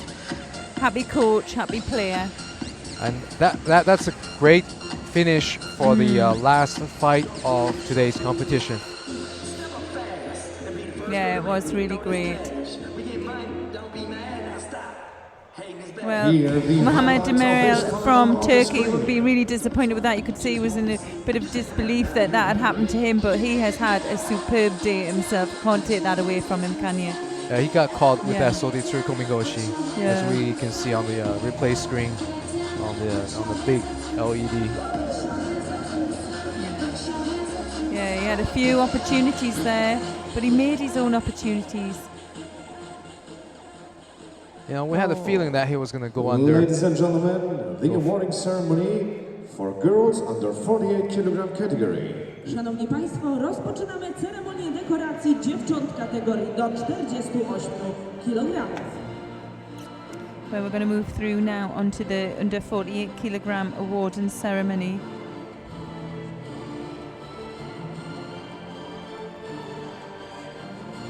And the medals there are going to be presented by EJU Sports Director Katarina The medals will be Rodriguez. presented by EJU Sports Director, Mrs. Katarina Rodriguez.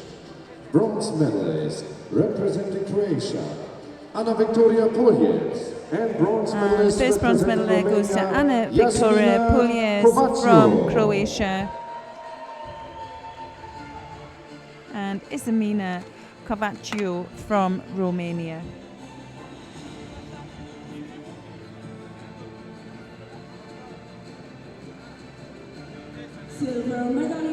Silver medal goes to Raquel Brito from Portugal.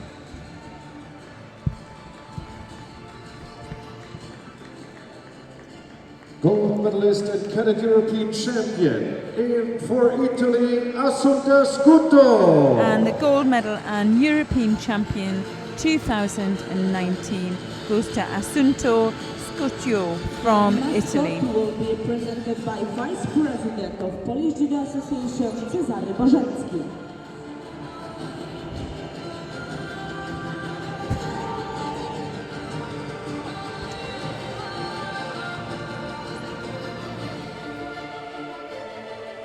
Yeah. Just before we get to the anthem, I think we're going to be saying a goodbye.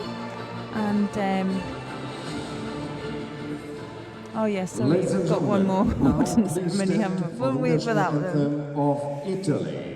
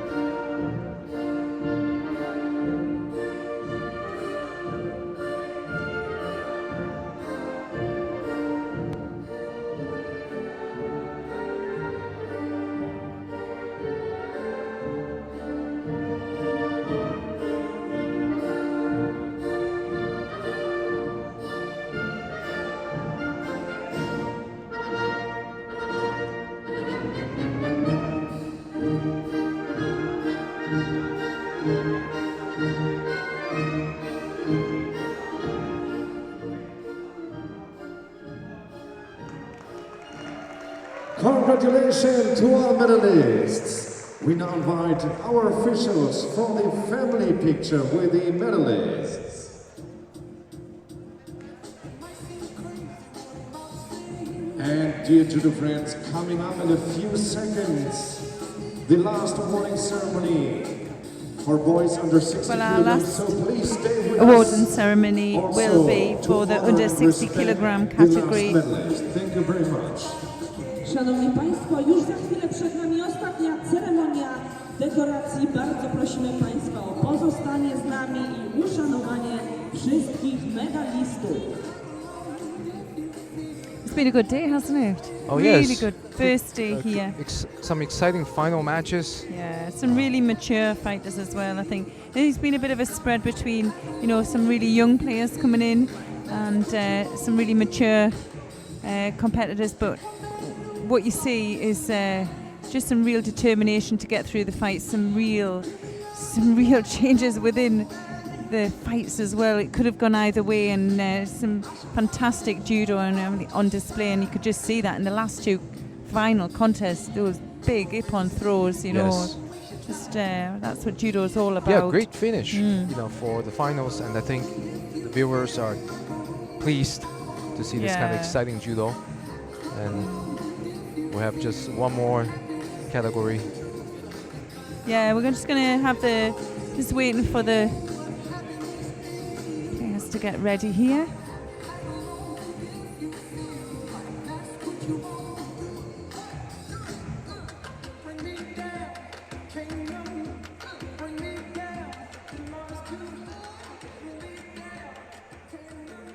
Ladies and gentlemen, the awarding ceremony for boys under 60 kg category. Szanowni Państwo, rozpoczynamy ceremonię dekoracji kategorii chłopców do 60 kg.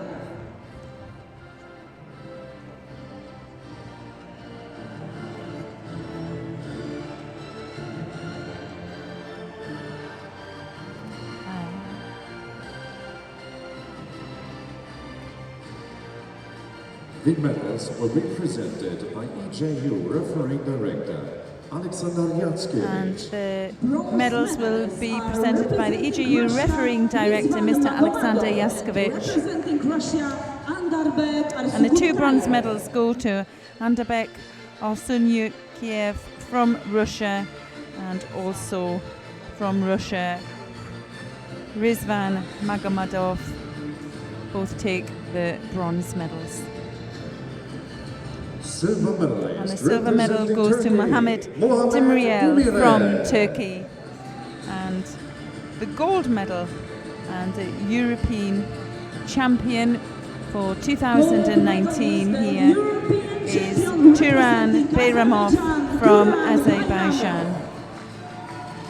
With the shortest boy in the category, pulled off the biggest performance. Yeah, he really did, didn't he? It was exciting to watch today. It was a pleasure to watch this weight category. It really was.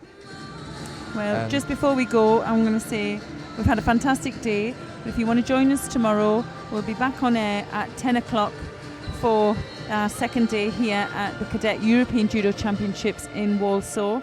And with that, I'm going to say a goodbye from me. And just before I go, I would like to give you a little Ladies tally and of the gentlemen, medals. now First please place, stand for the national anthem Italy. of Azerbaijan. Second.